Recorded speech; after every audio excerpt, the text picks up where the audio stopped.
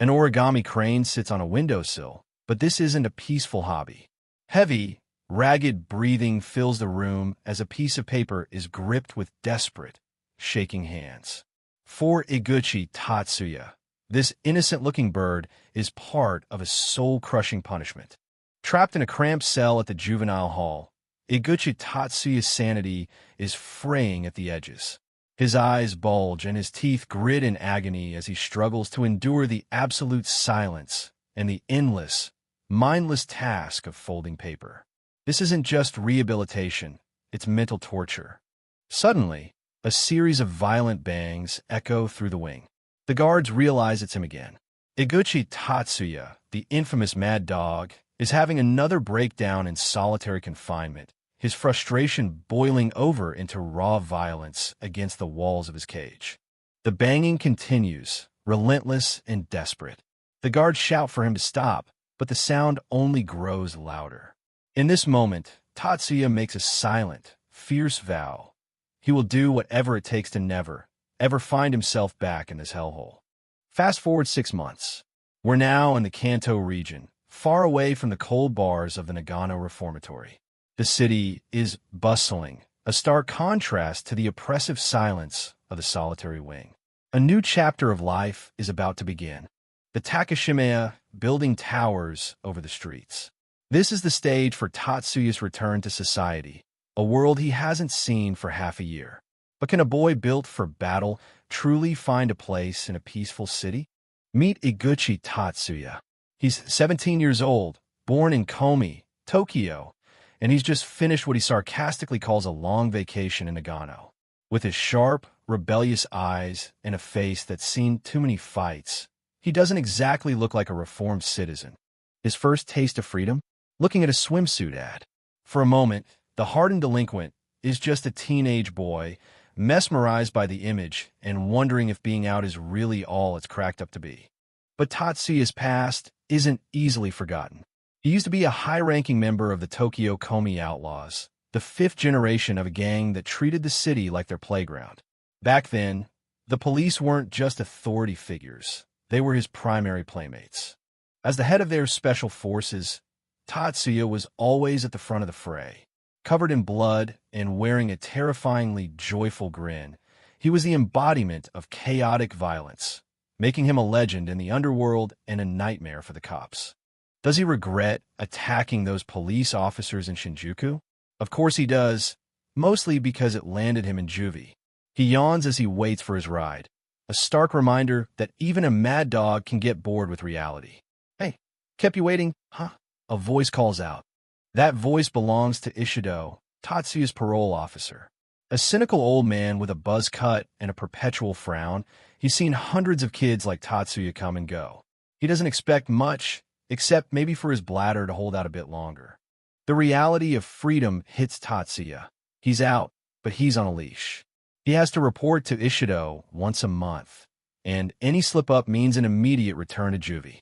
The warning is clear in Ishido's gaze, but Tatsuya's own eyes remain cold and defiant. "I'm out." 2 simple words that mean the world. Tatsuya stands amidst the urban landscape, officially a free man, but carrying the heavy weight of his reputation and the conditions of his parole. The city feels bigger than he remembers. They arrive at Sanrue, a charcoal yakiniku restaurant.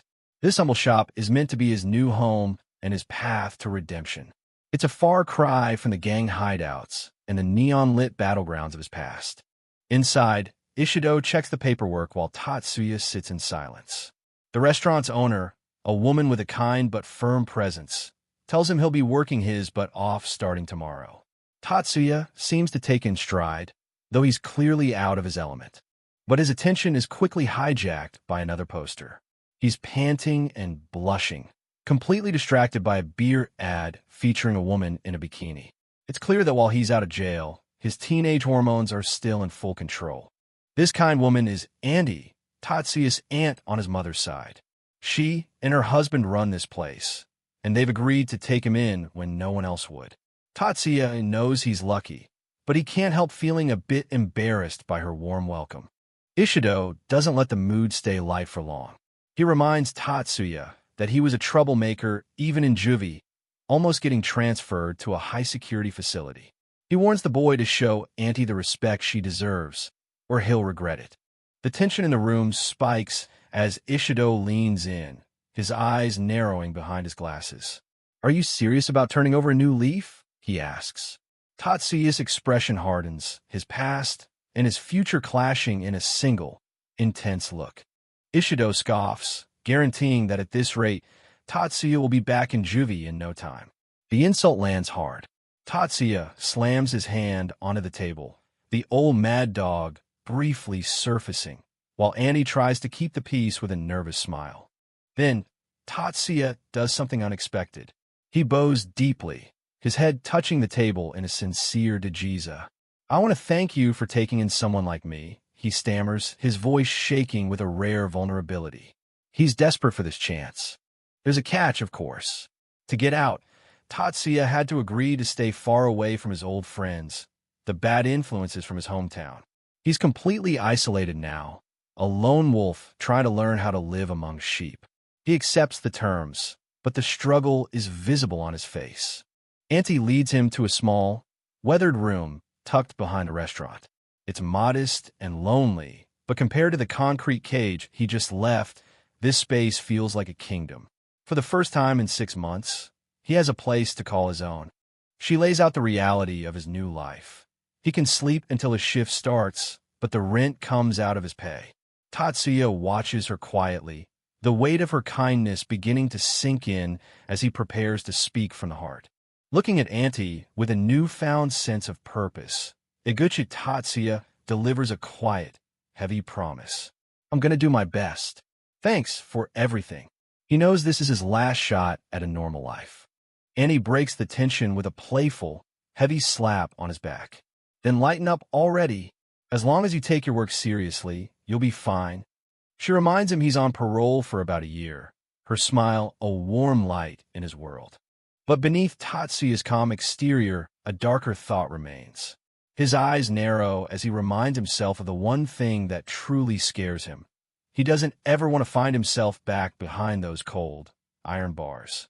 It's not about being a good person or turning over a new leaf for God. Tatsuya's motivation is much simpler. He never wants to endure that origami punishment again. The sight of that paper crane is a haunting reminder of the psychological torture he left behind. Walking through the crowded city streets, Tatsuya feels like a ghost in an unfamiliar world. Starting from scratch in a new town with a new job, it's a lot to take in. He admits to himself that he never truly loved the person he used to be. His delinquent instincts haven't completely faded, though. As he spots a group of girls, his mad dog persona flickers to life for a second. But first things first, he needs to find his old friend, the local 7-Eleven. In front of the convenience store, Tatsuya finds more than just snacks. His gaze is immediately drawn to a beautiful Kawasaki motorcycle parked nearby, and a tough-looking biker sitting next to it. That FX has been pimped out pretty nicely, he thinks, his eyes scanning every detail of the machine. He can't help but stare, his old interest in biker culture bubbling to the surface. The biker, Abe Kaname, is a massive, intimidating presence. With his goatee and weathered face, Tatsuya mistakes him for a 30-year-old geezer who's seen way too much action on streets. Tatsuya tries to keep his head down and walk away, but the staring has already started a fire. He feels Kaname's glare burning into the back of his neck. "Calm down. You're on parole," he tells himself, desperate not to let the old mad dog out on his first day. Inside the store, Tatsuya gets what he really came for, a pack of 7-Star cigarettes. His hands tremble slightly as he holds the familiar box, a small trophy of his freedom. He's excited about his first smoke in 6 months, only to realize he forgot to buy a lighter. He stands there like a fool, while Kaname watches him from outside with a contemptuous click of his tongue. The tension is already at a boiling point. They bark the same challenge at each other simultaneously. Tatsuya and Kaname lock eyes in a fierce, staring contest, two predators measuring each other's strength in the middle of a mundane parking lot. They stand face to face, the air between them thick with hostility. To any bystander, it's just two punks about to throw down, but for Tatsuya, this is a dangerous dance with his own freedom. Tatsuya realizes he glared back purely out of force of habit. Ah shit, he panics internally. He knows he can't get into a fight, but his pride won't let him back down easily. He tries to argue his way out of it, claiming Kaname was the one who started it. A dark, familiar grin starts to spread across Tatsuya's face, but the memory of his prison cell window stops him cold. He realizes it's not too late to just apologize and walk away, but his mad dog instincts are clawing to get out. Kaname isn't helping, laughing as he mocks Tatsuya's shaking voice and calling him a kid. He tells Tatsuya to just go home and leave the smoking to the grown-ups. The murderous rage inside Tatsuya finally reaches a breaking point. Tatsuya snaps, delivering a sharp, insulting comeback. How much longer are you going to play gangbanger, Grandpa? Just retire already. He hits Kaname right where it hurts, his face twisted into a terrifyingly joyful mask of aggression. Shocked, Kaname screams back, "Fuck you. I'm still 17. Tatsuya is stunned. This massive, bearded biker is the same age as him. The realization only makes the situation worse. Kaname grabs him. "You come with me," as they move to a dark alley.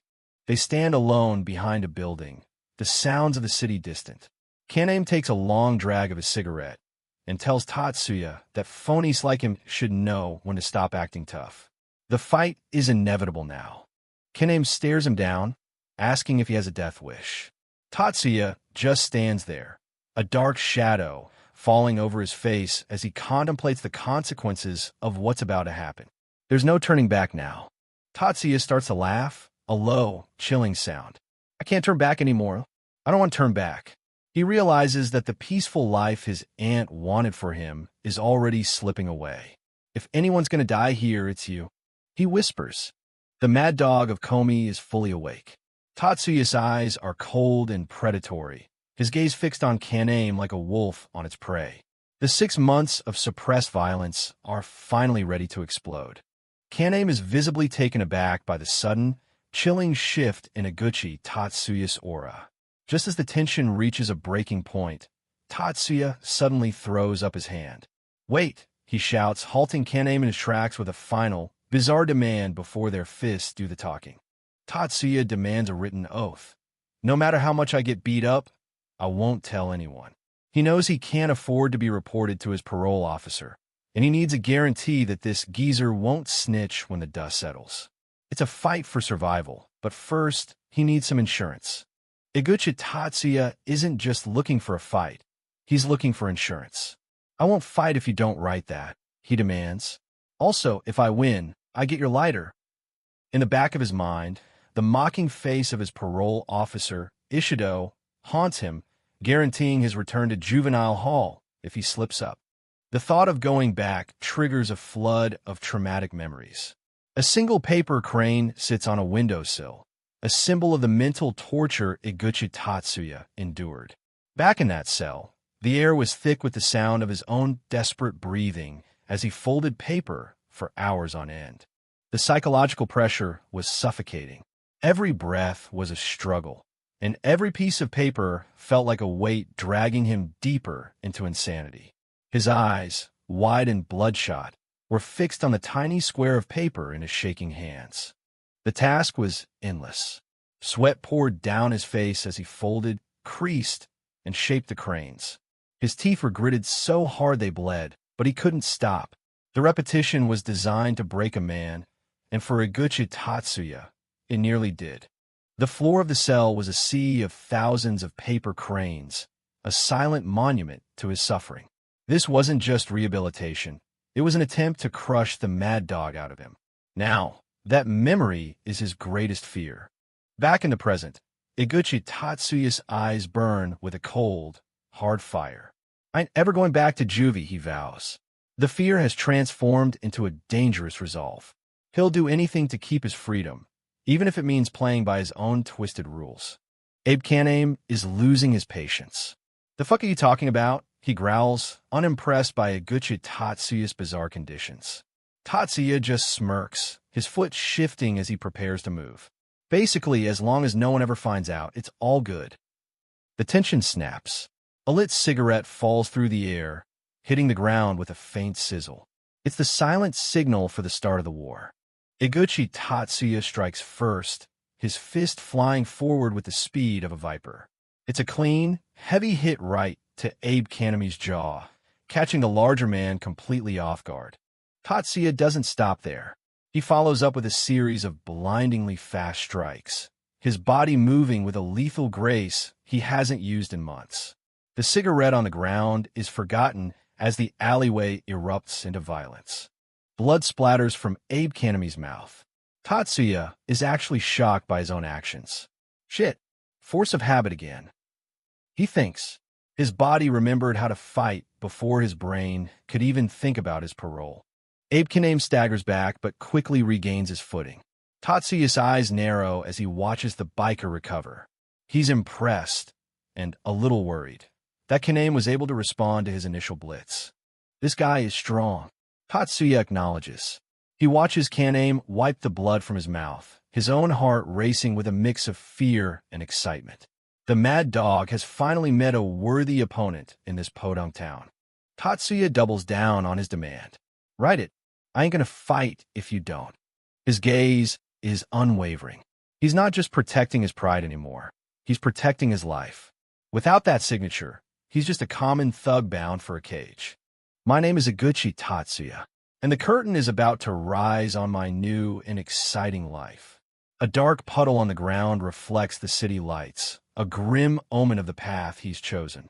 The rehabilitation his aunt dreamed of is already a distant memory. The alleyway falls into a tense silence. The nearby 11 store sign hums in the background, a stark contrast to the brewing storm in this dark corner. Write it, Tatsuya repeats, his voice low and dangerous.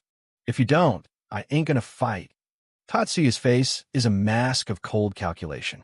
He's baiting Kanemi, trying to force the larger man to play by his rules. He's not just a delinquent, he's a strategist. The two of them stand at opposite ends of the alley, a no-man's land between them. Abe Kanemi looks at Tatsuya, a strange glint in his eyes. He's starting to realize that this kid isn't like the others. Abe Kanemi wipes the blood from his chin, his expression turning from anger to curiosity. He looks at Tatsuya, weighing the boy's bizarre obsession with a written contract. This is getting interesting. Don't go anywhere, Kanemi says, turning his back for a moment. Tatsuya watches him warily, expecting a sneak attack, but Kanemi just walks to his bike to find something. Huh? You better not run away. Tatsuya shouts, his guard still up. To Tatsuya's utter surprise, Abe Kanemi returns with a pen and a small notepad. He quickly scribbles something down and holds it out. Here, signed and everything. Is good enough for you. Tatsuya stares at the note. No matter how much I get beat up, I won't tell anyone. Dated July 22nd and signed by Abe Kanemi. Tatsuya's jaw drops. What the hell? Who would actually do this? He wonders, noting the surprisingly nice handwriting. Tatsuya can't help but laugh.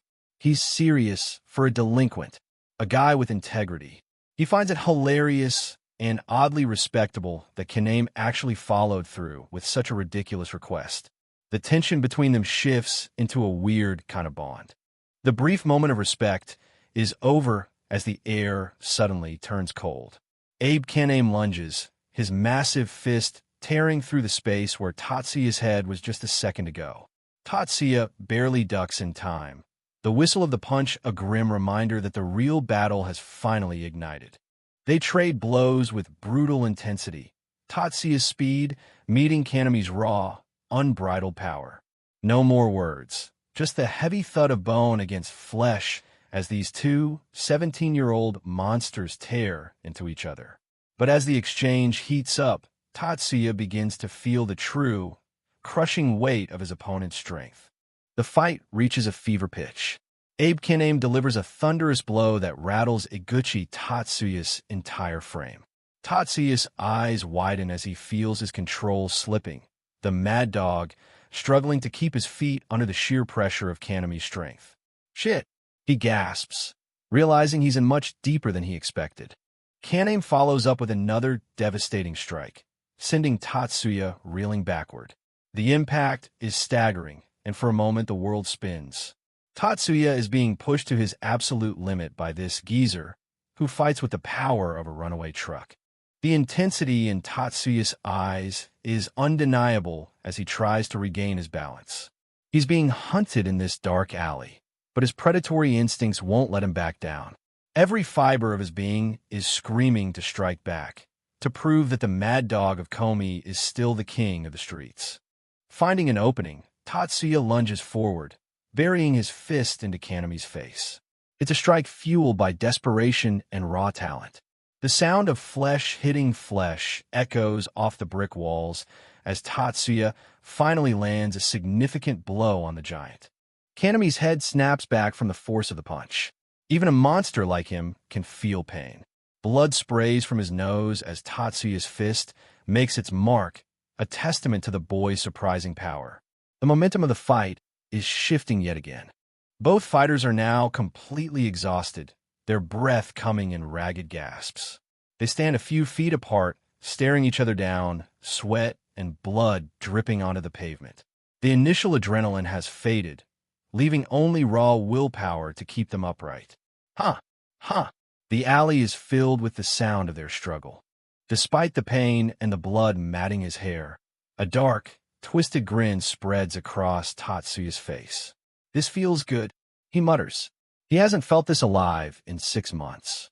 The mad dog is in his element, relishing the chaos of a true life-or-death brawl. I'm waiting. Small. He taunts, his hand beckoning Kaname forward. Kaname looks at Tatsuya with a newfound intensity. He's never met anyone this resilient, this insane, this motherfucker. He thinks, a mix of respect and annoyance bubbling within him. He realizes that this isn't just a punk, it's a monster in human skin. The world outside the alley remains oblivious to the carnage. In a nearby yard, a small puppy's ears perk up at the sound of the fight. The mundane reality of Chiba continues just a few yards away from this brutal clash of titans. The curious puppy watches from behind a fence, its innocent eyes fixed on the shadows where Tatsuya and Kaname are tearing each other apart. It's a strange, quiet witness to the violence that the rest of the city ignores. The puppy wanders closer to the Kawasaki bike, the symbol of Kaname's pride. The machine sits silent and gleaming, unaware that its master is currently bleeding out in the dirt nearby. The contrast between the beautiful bike and the raw violence is striking. The fight has ended in a stalemate of pure exhaustion. Both Tatsuya and Kaname are lying flat on the concrete, their bodies broken and spent. A crumpled pack of cigarettes lies nearby, a reminder of the petty reason this whole mess started in the first place. The curtain Tatsuya spoke of has risen on a very bloody stage. Tatsuya's face is a mess of bruises and drying blood. He looks up at the sky, his mind a fog of pain. He won, or at least he didn't lose, but the price was heavy. This is the reality of a life he tried to leave behind in Komi. Wait up! Kaname groans, struggling to even move his hands. Tatsuya isn't doing much better, his body shaking as he tries to push himself off the ground. They're no longer enemies, just two broken kids caught in the wreckage of their own aggression. Kaname manages to sit up, his breathing still heavy. He looks at Tatsuya, the anger gone, replaced by a weary acceptance. He's been beaten, or, at the very least, he's found someone who won't go down. The giant has been humbled by a kid. Tatsuya doesn't forget his prize. He holds out a bloody hand. You want to keep going? He asks, though they both know the answer. Kaname just sighs and reaches into his pocket, pulling out the lighter Tatsuya demanded before the fight.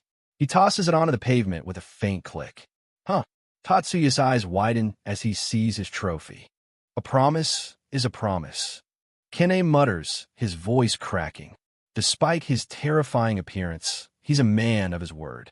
He honors the agreement they made, handing over the lighter with a strange sort of dignity. Tatsuya is genuinely surprised by the giant's honesty. Picking up the lighter, Tatsuya looks at Kaname with a new sense of respect. He really does have integrity. He thinks he won the fight and the lighter, but he also found something he didn't expect in this town, a delinquent with a soul. Oh yeah, he'd give me his lighter if I won. Tatsuya remembers, a small smirk playing on his lips. Don't tell him. I'm saying. Kaname starts, his head bowed. Kanami's voice is low as he delivers a shocking plea. Don't tell anyone that you beat me. Tatsuya stares at him in disbelief. Wah! The terrifying biker is actually begging for his reputation.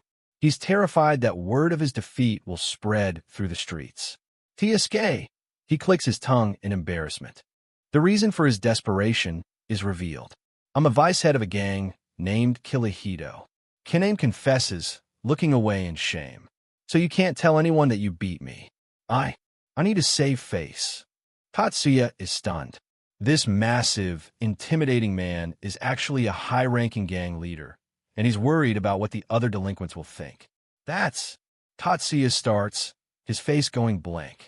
That's so fucking lame. Tatsuya erupts, his face contorting into a mask of pure mockery. He can't believe that such a legendary-looking fighter is so worried about his rep. The Mad Dog has no patience for the petty politics of the gang world anymore. It's the most hilarious thing he's heard all day. Despite the ridicule, Tatsuya finally gets what he came for. He lights up one of his 7 stars with the one lighter, taking a deep, long-awaited drag. The smoke feels like heaven after 6 months of deprivation. And here I was about to have some respect for you. Shows what I know. He mutters through the smoke, while Kaname sits nearby, still nursing his wounded pride. Tatsuya stands alone for a moment, looking up at the afternoon sky. The smoke from his cigarette drifts upward, a small signal of his return to the world. His face is a canvas of the day's events, bruised, bloody, but ultimately free.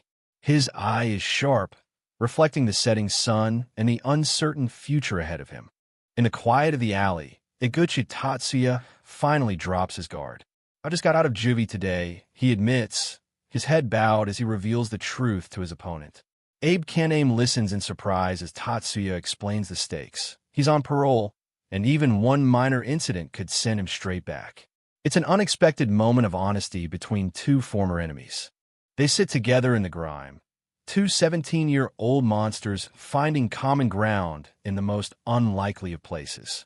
As the first puffs of smoke drift into the evening air, the initial hostility fades into a tentative mutual understanding.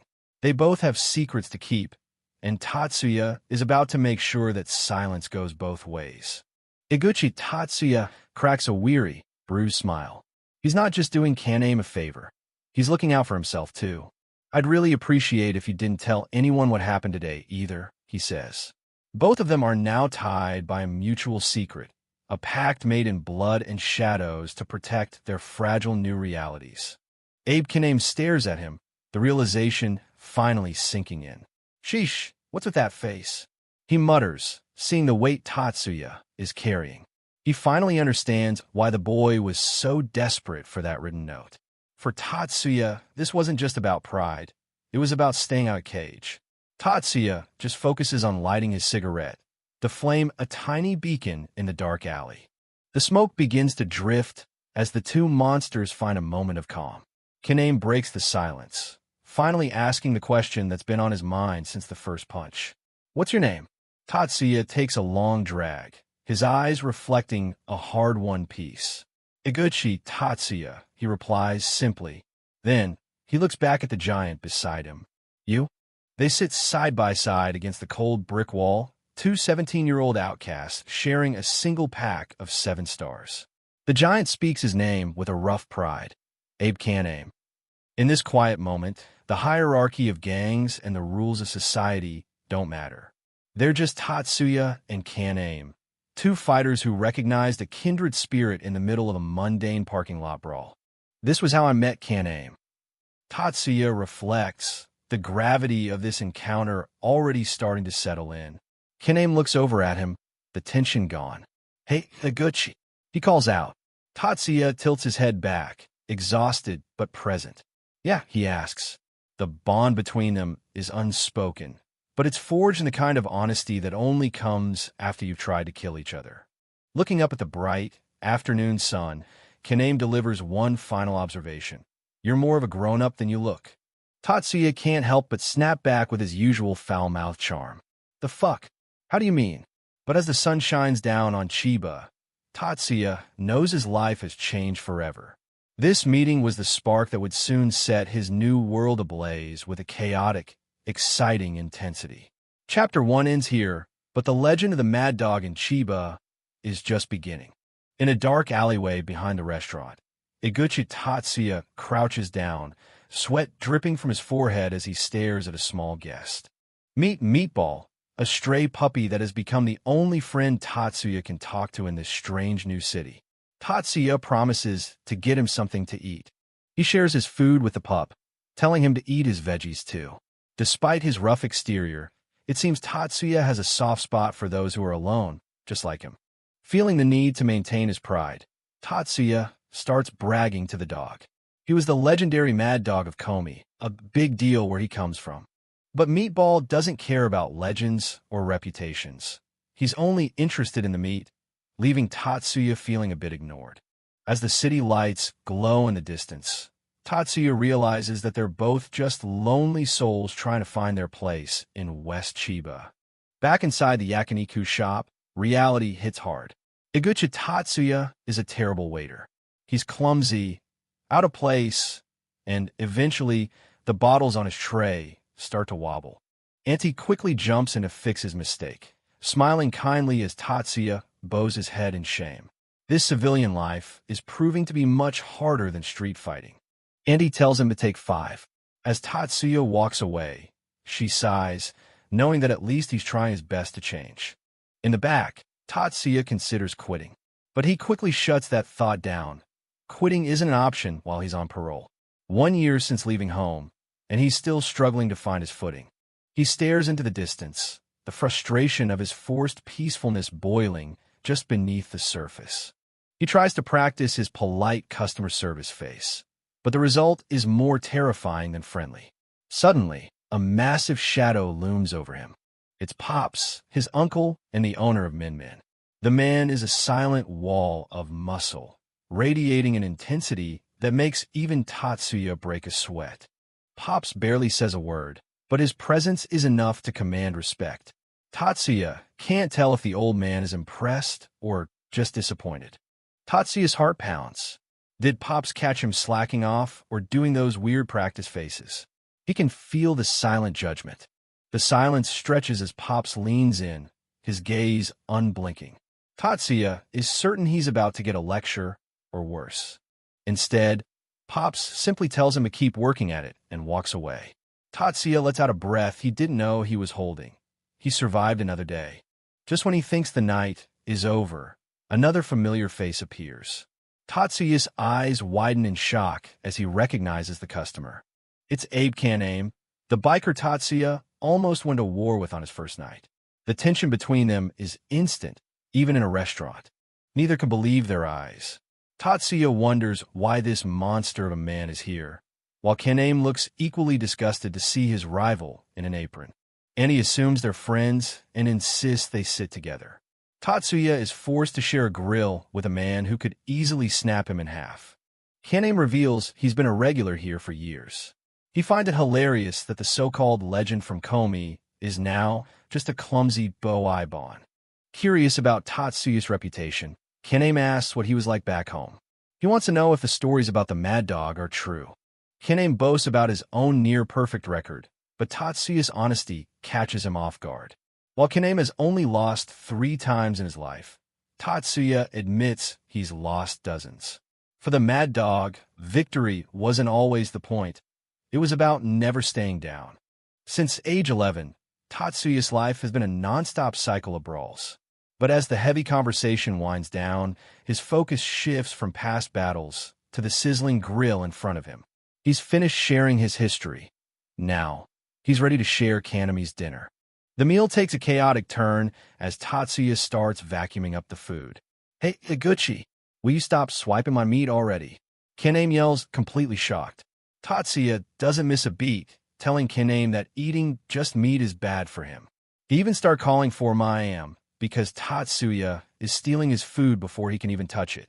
Tatsuya's response? No one likes a smartass. Outside the restaurant, They stand by Kanami's Kawasaki bike. Tatsuya is confused why Kaname parked so far away. Kaname explains that he didn't want the noise to bother the other customers. Tatsuya is secretly impressed by how seriously Kaname takes his role as a delinquent. He's a rebel with manners. As they finish their cigarettes, Kaname brings up their scrap from earlier that night. Tatsuya listens, the air between them still charged with a competitive energy. Kaname leans in, his expression dead serious. Just so we're clear, I still don't think I lost. For a guy like him, pride is everything. Tatsuya doesn't take that lightly. His eyes sharpen as he blows out a cloud of smoke. Say what? You want to go again? The mad dog is ready to bite at a moment's notice. Kaname just smiles, unbothered by the challenge. Maybe another time. I'm meeting my friends tonight. He's got bigger things on his mind than a rematch. As Kaname prepares to leave, Tatsuya grumbles, calling him a chicken shit. But Kaname pauses, looking back at him with a different look in his eyes. Hey, he calls out. Sitting on his bike, Kaname offers a rare invitation. You want to come with me? He's offering Tatsuya a glimpse into the real Chiba underworld. Kaname waits for an answer, his face unreadable. He's curious to see if this outsider has the guts to follow him. Tatsuya considers his options, looking at the bike and then back at Kaname. Sure, why not? He says, gripping the handlebars. It's better than sitting around waiting for his parole to end. With a thunderous roar, the bike screams down the highway. Tatsuya hangs on as they slice through the night air, leaving the quiet life behind. In the midst of the chaos, we catch a glimpse of a new face. This is Keiji Mai, a 16-year-old with a buzz cut and a grin that borders on mania. He's a wild card in the Chiba scene. Kaname shouts over the wind, Tatsuya, I need you to promise me something. No matter what, don't start a fight where we're going. Tatsuya realizes that Kaname is looking out for him. It would be a giant pain if a parolee got arrested. Kaname shares a bit of his philosophy. In his eyes, these people are neither good nor bad. They just are. As long as humans have animal instincts, their existence is inevitable. They arrive at the Young Bowling Center. It's a massive complex illuminated by a giant bowling pin, and the parking lot is filled with delinquents and customized bikes. It's a world outside the normal laws. Tatsuya is genuinely awestruck. What is this place? It's huge, and there are so many people. He looks like a kid in a candy store, if the candy store was filled with gang members. He can't stop grinning. So this is Chiba, huh? Chiba's amazing. Kaname asks if he's mocking the city, but Tatsuya is actually impressed by the sheer scale of the delinquent culture here.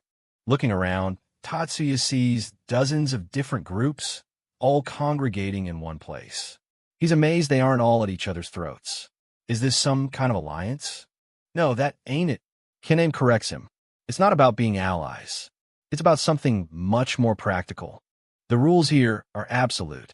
As long as you're on the premises of the bowling alley, fighting is strictly forbidden. It's a neutral ground enforced by tradition. Tatsuya realizes why he had to promise to keep his nose clean. It's a difficult law to uphold for guys like them, but it's the only way this many egos can coexist. Kaname explains that for the locals, this hierarchy is second nature. It's a tradition inherited from their predecessors, and respect for the system is paramount. In this world, the social order is everything. There are 4 primary gangs that control the areas surrounding West Chiba: Folly Wolf, Kalahito, SID, and Ashura. Each has its own identity and territory. This bowling alley wasn't always so quiet. Years ago, it served as a brutal battleground in a massive war between all 4 gangs, a dark chapter in Chiba's history that claimed many lives. The bloodshed only stopped when the police intervened, forcing the rival teams into a desperate non-aggression pact. It's a fragile peace held together by strict rules. But in a place like this, old grudges never truly fade. At the Young Bowling Center, the air is thick with a tension you can almost taste. Even though several generations have passed, the peace between the rival gangs is becoming increasingly difficult to maintain. Abe Kaname looks down, his voice lowering as he explains that these strict rules aren't just for show. They exist for one purpose: to prevent another bloodbath like the one that happened before. In the delinquent world, you'll often find strange codes of conduct. Some gangs forbid women, others ban drugs. These aren't attempts to be virtuous. They're the scars of past tragedies. Like a dead insect on the pavement, life here is fragile, and those who ignore the lessons of the past are doomed to repeat them. Iguchi Tatsuya, with his hands casually behind his head, looks up at the towering neon bowling pin and asks the obvious question. Just out of curiosity, what happens if you break the rules? Kaname takes a slow drag of his cigarette and explains that usually your own gang would be the ones to dish out the punishment. Tatsuya isn't amused. Don't gimme that look. I'm on parole, remember? He's trying to stay clean, but the world keeps pulling him back in. Although, Kaname adds, looking up at the night sky, these days it's not just the fear of punishment that keeps everyone in line. It's thanks to a certain someone. He leaves the name hanging, a mystery that lingers in the air. Meanwhile, back at the Yakiniku Min Min, the atmosphere is much quieter, but no less tense. Auntie is calling out for her nephew, wondering where Tat-chan has disappeared to. She checks the shop and then heads to the back, but the boy is nowhere to be seen. She turns to Pops, her face filled with motherly concern. He's not in his room. Where could he have gone at this hour? Pops remains silent, his stoic face betraying nothing as he continues his work. Auntie clutches her hands together, a sudden thought crossing her mind. Maybe he's with Kaname-chan. She remembers last week when Tatsuya came home looking battered and bruised, his shirt torn and bloodied. But seeing him and Kaname sitting together at the shop today had actually put her mind at ease.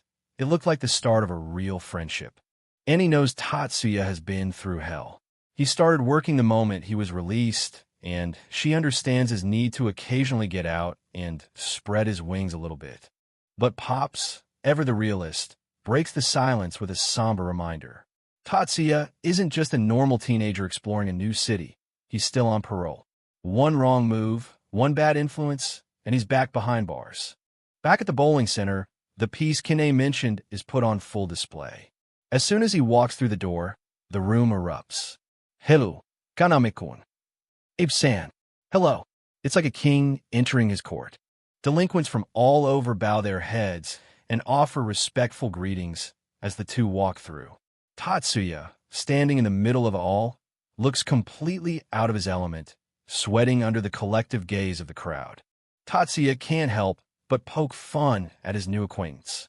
Hey, Kaname, you're a total celebrity. Kaname isn't amused by the sarcasm. You asshole, you're totally fucking with me, aren't you?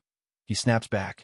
Kaname eventually heads off to the toilet, leaving Tatsuya to lean against the wall and grumble about being invited just to witness a pompous jerk show off. But the silence is short-lived. Someone else has noticed him. Suddenly, Tatsuya feels a gaze so intense it's like a physical weight. Within the confines of these harsh street laws, there exist even harsher, more personal codes of conduct. One of those codes is loyalty. And there he is, Keiji Amai. The 16-year-old delinquent with a wild, wide-eyed look gets right in Tatsuya's personal space. What's your relationship with Kaname-kun? He demands, his face twisted into a menacing grin. Tatsuya stares back, his expression turning cold. In this world, there's a kind of freedom that is both violent and strangely comfortable, if you know how to handle the pressure. Keiji is practically foaming at the mouth, screaming his question again. Tatsuya, however, seems completely unbothered, calmly reaching for his lighter as if Keiji was just part of the furniture. You listening to me? Keiji roars. Keiji gets right in his face, his eyes bulging with fury. I said, what's your relationship with Kaname-kun? The air between them is about to explode. Tatsuya just blinks, the smoke from his cigarette drifting between them. The other delinquents in the area start to take notice, their own conversations dying down. What? Is it a fight? Someone whispers. It's Imai again. Another adds, knowing the kid's reputation for being a loose cannon. Tatsuya continues his silent treatment, the click of his lighter the only sound between them. Keiji's face is inches from his jaw clenched so tight it looks like it might crack. He's never been ignored like this before. Finally, Tatsuya looks up and flashes a mocking, toothy grin. "Oh, you were talking to me?" he asks, his voice dripping with insincerity. This blatant disrespect is the last straw, pushing Keiji's already fragile temper to the absolute boiling point. Tatsuya lazily explains that he and Kaname are recent acquaintances, offering a half-hearted apology that only fuels the fire. "My mind was elsewhere, sorry." But Keiji isn't interested in excuses. His eyes are locked on Tatsuya's collar, looking for any reason to finally snap and drag this outsider into the real Chiba. Keiji Imai grabs Tatsuya by the collar, his patience finally snapping. But Tatsuya just smirks, reminding the kid that fighting is strictly off-limits in this establishment. He's playing it cool, but you can see the irritation building behind his eyes. "Whoa there. I thought fighting was forbidden here." Tatsuya mocks. Keiji isn't having it. "I ain't buying that bullshit you're spouting. Come with me." Keiji isn't listening to logic. He screams right in Tatsuya's face, telling him that once they take one step outside, all the rules are off. Tatsuya's expression shifts to a mix of confusion and rising heat as Keiji demands to know what they're doing. Suddenly, a familiar voice booms from behind them. It's Abe Kaname. He towers over the two of them like a giant, his presence alone enough to silence the entire hallway. Tatsuya leans back against the wall, while Keiji freezes mid-action, his bravado instantly evaporating. Kaname looks down at Keiji, his voice dripping with a mix of fury and disappointment. "Keiji, what the hell are you doing to my friend?" For Keiji, this is the worst possible outcome. Without another word, Kaname slams Keiji into the floor.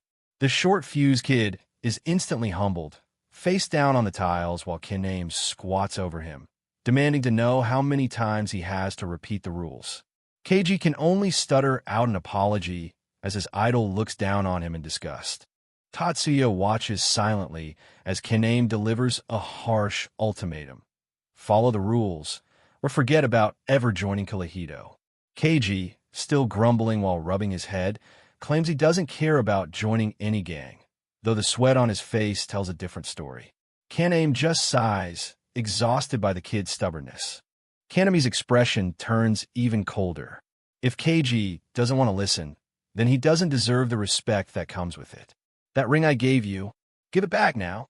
He reaches for Keiji's hand, ready to take back the symbol of their bond. That changes everything. Keiji's tough guy act completely evaporates as he drops to his knees, begging for mercy. To him, that ring is everything. It's his connection to the man he idolizes above all others. Please, anything but that," he cries. "Don't just apologize to me," Kaname growls, pointing a finger at his trembling underling. Apologize to Tatsuya. He's making it clear that an insult to his friend is an insult to him. Keiji can only squeak out an eek in response. Keiji bows so deeply his forehead almost touches the floor, muttering a forced, "I am very sorry." Tatsuya stares at him, unimpressed, as he catches a glimpse of the kid's teeth-gritted rage. This apology is being given under duress, and both of them know it. Tatsuya, wanting to end the drama, just gives a dismissive wave and a small, fake smile. "Don't worry about it. I'm not angry or anything." "All right, then go play over there." He watches as Keiji slinks away, his pride in tatters. Kaname turns to Tatsuya, his tone much softer now that the kid is gone. "Sorry you had to go through all that." Tatsuya just laughs it off, lighting another cigarette and acting like the whole thing was just a minor distraction. "I ain't no tang." But once they're alone, Tatsuya asks what the deal is with that kid. What's that guy's problem anyway? He was pissed as hell. He's surprised by Kaname's calm adherence to the rules. "Wow, does this mean you've turned over a new leaf?" he teases. Kaname just grumbles back. "Don't be an idiot. I'm just obeying the rules of this place." Kaname explains that the kid's name is Imai Keiji, and he's only 16. He's been following Kaname around since middle school and is notorious back home for having a short fuse. He's better now than he used to be, but he's still a handful and a total idiot. Despite the trouble Keiji causes, Kaname can't help but respect the kid's determination. but at least he's got guts and spirit. He says, his gaze softening as he looks toward where Keiji vanished. Guts and spirit, huh? Tatsuya muses, a smirk playing on his lips. Kaname then realizes it's time for his team meeting. Oh crap, it's time for the team meeting. Sorry, Tatsuya, but you're gonna have to entertain yourself for a bit. Tatsuya just nods and heads off toward the restrooms. The bowling alley bathroom is exactly what you'd expect. Walls covered from floor to ceiling in graffiti, gang signs, and obscene drawings. Tatsuya walks in, alone with his thoughts and the smell of stale cigarettes. He tries to light a cigarette, humming a small tune to himself. But as he clicks the lighter over and over, his hand begins to tremble. It's not fear. It's a boiling, suppressed rage that's finally starting to leak out after being held back for so long. Flick, flick, the lighter fails to catch. The frustration reaches a breaking point. Tatsuya loses his cool, slamming the lighter against the sink with enough force to send it flying. The mad dog is desperate for a release, and the silence of the bathroom is only making it worse. He looks down at his shaking hand, his jaw tight as he mutters an insult at Keiji. The humiliation of being grabbed by a cocksucking little snot goblin and being unable to retaliate because of his parole is eating him alive. Sweat pours down Tatsuya's face as he stares at himself in the mirror, his eyes wide and bloodshot. I should have hit him while I had the chance.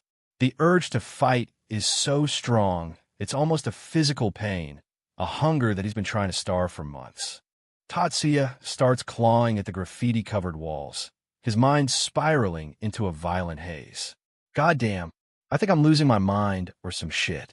Fuck, I want to hit someone. The peaceful life he's been forced to lead feels more like a prison than the one he just left. He looks at the bizarre and disgusting drawings on the stall doors, his disgust boiling over. Who the fuck's gonna jack off to this shit? With a roar, he kicks the door open, the sound echoing through the empty, tiled room as he tries to vent even a fraction of his rage. Eventually, Tatsuya leans by the open window, the cool night air hitting his face as he smokes. See, I seriously want to fuck somebody up. Man, Kaname should have hit that kid a lot more. The click of his lighter is the only thing grounding him back to reality.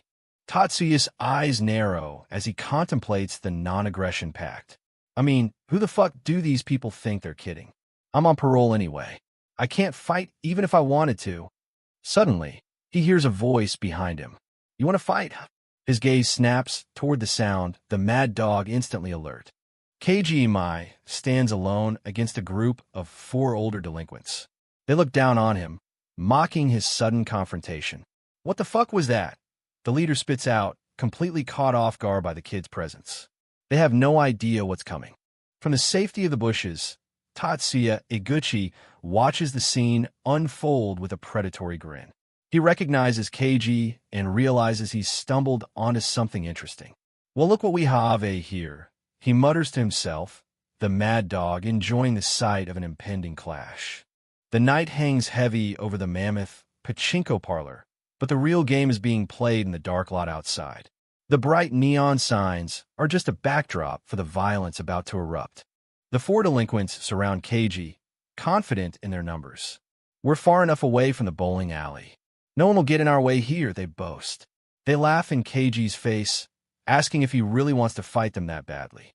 Keiji just stares back, his silence more threatening than their shouts. Tatsuya stays hidden, his eyes fixed on the group. He hears the leader tell his friends to do him a favor and put Keiji in the hospital for at least a year. Tatsuya's smirk widens. He's seen this 4-on-1 dynamic before, and it rarely goes the way the majority expects. As the tension builds, Tatsuya starts to wonder about the motivation behind the fight. Actually, why are they fighting anyway? He thinks. He knows Keiji is loyal to Kaname, but what did these guys do to draw the kid's wrath? He waits for the silhouettes to clash. The leader of the delinquents crosses his arms, looking bored. Who are you with? He demands, wanting to know which gang would be stupid enough to send a single 16-year-old to face them. Keiji doesn't flinch. Keiji's voice is steady as he delivers his answer. The Kaname gang. Tatsuya, watching from the bushes, starts to sweat.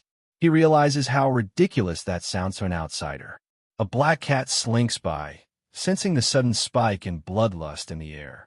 Tatsuya and the delinquents can only stare in disbelief at the kid's answer. The group erupts into hysterical laughter. The Kaname gang. The fuck is that? You mean the Ape Kaname fan club? They think it's the funniest thing they've heard all year, completely unaware that they've just sealed their fate by mocking Keiji's idol. They continue to mock Kaname, calling him a stalker and saying how lame it is for the vice head of Kiyohito to have a kid like Keiji following him around. Tatsuya, despite himself, has to agree. Man, that's so lame. He thinks, watching Keiji clutch the ring Kaname gave him. The kid's eyes are starting to change. The leader of the group leans in, his smile cruel. For now on, you're our ATM. Okay. Sounds better than just bullying you, right? Tatsuya, hidden in the shadows, is getting impatient with the kid's restraint. Don't let him off that easy. Fucking kill his ass, he mutters under his breath. Keiji finally snaps, but he doesn't scream or roar. He lets out a high-pitched, manic laugh that chills the air. He's found his reason to stop being nice and let the monster out. In a blur of motion, Keiji pulls out a telescopic baton. The metal clicks into place, a sound as sharp as a predator's teeth. Even the black cat is startled by the sudden transformation of the boy into a dealer of pain. Keiji's eyes wide, locked onto his target. Without a moment's hesitation, Keiji swings. The baton connects with the leader's temple with a sickening crack. Blood sprays into the air, and Tatsuya watches from the sidelines as the first man goes down. Tatsuya is already lighting up another cigarette, enjoying the show. The leader's eyes roll back as he gasps out a final GUH. The shock of the sudden, brutal violence is visible on his face as the impact sends blood flying. Keiji's speed and precision are terrifying. Keiji doesn't stop. He brings the baton down again, his target letting out an agonizing gua. The other delinquents can only stutter in disbelief. Huh, wah. They realize too late that they weren't fighting a boy, but a weapon. Tatsuya watches from the bushes, his own adrenaline spiking. He's impressed by the kid's preparation. What are they, stupid? He's all by himself. Of course he's carrying some kind of weapon, he thinks. Keiji is already moving on to the next target, his eyes wild with focus. Hey, are you okay? One of the survivors screams to his fallen leader. One of the guys tries to swing at Keiji, but the kid is too fast.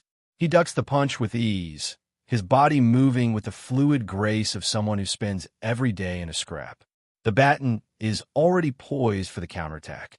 Keiji counters with a brutal strike to the man's eye.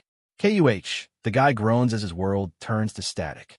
Keiji's focus is absolute, his movements a blur of calculated violence. He's not just fighting, he's dismantling them. Tatsuya watches as Keiji systematically takes down the rest of the group. Not bad.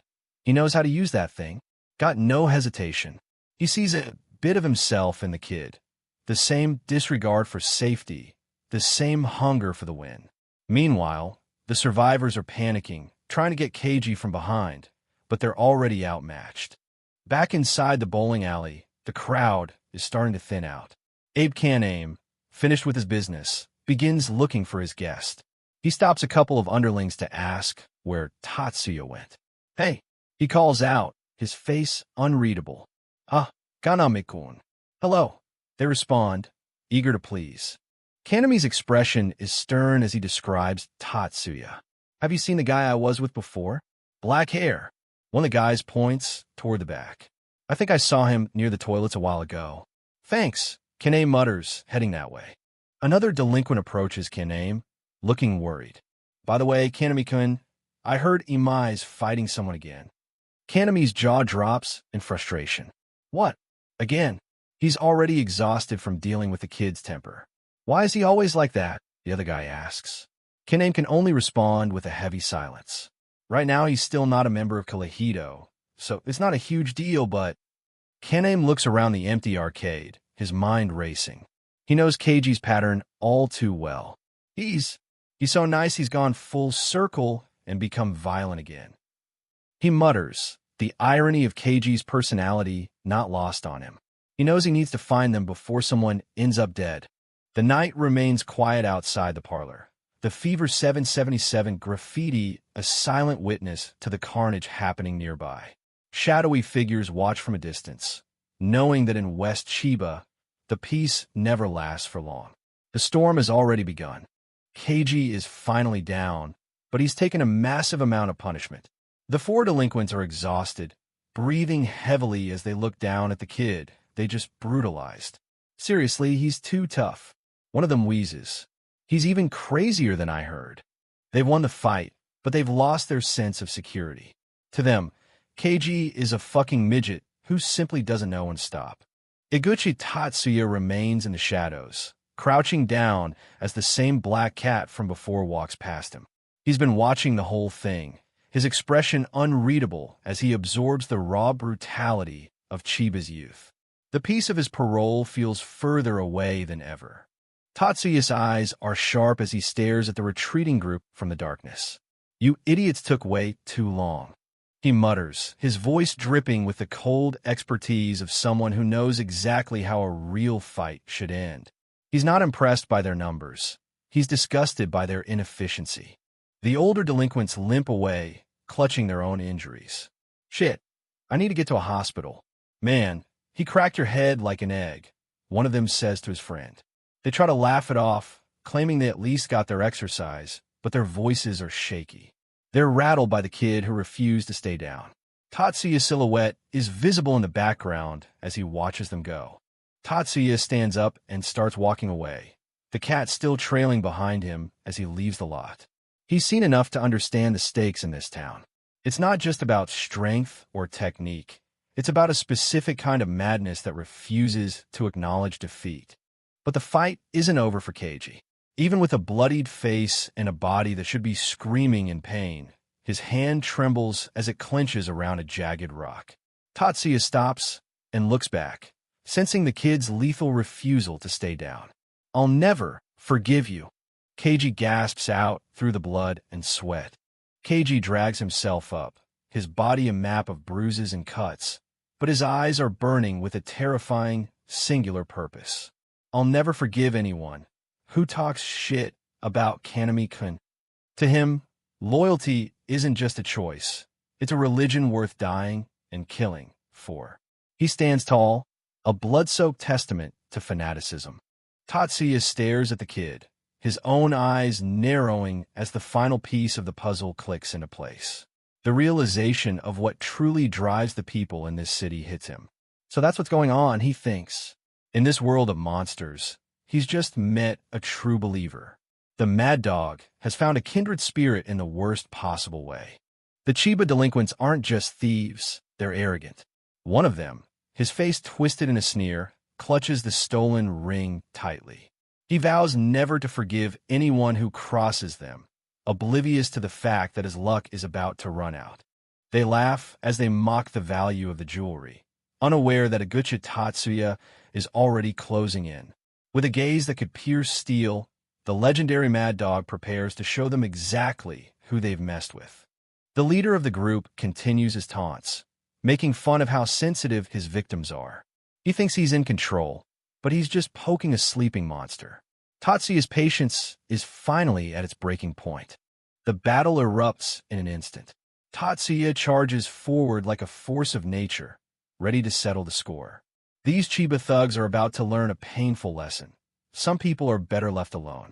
Elsewhere, inside a local bathroom, the gravity of the situation begins to dawn on the Killahito members. Abe Kaname stands tall, a towel around his neck, as he discusses the chaos with a fellow member. They realize that neither Tatsuya nor Keiji are anywhere to be found. The tension in the room is palpable as they worry about the fallout. If their impulsive actions draw the police, the entire gang will be in jeopardy. "What do you intend to do about Imai?" the other member asks, his voice laced with concern. They know there's one person who won't tolerate this mess, the boss. Tanzawa Atsushi, the head of Killahito, looms like a shadow over their conversation. If he finds out, the consequences won't be pretty. The fear of Atsushi, known as a Kan, is enough to silence any argument. Kaname knows that despite Tatsuya's strength, he's a liability if he keeps drawing heat from the authorities. The power structure of Kihito is absolute, and nobody crosses the boss. Back at the site of the clash, the rain begins to pour, turning the pavement into a muddy wasteland. The battle has left the scene in ruins, with broken bodies scattered across the empty lot. Eguchi Tatsuya stands alone amidst the wreckage, his expression unreadable as the water washes the blood from his hands.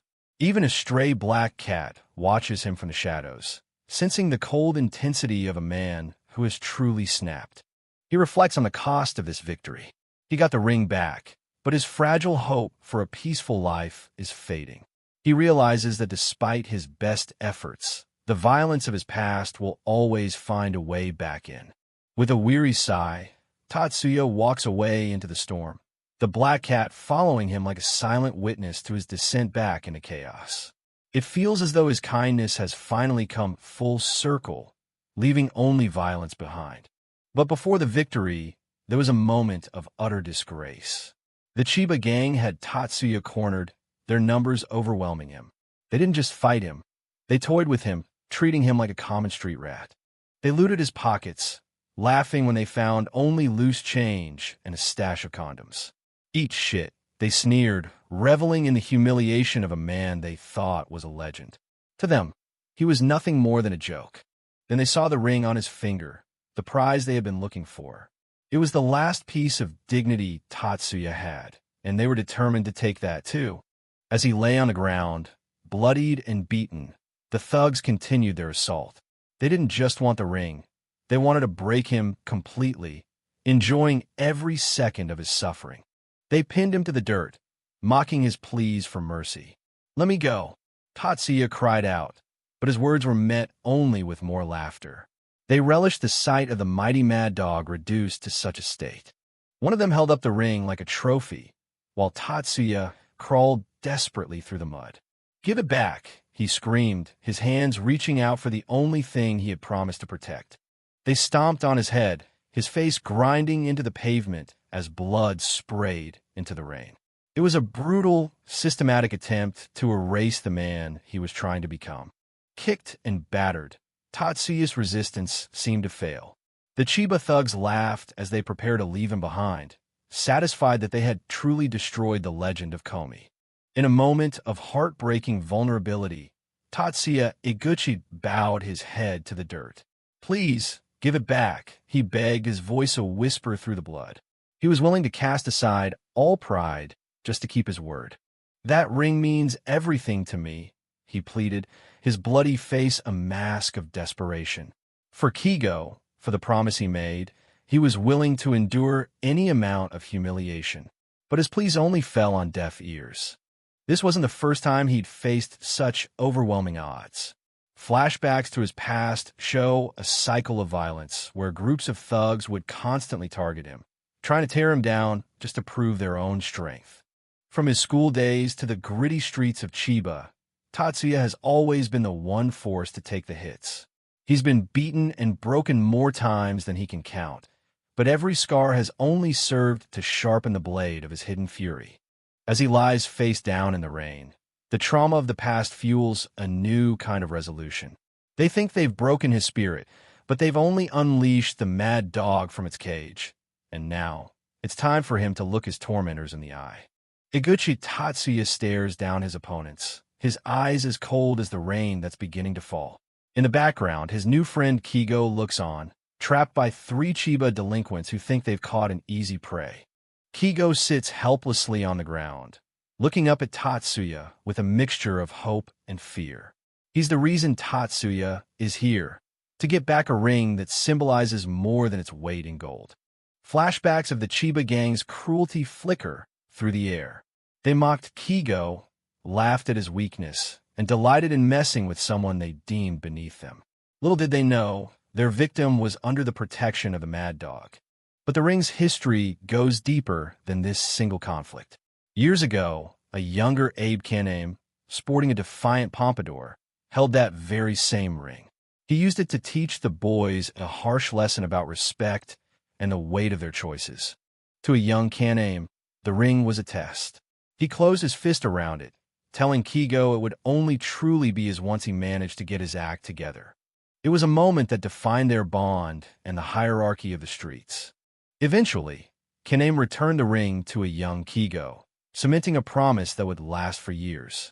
In the background, posters of Kaname's notoriety, titled Idol, reveal his growing legend. The ring was never just jewelry. It was a badge of respect from a man like Abe Kaname. Back in the present, the rain washes over the broken body of the Chiba gang leader. The Mad Dog has been unleashed, and the asphalt is now a testament to the absolute power Tatsuya possesses when he stops holding back. Blood and rainwater pool around the leader's face as he gasps for air. In his dazed state, he mutters a pathetic apology to Kaname-kun, finally realizing that he has violated the territory of a monster he should never have challenged.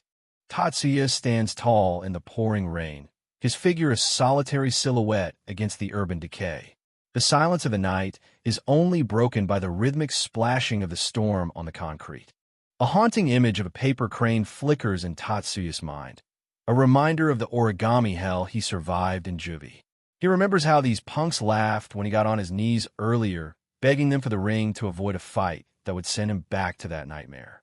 They mistook his desperate restraint for cowardice, and now they are paying the price in blood.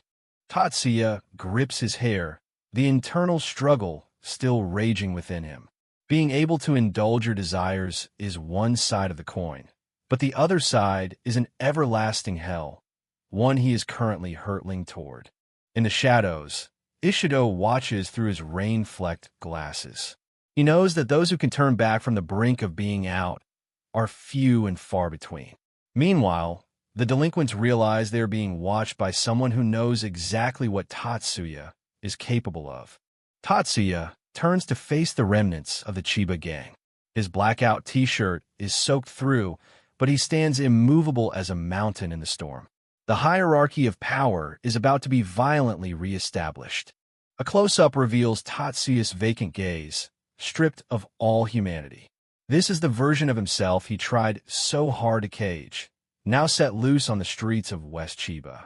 The leader of the Chiba delinquents, scar throbbing in the cold, tries to reclaim his bravado. "Who the fuck are you?" he screams into the rain, his men standing uncertainly behind him. Tatsuya merely bows his head, the silence before the next strike. Tatsuya doesn't answer with words. He spits out a mouthful of blood and rainwater, his eyes locking onto his target.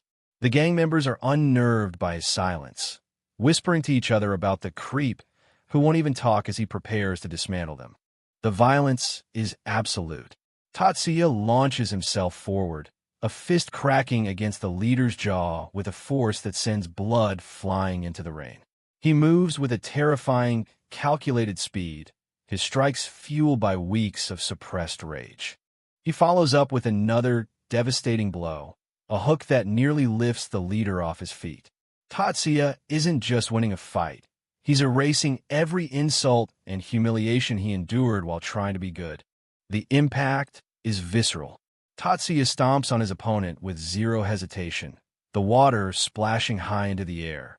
He is a predator in his natural habitat, showing no mercy for those who mistook his restraint for weakness.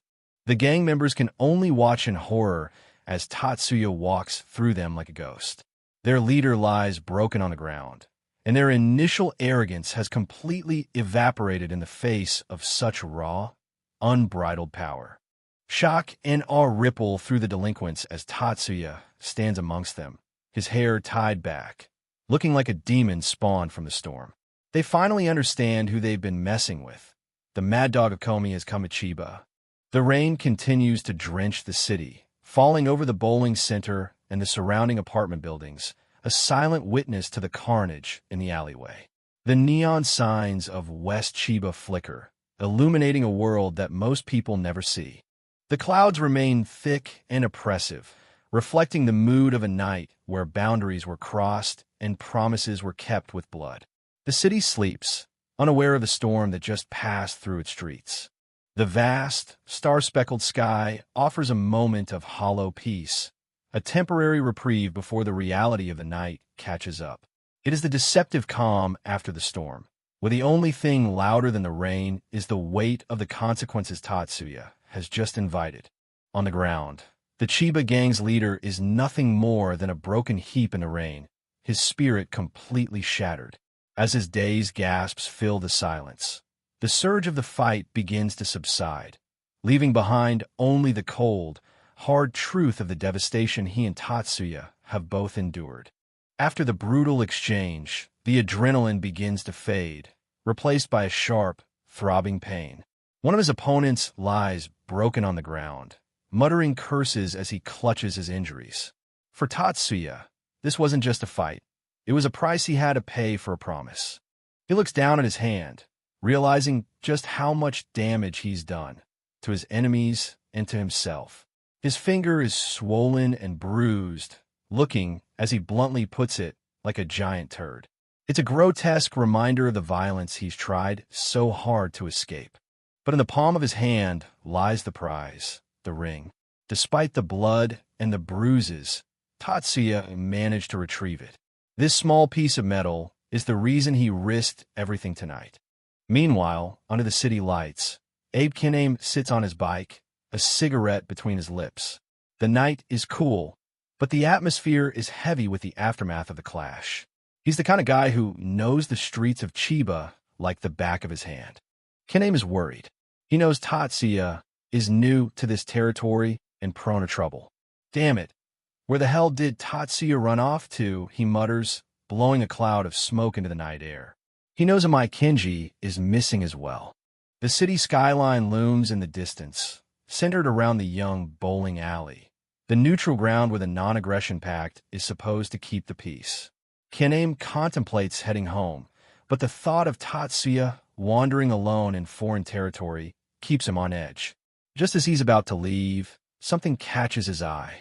Tatsuya appears out of the shadows, a wide, almost manic grin on his face. Kiname is taken aback by the sight of him. "What the hell happened to your face?" he exclaims, seeing the blood and scratches marking Tatsuya's features. Tatsuya brushes it off with a casual "shut up," but Kiname is serious. He reminds Tatsuya about the non-aggression pact, a delicate balance that keeps Chiba from erupting into total war. Even more concerning is Tatsuya's parole. Getting into a fight is the quickest way back behind bars. Tatsuya lights a cigarette, acting as though nothing is wrong. He claims no one knows who he is anyway, but Kiname isn't convinced. He notices Tatsuya's torn and battered knuckles. "Who the hell did you fight?" Kiname asks, knowing that fighting barehanded is a sign of either desperation or pure madness. Kiname boasts about his own philosophy. True men fight barehanded, you know? But Tatsuya just scoffs, telling him to save it for his groupies. The tension breaks momentarily as Kiname asks about that punky Mai, unaware of the trouble the younger boy has been in. Tatsuya's gaze turns serious as he looks at the ring again. Kiname is curious. He can't understand why Tatsuya is so obsessed with such a seemingly worthless piece of jewelry. He watches Tatsuya closely, trying to gauge the man behind the Mad Dog reputation. They stand among the parked cars and motorcycles of Chiba's delinquent elite. In their world, respect is a currency that's hard to earn and even harder to keep. Every man wants to be respected, but few understand the burden that comes with it. Kiname laughs, thinking the ring is a grand symbol of his own authority. To him, the fact that Kinji values it so much is proof of the respect he commands. Tatsuya just listens, a small, knowing smile playing on his lips as he takes another drag of his cigarette. Then comes the punchline. Kiname leans in and confesses a secret. He actually found that precious ring in a garbage dump near his house. He told Kinji it was worth a fortune just to mess with him. Tatsuya is stunned, realizing that all this blood was spilled over a piece of trash. But Kiname just laughs it off, telling Tatsuya to hop on the bike. It's time to get out of there.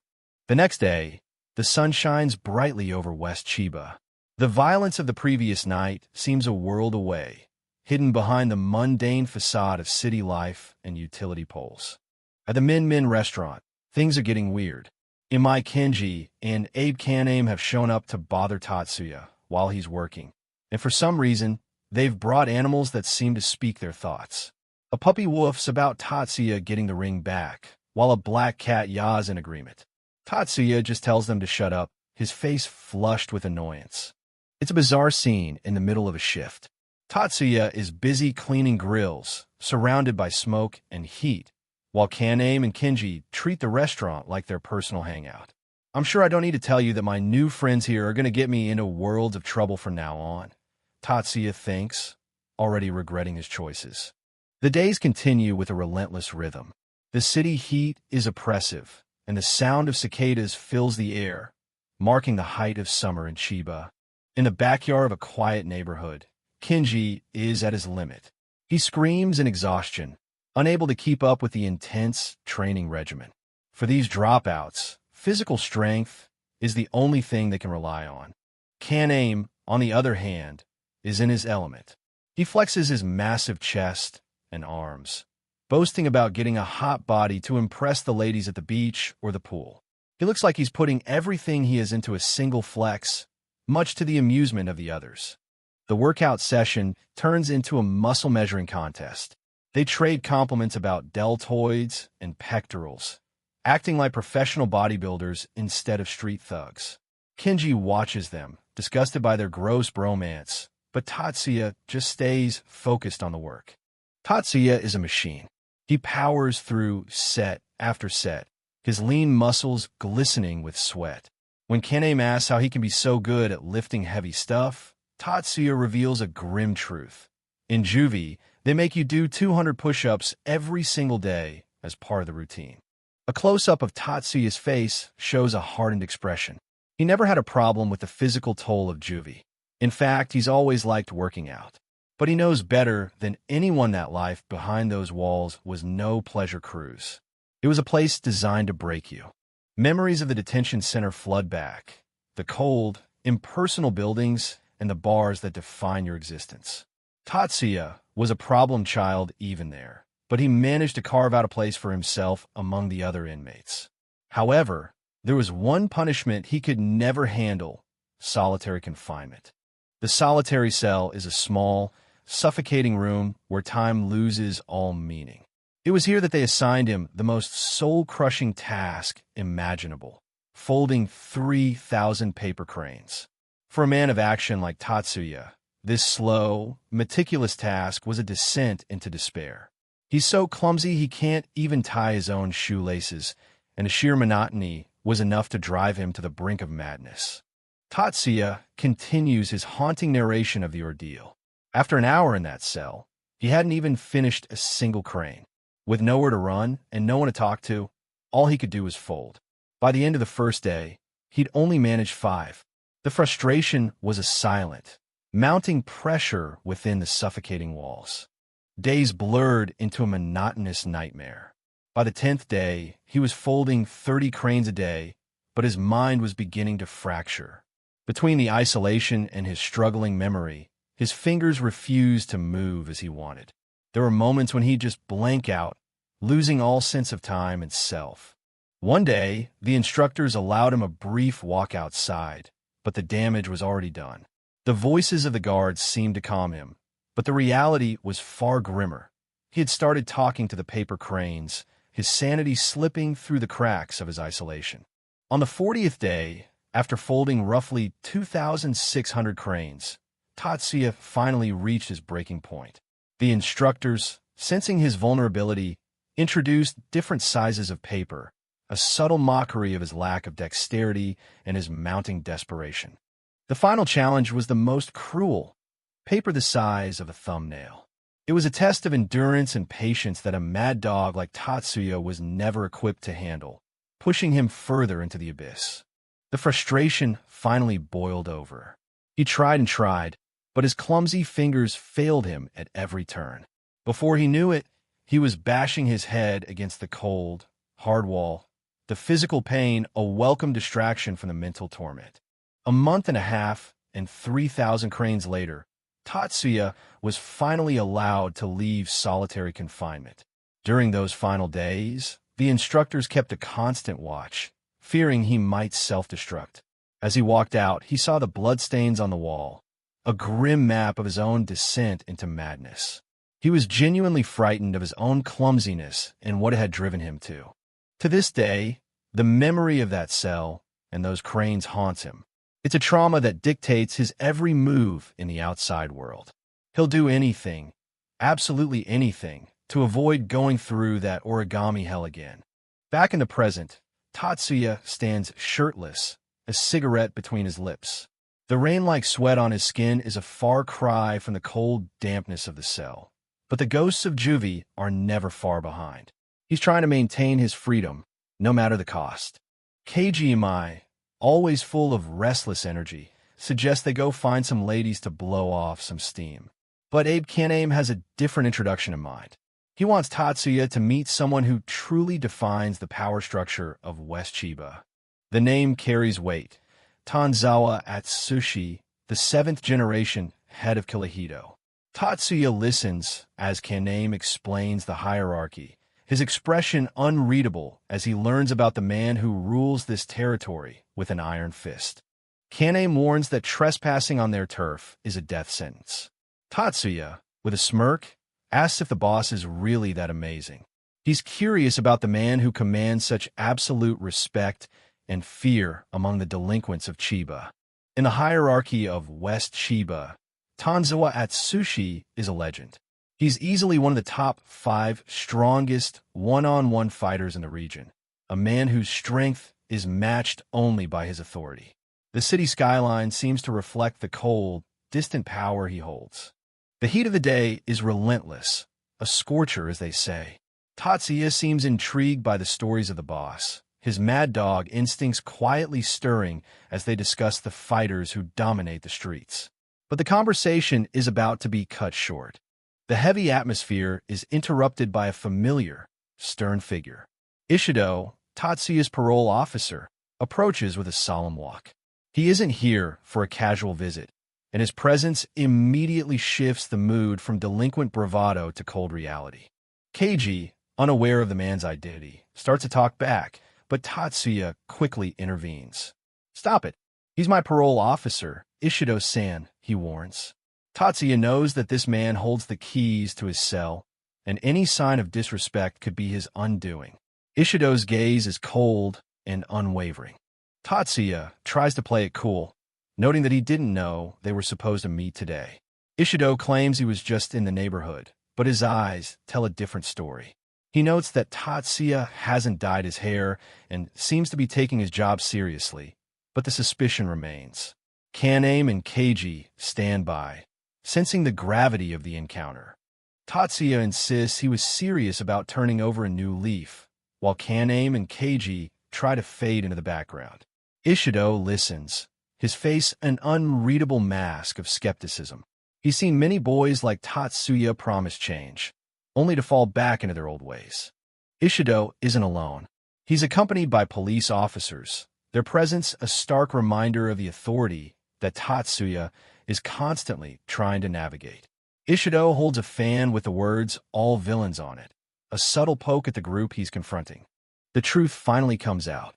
Ishido expresses his disappointment, revealing that he heard a report about a fight Tatsuya was involved in 2 weeks ago near an old pachinko parlor in the suburbs. Tatsuya and the others are caught off guard, their faces reflecting the shock of being found out so easily. Tatsuya stares back, his mind racing. The words "the police have received a report" echo in his head like a death knell. His fragile freedom is hanging by a thread, and the mad dog is once again cornered by the law. Meanwhile, at the Sanrue restaurant, the peace is shattered. Keiji bursts in, shouting for Tatsuya's aunt. The mundane setting of the restaurant is a stark contrast to the life-altering news he's about to deliver. Andy is confused, asking what's wrong. A frantic Keiji delivers the crushing news. Tatsuya-kun, he's been arrested by the police. Outside, a police car speeds through the streets, its siren a mourning wail for Tatsuya's short-lived freedom. Annie's world is turned upside down in an instant. Inside the police car, Tatsuya Iguchi sits in a heavy silence, his parole officer Ishido a grim reminder of the cage he's returning to. As the city lights flicker across the glass, he prepares himself for the cold reality of the West Chiba police station. The reflection in the window, shows a man cornered by the law, yet far from ready to surrender his spirit. While Tatsuya is hauled away, the engines of the underworld are already beginning to roar. In a darkened garage, gears click and lights flicker to life, the signature of a power that operates far outside the reach of the law. The world of Kirihito is in motion, and as the machine ignites, a much larger storm is about to break over the streets of Chiba. Abe Kiname sits on his bike, the weight of the situation pressing down on him. He knows he needs to act quickly, or Tatsuya is going to be out for real, meaning a return to the nightmare of the correctional system. Meanwhile, inside the cold walls of the West Chiba police station, the pressure is already building. Tatsuya Eguchi sits across from Ishido, his parole officer. The air in the interrogation room is thick with unspoken tension. You need to take responsibility for your actions, Ishido says, his voice a low rumble. To a man on parole, these words are a direct threat to his freedom. Tatsuya remains silent, his gaze fixed on the table. He knows the game they're playing. One wrong word, one slip-up, and his life at Min Min is over. His expression is a mask of defiance, but beneath it, the memory of the paper cranes still lingers.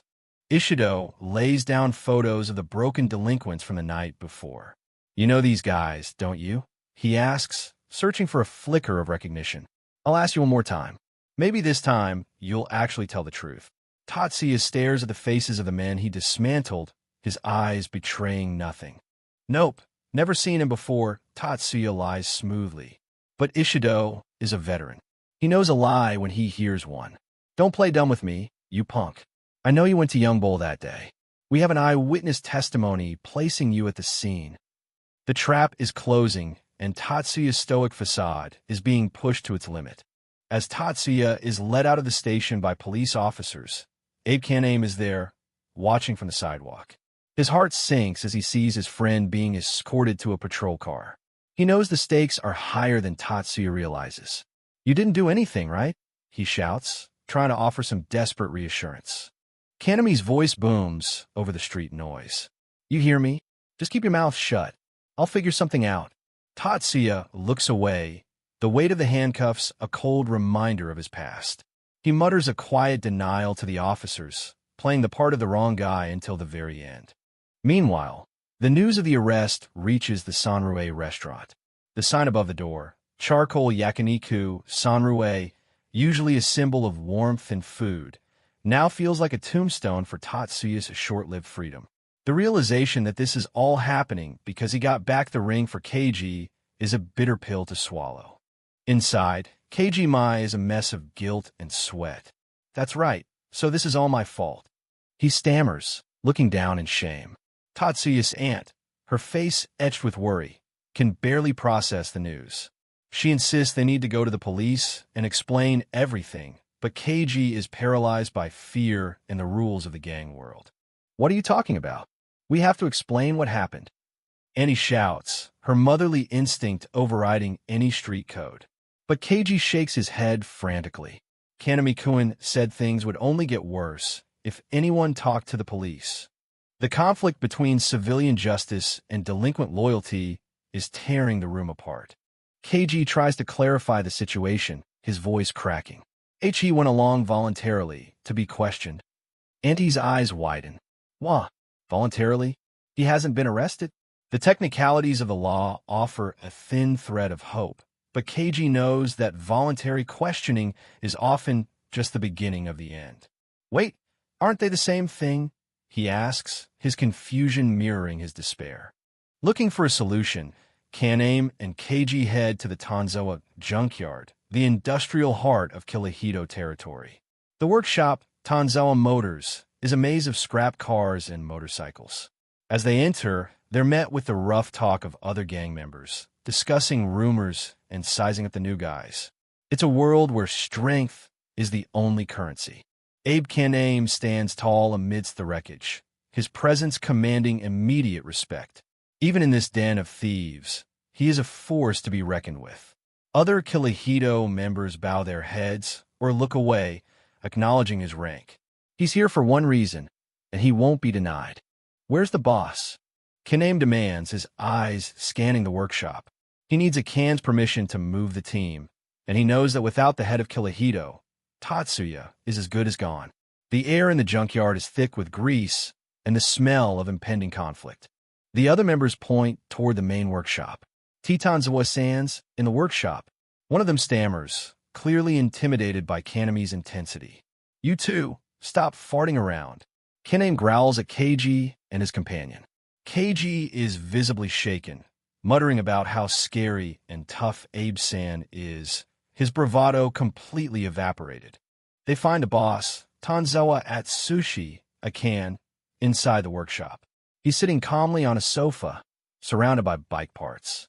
In a surreal moment of irony, the most dangerous man in West Chiba is occupied with something delicate. He's folding a paper crane. Kaname calls out to him, the name, Akan, carrying a strange mix of friendship and fear. Akan doesn't even look up at first. "Hey, over here," he says, his voice calm despite the chaotic world outside. He's wearing a Total Chaos t-shirt, a perfect fit for his reputation. "Sorry, Kaname, but I don't have a lot of time left to finish this thing," he adds, referring to his project. Kaname approaches, his usual swagger replaced by a focused respect. "Nah, I just need to borrow your ear for a minute." Back outside the police station, Ishido stands with another officer, both smoking cigarettes. They discuss Tatsuya's behavior during the interrogation. He's not saying anything he doesn't have to, Ishido notes.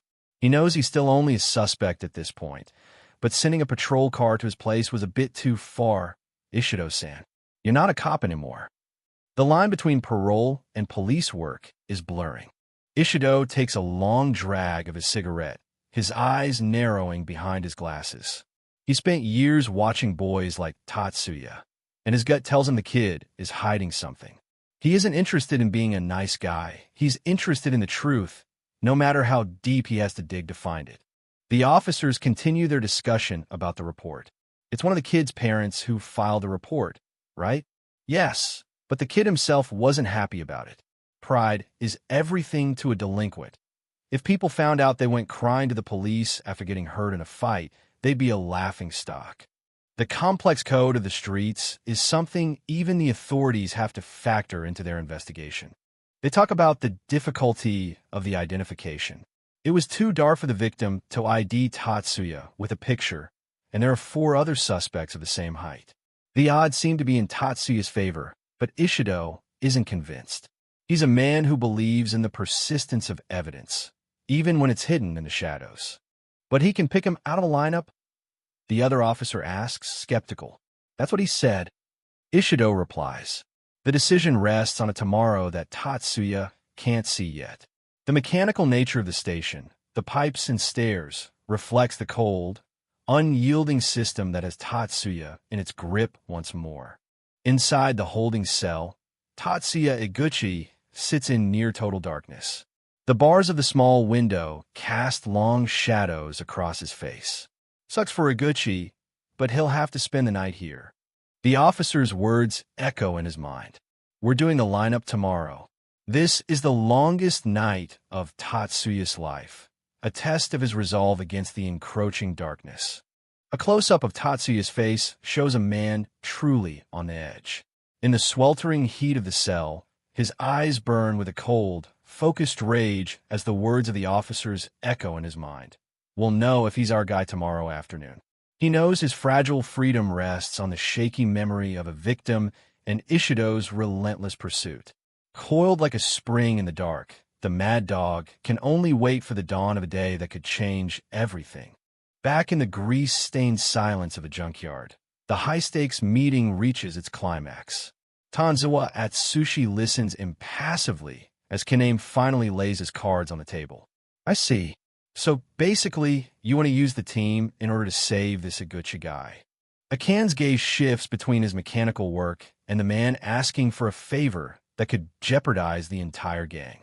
"Yeah," Kaname replies, bracing himself to pitch a desperate plan to the boss. Abe Kaname looks Akan straight in the eye, his voice firm and filled with conviction.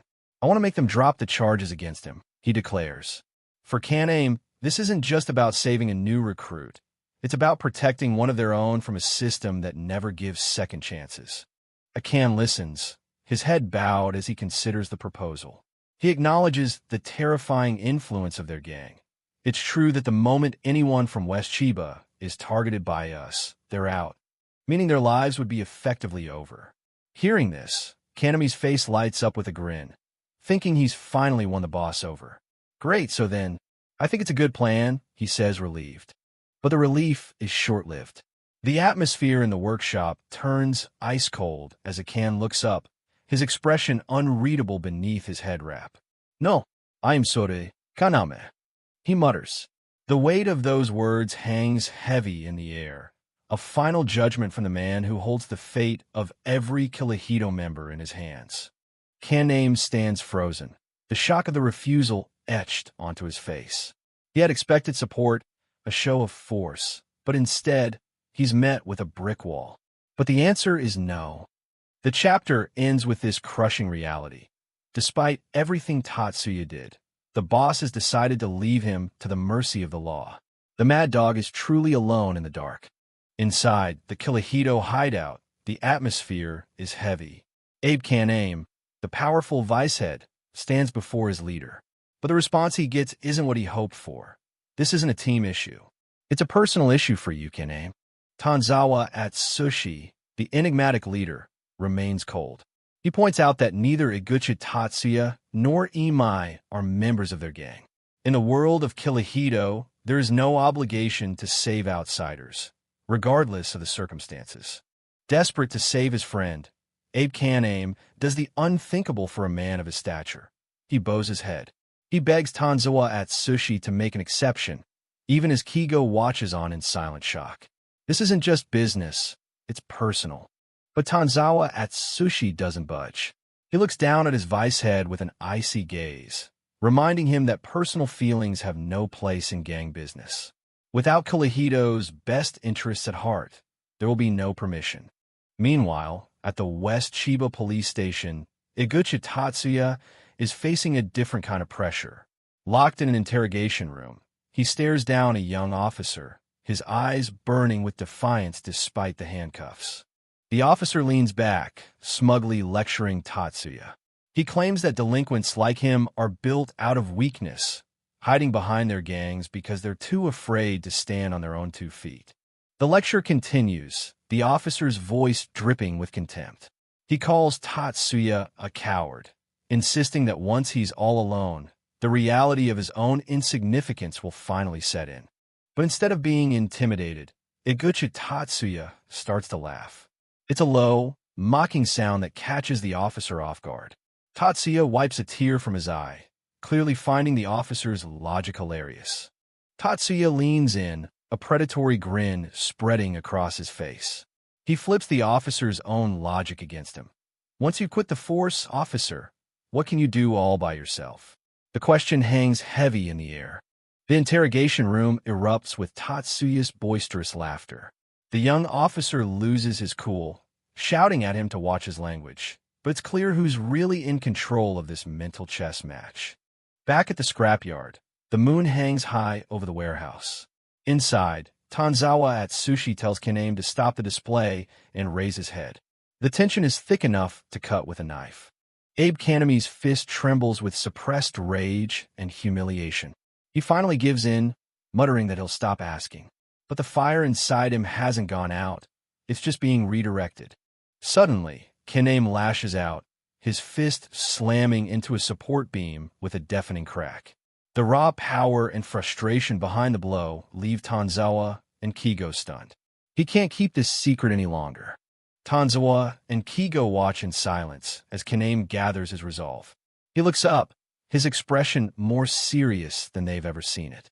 This doesn't leave this room, he warns. I actually fought Iguchi. The confession hangs in the air like a lightning bolt. Kaname admits the truth that he's been hiding behind his pride. And I lost. The words hit Kigo and Tanzawa with the force of a physical blow. The silence that follows is deafening. Kigo is speechless, unable to process the idea of the monstrous Abe Kaname losing to anyone, let alone an outsider like Tatsuya. Even the air in the garage feels still. Tanzawa Atsushi breaks the silence with a chirp of genuine surprise. My, is that so? Kigo can only stare in disbelief, sweat beading on his forehead as the weight of the revelation sinks in. Tanzawa Atsushi's playful side comes out as he teases his vice head, drawing out his name in a sing-song voice. But behind the feminine features and mocking tone, there's a calculating mind evaluating this new mad dog. Abe Kaname doesn't care about the teasing. He looks Tanzawa in the eye, his resolve unshakable. He admits he can't just let a monster like Eguchi Tatsuya slip through their fingers. The potential is too great to ignore. Tanzawa Atsushi cups his face with a mischievous smile. I need to take responsibility for the team, don't I? He chirps. It seems Kaname's confession has finally piqued the leader's interest. Kigo is skeptical, suspecting that Kaname might be exaggerating just to get his way. He knows Kaname is a terrible liar, and the idea of him losing seems impossible.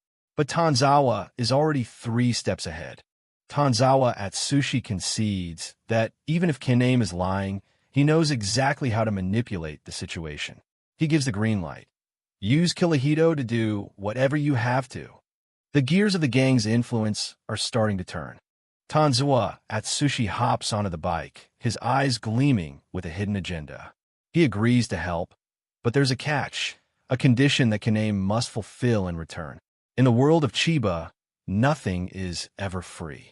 Tanzawa's playful smirk hides the true weight of the condition he's about to impose. The deal is struck, but as Kaname accepts the terms, it's obvious that bringing Tatsuya into their orbit will change the face of Kirihito forever.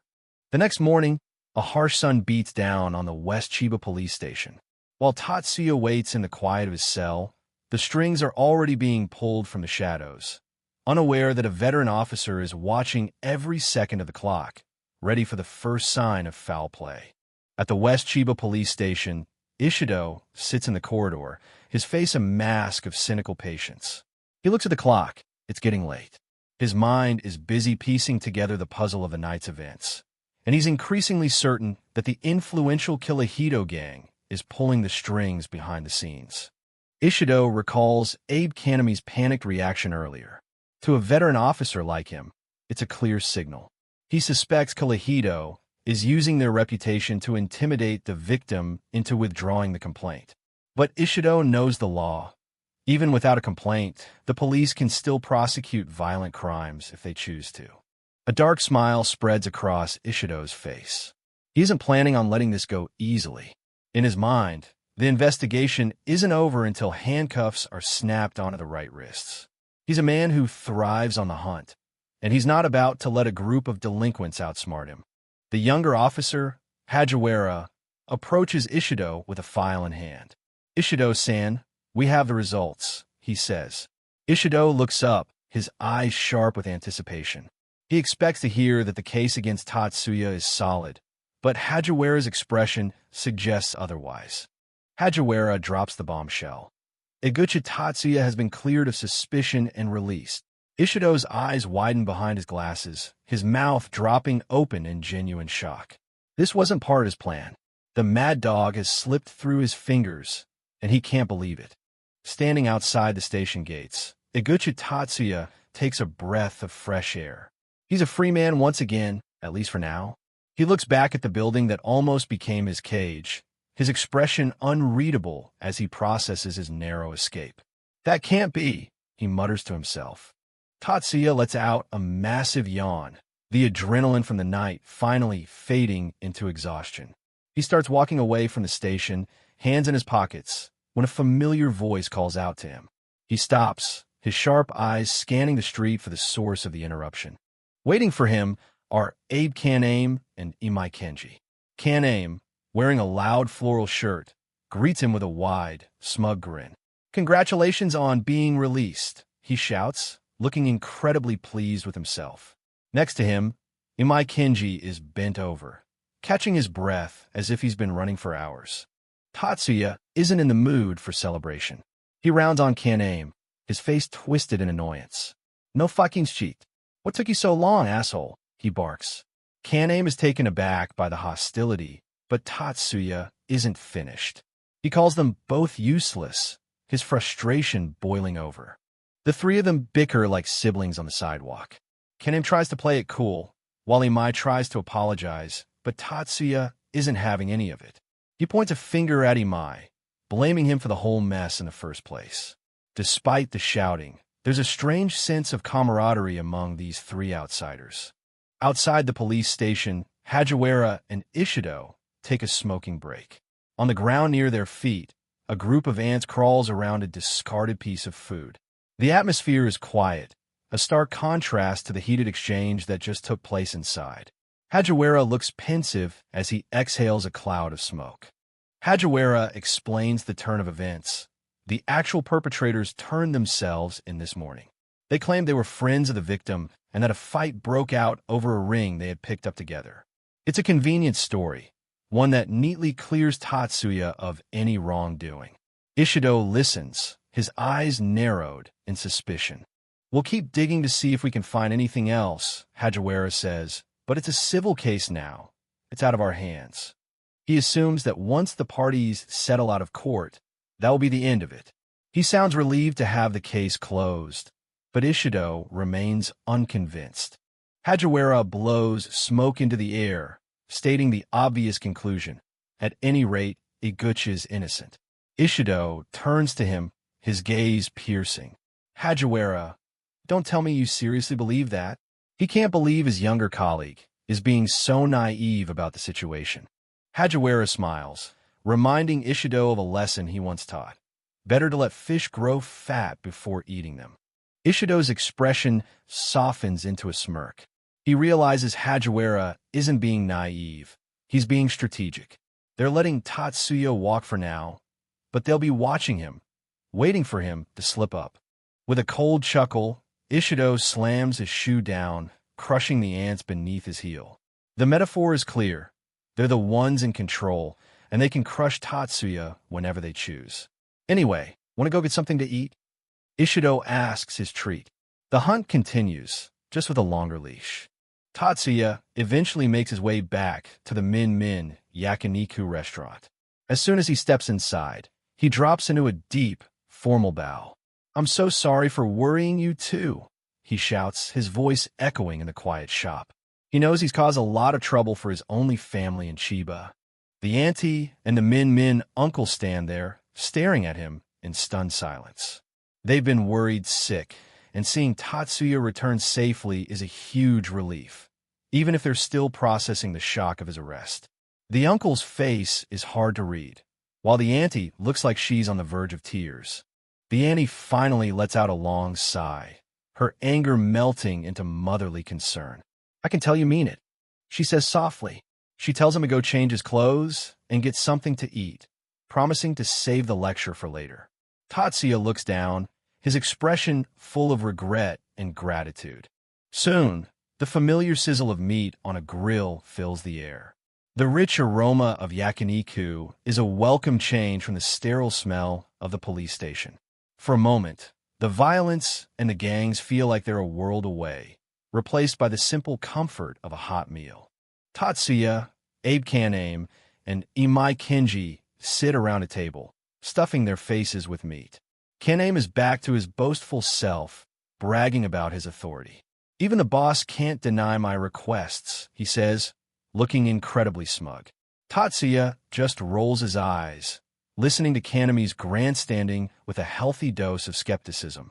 Kaname leans back, a mock sympathetic expression on his face. "I'm really sorry it came to this because of Imai," he says, barely containing a snicker.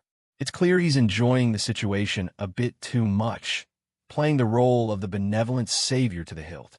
Tatsuya is still fuming, unable to forget how close he came to being thrown back into his cell. He ignores Kaname's posturing, focusing on the meat in front of him. Next to him, Imai Kenji is eating like a man possessed, his cheeks bulging with food as he tries to stay out of the crossfire. Tatsuya isn't buying Kaname's grandpa act for a second, mockingly calling bullshit on the apology. Kaname, visibly offended, insists on the sheer effort it took to secure Tatsuya's release, revealing it was the leader Tanzawa's idea to have the others turn themselves in, a fact that only deepens Tatsuya's wariness of the mysterious Akan. Kaname admits that Tanzawa Atsushi is a cunning tactician, and simply dropping the charges was never going to satisfy him. As he rubs his forehead, clearly weighed down by the heavy condition Tanzawa attached to the favor, Tatsuya senses that his freedom has come at a steep price. "So, what do you want me to do?" he demands, ready to hear the terms of the deal. The price for Tatsuya's freedom is finally revealed. Tanzawa Atsushi, with a playful but chilling smile, tells Kaname his only condition: "I want you to set up a fight between me and Iguchi-kun." Kaname can only sigh in resignation. He knows that when Tanzawa makes a deal like this, there's no room for negotiation. Back at the restaurant, Kaname is still processing the weight of that deal. He notices Tatsuya has vanished, leaving him with the bill. Imai Kenji, however, is completely oblivious, stuffing his mouth with meat. Kaname snaps, asking if Kenji is even planning to pay for the mountain of food he's inhaling. Kenji dismisses the concern with a casual, "Phew, you're so stingy." He claims Tatsuya said it was all on Kaname. Kaname's temper flares. He tells Kenji to show some moderation since he's the one footing the bill for this expensive feast. The bickering is a brief moment of normalcy before the coming storm. Even the restaurant owner's wife joins in, telling Kaname-chan not to worry about the bill today. Kaname is still fuming, grabbing Kenji by the head in frustration. It seems the reputation of the feared Kirihito vice-head doesn't carry much weight in this neighborhood restaurant. Kaname's face drops when he hears the full extent of Tatsuya's generosity. Apparently, Tatsuya claimed Kaname was treating everyone for a whole week. On the grill, the meat sizzles, a delicious backdrop to Kaname's mounting financial despair as Kenji vows to eat until he pukes. Outside, under the night sky, Tatsuya stands with the Min uncle. The big man smokes quietly, offering some veteran wisdom. Not everything in the world can be settled by compromise. So long as you know why you did what you did, that's good enough. Tatsuya listens, his usual cocky facade softened by the quiet moment. Tatsuya stares at the ground, a rare look of contemplation on his face. "Okay," he murmurs. He's beginning to understand the weight of his own actions and the complicated world of loyalties he's just stumbled into. He realizes that for men like them, choices aren't always about right or wrong, but about staying true to themselves. As he smokes, Tatsuya reflects on the fight. It wasn't for some greater purpose or noble cause. It was just another fight for him, a simple, brutal reality he can't seem to escape. He looks up at the stars, feeling the weight of the path he's chosen. No matter where he goes, violence always seems to find him. The scene shifts to a brutal reality elsewhere in Chiba. A massive, hooded figure is on a rampage. He's on a mission to destroy anyone from Kirihito he can find. One unlucky member is already beaten bloody, staring up in terror at this giant who makes even Kaname look small. This is Koji Guevara, and he's not looking for a fair fight. With terrifying strength, Koji Guevara slams the Kirihito member's head into a concrete wall. The impact is sickening, blood spraying across the gray stone. Koji's laughter is muffled by his mask, but the joy he takes in this senseless violence is unmistakable. He's not just a fighter, he's a force of nature. Tatsuya's internal monologue continues, a stark contrast to the violence. He thought about behaving himself after causing so much trouble, but he realizes his rehabilitation won't be that simple. In the background, the broken body of a Kirihito member lies slumped against the wall, a testament to the fact that peace is just an illusion. Koji Guevara stands amidst a sea of defeated Kirihito members. He's left a trail of broken bodies and shattered bikes in his wake. "Yum yum," he taunts, looking for his next meal. Tatsuya's words ring true. Just thinking something will make it so doesn't make it true. The world is much more brutal than that. A few days later, at Chiba Station, Tatsuya and Kenji are people-watching, making crude jokes about the women passing by. Tatsuya is back to his arrogant self, claiming he could overcome any challenge by sheer force of will. Kenji just cries in frustration at his friend's impossible standards. Beggars can't be choosers, Tatsuya quips. The two of them lean against a railing, enjoying the sunny weather. Tatsuya looks like a king in his own mind, while Kenji is just happy to be along for the ride. They're waiting for Kaname, but the vice head is nowhere to be found. It's a peaceful afternoon in Chiba, but that peace is about to be shattered.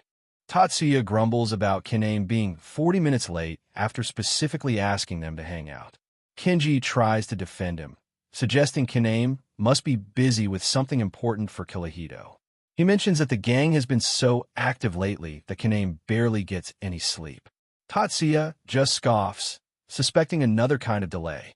Tatsuya suspects Kenji is hiding something. He grabs Kenji's face, demanding to know what's going on. Kenji panics, begging Tatsuya to stop. He promised Kaname he'd keep his mouth shut, but Tatsuya's grip is firm. Nearby, the girls they were mocking walk by, calling them a bunch of creeps. The tension is rising. Meanwhile, at another location, Abe Kaname is finally getting on his bike. He's wearing his favorite rose-patterned shirt and cursing his own lateness. He knows Tatsuya is going to have a field day with this, probably making him pay for lunch as a penalty. He starts his Kawasaki, unaware that he's being watched. Kaname is just about to pull away when a voice stops him. "Excuse me," someone calls out. Kaname looks back, his face a mask of annoyance. He doesn't have time for distractions, but the tone of the voice suggests this isn't a random passerby. He sighs, expecting trouble. A young man with blonde hair and a confident smirk approaches. He admires Kaname's bike, specifically the Regent-style windshield and the CR carburetor. "You wouldn't happen to be Abe Kaname-san? Kirihito's number 2? He asks. The recognition is instant, and the tone isn't one of admiration. It's a challenge. Kaname remains stoic. "Who's asking?" he growls, his sharp eyes evaluating the stranger. The young man doesn't answer. Instead, he turns to his friends hidden in the shadows. "Guys, I found us a big fish." The realization hits Kaname. He's just been baited into a trap. In an instant, Kaname is surrounded. 4 members of the Bakurakin gang emerge, carrying metal pipes and baseball bats. They look like they've been waiting for this moment. Kaname stands his ground by his bike, his eyes scanning for an exit. "You guys are with Bakurakin," he notes, his voice low and dangerous. Tatsuya's internal monologue fills us in on the history. Bakurakin is a gang that runs the area along the Nagariyama line. They used to be a racing gang on good terms with Kirihito, but things changed when the 8th generation took over. Now, their only interest seems to be picking fights and burning bridges. It's a war of succession. The guerrilla war between Kirihito and Bakurakin started half a month ago at a gathering. Raken launched a surprise attack that left 3 Kirihito members badly injured and in the hospital. Since then, there's been no peace, only a constant cycle of retaliation and blood. The streets of Chiba have become a battleground. The 8th generation of Bakurakin revolves around the 3 Shimahara brothers, better known as the 3 Guevara brothers. These are the men who have transformed a racing club into a paramilitary gang. Tatsuya knows of them, but he's never seen them in action until now. The name Guevara is a promise of brutality. One of the Bakurakin members doesn't wait for a signal. He lunges at Kaname, swinging a thick metal pipe with all his strength. Kaname, still by his bike, has to react instantly. The sound of metal whistling through the air marks the beginning of a fight Kaname might not be able to win alone. The big fish is officially hooked. Abe Kaname doesn't just survive the ambush, he dominates it. With a series of brutal, efficient strikes, he sends the Bakurakin members sprawling. He stands over them, breathing hard, his rose-patterned shirt a stark contrast to the violence he's just unleashed. He's not just a big fish, he's a shark. In the aftermath of the brief skirmish, the alley is littered with the unconscious bodies of the Bakurakin goons. Kaname stands tall, wiping blood from his lip. He knows this was just a scouting party, a prelude to something much larger and more dangerous.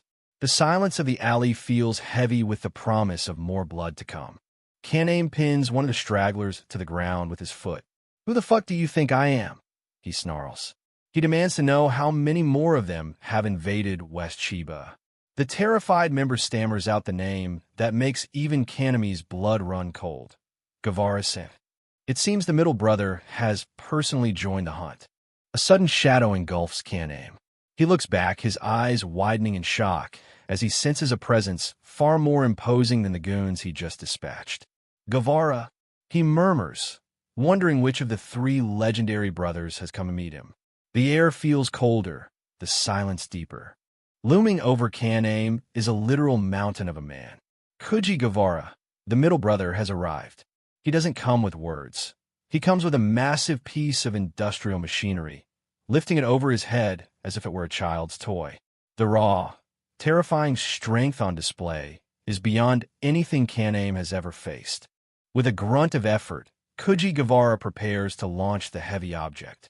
Kaname stands frozen for a split second, dwarfed by the sheer scale of the man standing before him. The bandana mask with its skull motifs only adds to the sense that Kaname is facing a reaper rather than a rival delinquent. The massive object crashes down, but Kaname manages to dodge at the last second. He stares in disbelief at the crater left in the concrete. Kuji peers over his mask, his eyes dark and empty. This isn't a fight for territory or pride. It's a slaughter, and Kuji is the butcher. Kaname realizes he's in way over his head. A close-up of Kuji's eyes reveals a chilling lack of humanity. Behind the skull mask, he's watching Kaname like a predator watches its prey. The chains around his neck rattle as he moves, a sound that heralds the coming destruction. Kaname can only stare, his own fighting spirit momentarily dampened by the sheer presence of the giant. While the alleyway turns into a death trap, Tatsuya and Kenji are enjoying ice cream popsicles in the sun. Tatsuya asks if the Guevara brothers are actually strong. Kenji explains the hierarchy. The oldest, Kazumasa, is 19 and runs a construction company as a front for his illegal Taoyuan business. He's the brains, the one who turns girls into gangbangers. Kenji continues his briefing. Then there's Kuji, the middle brother. He's 18, nearly 2 meters tall, and lives for the thrill of the fight. The rumors say he once took on 8 men at once and won without breaking a sweat. Tatsuya listens, a skeptical smirk on his face. He's heard plenty of rumors before, and most of them were just hot air. Finally, there's the youngest, Kenzu, who's only 17. He's supposedly the nastiest of them all because he never fights alone, always bringing a whole squad to ensure total destruction. Tatsuya wonders why guys like that never seem to get arrested. Kenji suggests they might just be more committed to the lifestyle. Tatsuya just licks his ice cream, seemingly unconcerned. Back in the alley, the carnage has resumed. Kuji Guevara has Kaname pinned under a motorcycle wheel, his laughter ringing out like a death knell. He taunts Kaname, his strength making the powerful vice head look small and nimble by comparison. Kaname's eyes are wide with shock and pain as he realizes the sheer gap in their power. Kuji leans in close, his voice a cheerful contrast to the brutality. "Nice to meet you. I'm Guevara Kui-kun from the Bakurikan Special Attack Forces." He's practically giddy with the excitement of the fight. Kaname, standing 188 centimeters tall himself, feels like a child in the shadow of this giant. This guy is even bigger than I heard, he thinks. Kuji cracks his knuckles, his massive G pendant swaying. "Now, let's play A," he shouts, calling Kaname shorty. Tatsuya and Kenji, still oblivious, discover Tatsuya has won a double Atari on his ice cream stick. The juxtaposition between their lucky break and Kaname's literal life and death struggle is jarring and dark. The scene briefly shifts to the West Chiba General Hospital. Nobu, Hikaru, and Hiro, Killahito members, are in bad shape after a Bakurikan ambush. Kaname visits them, his face full of regret. Even Tanzawa Atsushi has been there, leaving his signature and some inappropriate graffiti on one of the casts. Kaname vows to take care of the rest. Back in the alleyway, Kuji is strictly enforcing his playtime.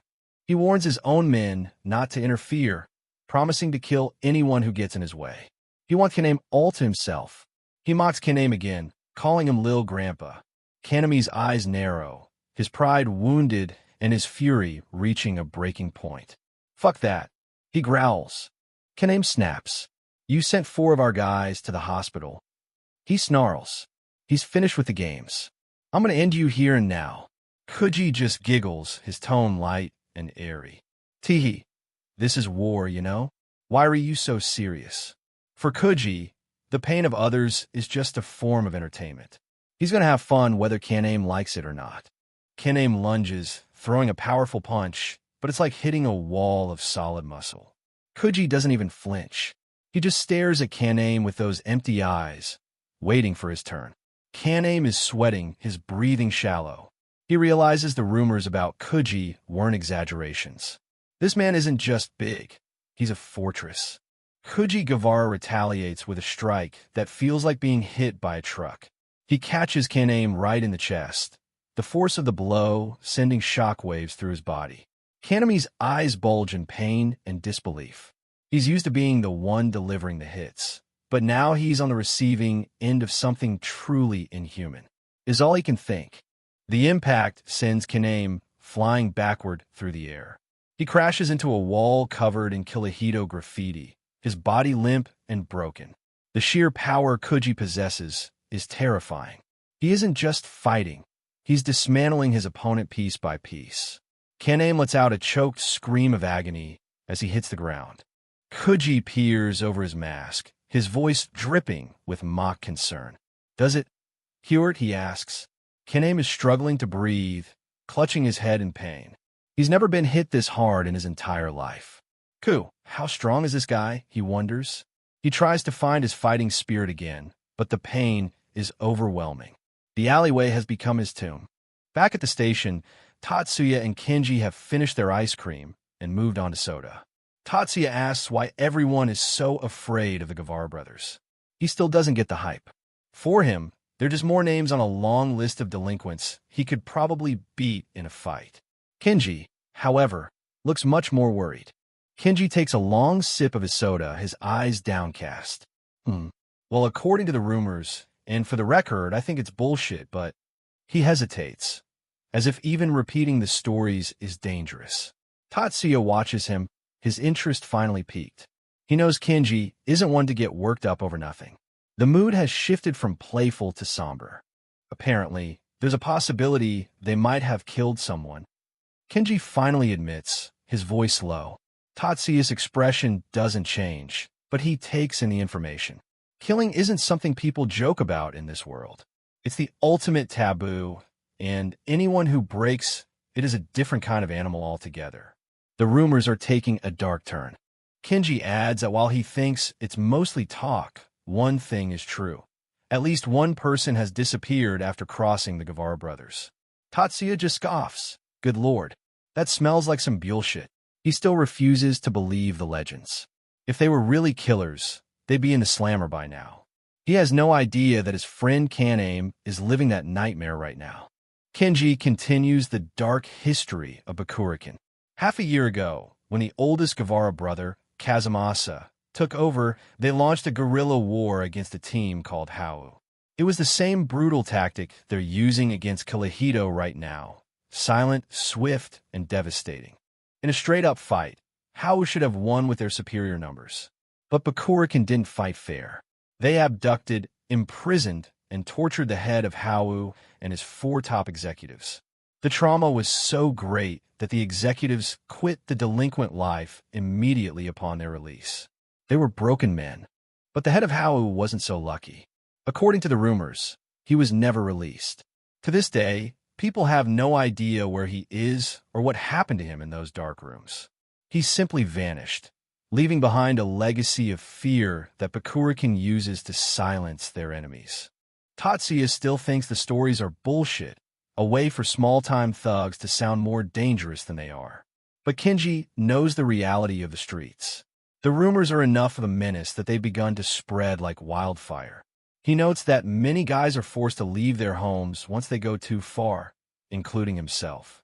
Back in the alleyway, Kaname refuses to go down without a fight. He puts everything into a punch, aiming right for Kuji's masked face. But his effort feels futile against the mountain of a man. Kuji doesn't even bother to block, taking the hit with a chilling indifference that speaks of his inhuman durability. Fujiwara merely watches Kanami's fist bounce off him, his empty eyes reflecting the sunset. "Nice one," he chirps, as if he's encouraging a child. He steps forward, his massive frame casting a shadow of doom over the vice head. Kanami's desperation is palpable as he prepares for the inevitable retaliation. Kuji retaliates with a strike of his own. It's a simple punch, but the power behind it is staggering. It catches Kaname right in the mouth, sending a spray of blood into the air. The rose-patterned shirt is now stained with red, a grim reminder of the gap between a delinquent and a monster. Kaname staggers back, blood dripping from his nose and chin. He's in a daze, his mind reeling from the impact. "Guh, all this fucking retard strength," he thinks, cursing the sheer biological unfairness of Kuji's power. He knows he can't win a brawl, but he isn't out of moves just yet. Desperate, Kaname unleashes his signature move, a spin back roundhouse kick. It's a beautifully executed strike, spinning with enough force to crack bone. The kick lands perfectly on the side of Kuji's head, the impact echoing through the narrow alleyway. For a second, it looks like Kaname might have turned the tide. But Fujiwara doesn't go down. He barely even flinches. He stands over Kaname, who has fallen to the ground after the exertion. The skull mask is still in place, the laughter still bubbling in his chest. "Ha ha ha. Wow, that ought to do it," he taunts. Kaname realizes with a sinking heart that his best shot wasn't enough. "Shit, this is bad." Meanwhile, at Chiba Station, the clock strikes 4 p.m. Tatsuya has officially lost his patience. He decides to pass the time by hitting on some girls passing by. He approaches a group of women, trying to be suave, but failing miserably. The girls look at him with a mix of confusion and disgust. "Are you waiting for someone?" one asks. "Shopping," Tatsuya quips. Tatsuya's seduction is a total disaster. He thinks he's scoring, but in reality, he's just annoying everyone in the vicinity. Kenji watches from the side, sweating as he sees Tatsuya try for the 40th time. He realizes that Tatsuya has no social filters when he's bored, and it's becoming increasingly embarrassing.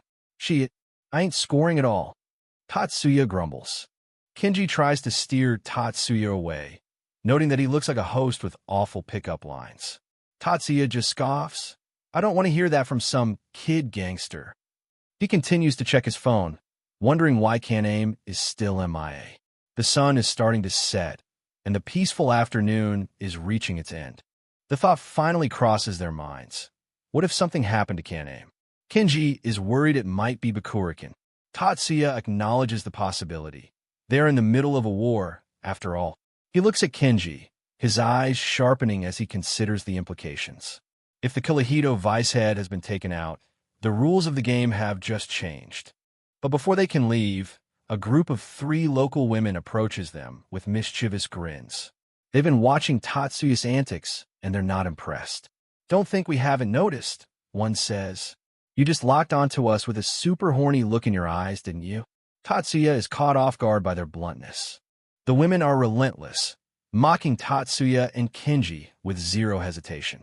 One of them even suggests Tatsuya wanted to suck her titties, much to Kenji's horror. Tatsuya tries to play it cool, but the situation has spiraled into a bizarre comedy. Kenji panics, screaming at the women to stop joking because they're actually looking for a friend. "Wah, no, Tatsuya-kun," he cries out.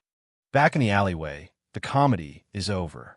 Fujiwara has Kaname by the throat, hoisting his broken body against a wall. The vice head of Kyohito is barely conscious, his feet dangling off the ground. Kuji's goons watch in silence, the gravity of the situation finally sinking in. This isn't just a beating, it's an execution. "Cuckoo." Kaname gasps for air. Kuji reveals his orders. His big brother Kazumasa told him to kidnap the leaders of Kyohito, and he's just being thorough. Kaname is his first prize. Simultaneously, the women at the station tell Tatsuya and Kenji that a real manly friend of theirs should show up any minute. Kenji begs the absent Kaname to hurry up, unaware that the vice head is already in the hands of the enemy. The war has truly begun. The story begins in a bustling shopping mall. Amid the crowd, Iguchi Tatsuya, a scruffy-looking guy with a shaved head and a tattoo on his forehead, feels utterly out of place walking with a group of women with an odd sense of style. It's hard to believe this notorious delinquent is trying to fit into normal life. Tatsuya keeps silent, enduring the women's gossip and prying stares. He forces down his temper, because now any wrong move could send him back to the reform camp. A true mental torture for someone who only knew how to use his fists. But in another dark corner of the city, the violence never stops. A thug with a check scarf covering his face is choking another man, hoisting him up and pressing him against a graffiti-covered wall. The air is thick with the scent of death. The attacker laughs triumphantly, advising his opponent to give up because age no longer permits him to continue. His eyes are full of contempt for the man in his grasp. He believes victory is already in his hands. The victim is Abe Kaname, deputy boss of Kilohito. He is in critical condition, breathing in short gasps as his consciousness fades. In the moment before death, the faces and names of his comrades flash through his mind. Under a cold full moon, a friend stands on the roof of a dilapidated car, quietly asking Abe what he has always hated about his deputy boss. Is it a conversation from memory or a vision before death? The stillness of the night contrasts sharply with a life-or-death struggle taking place. That man is Tanzawa Atsushi, leader of Kilohito. Slim with long hair, he notes that Abe always exerts himself tenfold when working for others, even though he claims it's for personal gain. A deep understanding between two top leaders. Abe listens, his gaze turning sharp when the name Iguchi is mentioned. A hypothesis is raised. If Abe truly fought to protect Kilohito, would the outcome be different? Loyalty is this giant's greatest source of strength. Atsushi smiles confidently with a lollipop in hand, insisting that if it were for the gang, Abe would certainly win. The deputy boss's reply is only a mysterious sneer under the moonlight. The leader's absolute faith awakens the monster within him. Back in the brutal reality, Abe snaps awake. His eyes roll back, blood streams down his face, but his will returns. He cannot fall here, carrying the honor of Kilohito's deputy. The attacker begins to feel a terrifying pressure emanating from his prey. Grotesque cracking sounds echo. Abe Kaname's veiny hands start to clamp down on the throat of the man, choking him. Raw muscular power is pushed to its highest limit, ready to snap every restraint. The masked man panics as he realizes the tide has turned. Abe lets out a roar of pain and fury, blood spraying everywhere. The giant's frenzied resistance terrifies the opponent, who exclaims, "What the hell is this?" Not stopping there, Abe slams his foot against the wall for momentum while his hands act like pincers wrenching the enemy's wrist backward. The sound of bones breaking rings dryly. A spectacular comeback fueled by extraordinary will and physical strength. With a powerful kick, Abe sends the attacker flying. The man's fat body crashes hard into the wall, marking the end of the ambush. Kilohito's deputy boss has proven why he is the gang's symbol of strength. Cutting back to the city, Tatsuya walks with a long-haired friend named Amai. Amid the bustling streets, Tatsuya looks exhausted and just wants to get away from the annoying women trailing them. Ordinary life seems harder than fighting. Imai looks at Tatsuya with a mix of pity and amusement. He jokes that since Tatsuya spent a year in a reform camp, he's practically a virgin again. The tease lightens the mood, but also reminds everyone of the protagonist's troubled past. Imai advises Tatsuya to view things from a different angle to see that life still holds good things. But judging by Tatsuya's reaction and the faces of the women with them, there's clearly no angle that can save the situation. A comically tragic scene in the city center. Back in the alley, the attacker, now revealed to be a rather sick-looking man, stands stunned as he sees his victim not only escape, but charge forward.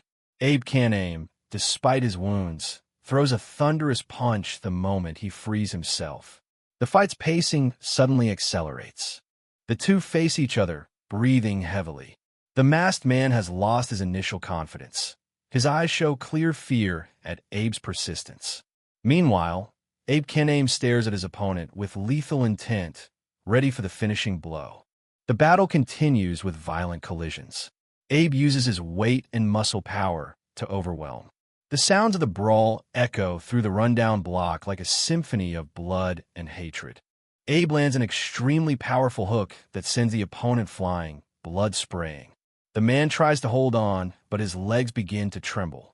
The gap in class between an ordinary delinquent and the deputy boss of a large organization becomes increasingly apparent. Both have reached their limits. Abe can name pants, sweat, and blood mingling. Yet he stands firm like a mountain, while the man opposite can only look at him in disbelief at this extraordinary strength. With a face smeared in blood, Abe flashes a taunting smile. He sarcastically asks whether the opponent is truly out of breath, or if a small wound is enough to frighten him. A proud humiliation from the one who now controls the fight. Driven by blind rage, Kuji lunges forward with a desperate flurry of strikes. Abe watches each movement with clinical precision, his hand twitching as he prepares a decisive counterattack to settle this struggle once and for all. Then the moment of impact arrives. Abe Kaname unleashes a devastating straight blow with the full weight of his resolve behind it. The staggering force sends his opponent reeling, setting the stage for the final humiliation of the man who thought he had already won. Kuji is pinned to the ground, eyes bulging with terror as Abe Kaname's grip tightens. The tables have completely turned, and the big guy's confidence evaporates as he realizes he's trapped. Abe Kaname stands tall, looking down at his defeated opponent with a mix of exhaustion and pride. He scoffs, noting that he actually did the hard work to build this level of strength, a stark contrast to Kuji's reliance on sheer bulk. Abe prepares the final blow, his eyes burning with intensity. "Your head's finally at the right height," he mutters coldly. Kuji can only tremble as a massive fist draws back, ready to end the fight once and for all. A devastating impact. Abe lands a massive punch square on Kuji, sending shockwaves through the alley. It's a brutal display of Kiyohito's power, leaving the attacker crumpled and broken. Abe catches his breath while the henchmen look on in sheer horror. On the ground, Kuji is completely out of commission, his face buried in the dirt as Abe delivers a final insult to his ego. The dust settles in the alley. Abe stands alone over the fallen giant, delivering a final warning. Don't mess with a blue-collar worker. He's shown that true strength comes from more than just looking tough. Meanwhile, at Nishichiba Station, Tatsuya and Imai are stuck in a completely different kind of nightmare, socializing with a group of very eccentric women. The dialogue is as bizarre as the situation, with awkward whispers and strange historical jokes that leave Tatsuya wishing he were anywhere else. Back in the alley, Abe wipes blood and sweat from his face.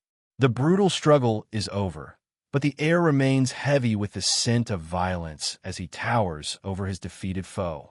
Kuji's underlings are paralyzed with fear, realizing their boss has been utterly crushed. As they try to sneak away, Abe's voice stops them cold, demanding to know where they think they're going. He stares them down, eyes filled with cold fury. He can't believe they'd abandoned their leader after he took such a beating for them. The cowardice of the Bakurikan members disgusts him. Abe closes his eyes, feeling the weight of the exertion. "I hit him with everything I had," he admits. Despite the victory, there's a strange sense of relief in his voice that the fight is finally over. The henchmen panic, terrified that Kuji might actually be dead. Abe, however, is confident that a man with a body that massive won't die that easily, even after such a beating. Curiosity gets the better of him. Abe kneels, wondering what face hides beneath that skull bandana. He wants to see the person who dared to ambush him. Despite the henchman's warning that it's not a pretty sight, Abe reaches out. He's seen plenty of ugliness in the delinquent world. He's ready for whatever's underneath. He pulls a mask back and immediately recoils. The shock on his face says it all. Whatever's under there is truly awful, even by his standards. The man's disfigurement is chilling. The henchman explained the injury happened during a fight with Kuji's own brother. Abe stands, ready to walk away, but not before leaving a final, ominous message for the rest of their gang. "If you want to apologize to Kiyohito, now's your chance," he warns. eyes piercing the remaining thugs. The thread is clear. This was just a taste of what happens when you cross them. Abe leaves the alley, telling the henchmen to take their boss to the hospital. He's done with this place. His duty as vice head is fulfilled for now. Back at the station, Imai is having the time of his life, leading the women toward a karaoke place. Iguchi Tatsuya is losing his mind in the background, protesting the ridiculousness of the situation. Tatsuya is genuinely worried about Abe Kaname, knowing he went into a dangerous situation. But Imai just laughs it off, confident in their friend's legendary toughness. Your complaint has been noted, he jokes. Imai explains that worrying about a man like Abe would only wound Tatsuya's pride. He tells him to be more thoughtful, but his words are mostly an excuse to keep the party going. Tatsuya isn't convinced. Tatsuya decides he's had enough and prepares to go look for Abe on his own. But Imai has other plans. He playfully grabs Tatsuya, ensuring he can't leave the group just yet. The gag humor is in full swing. A sudden hey-ya and a playful punch to the face.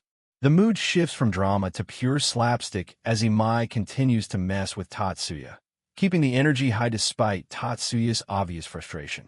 While Tatsuya desperately tries to reclaim his wallet, the women burst into laughter at the unexpected discovery of his personal supplies. But the humor is abruptly cut short when a familiar, gravelly voice calls from the shadows behind them. Hey boys. Sorry I'm late. It's Abe Kaname, or what's left of him. His face has been beaten into a grotesque, swollen mess, with bruises so thick he can barely see. Yet, despite looking like he walked out of a meat grinder, he greets them with a triumphant, beaming smile and a cheerful howdy.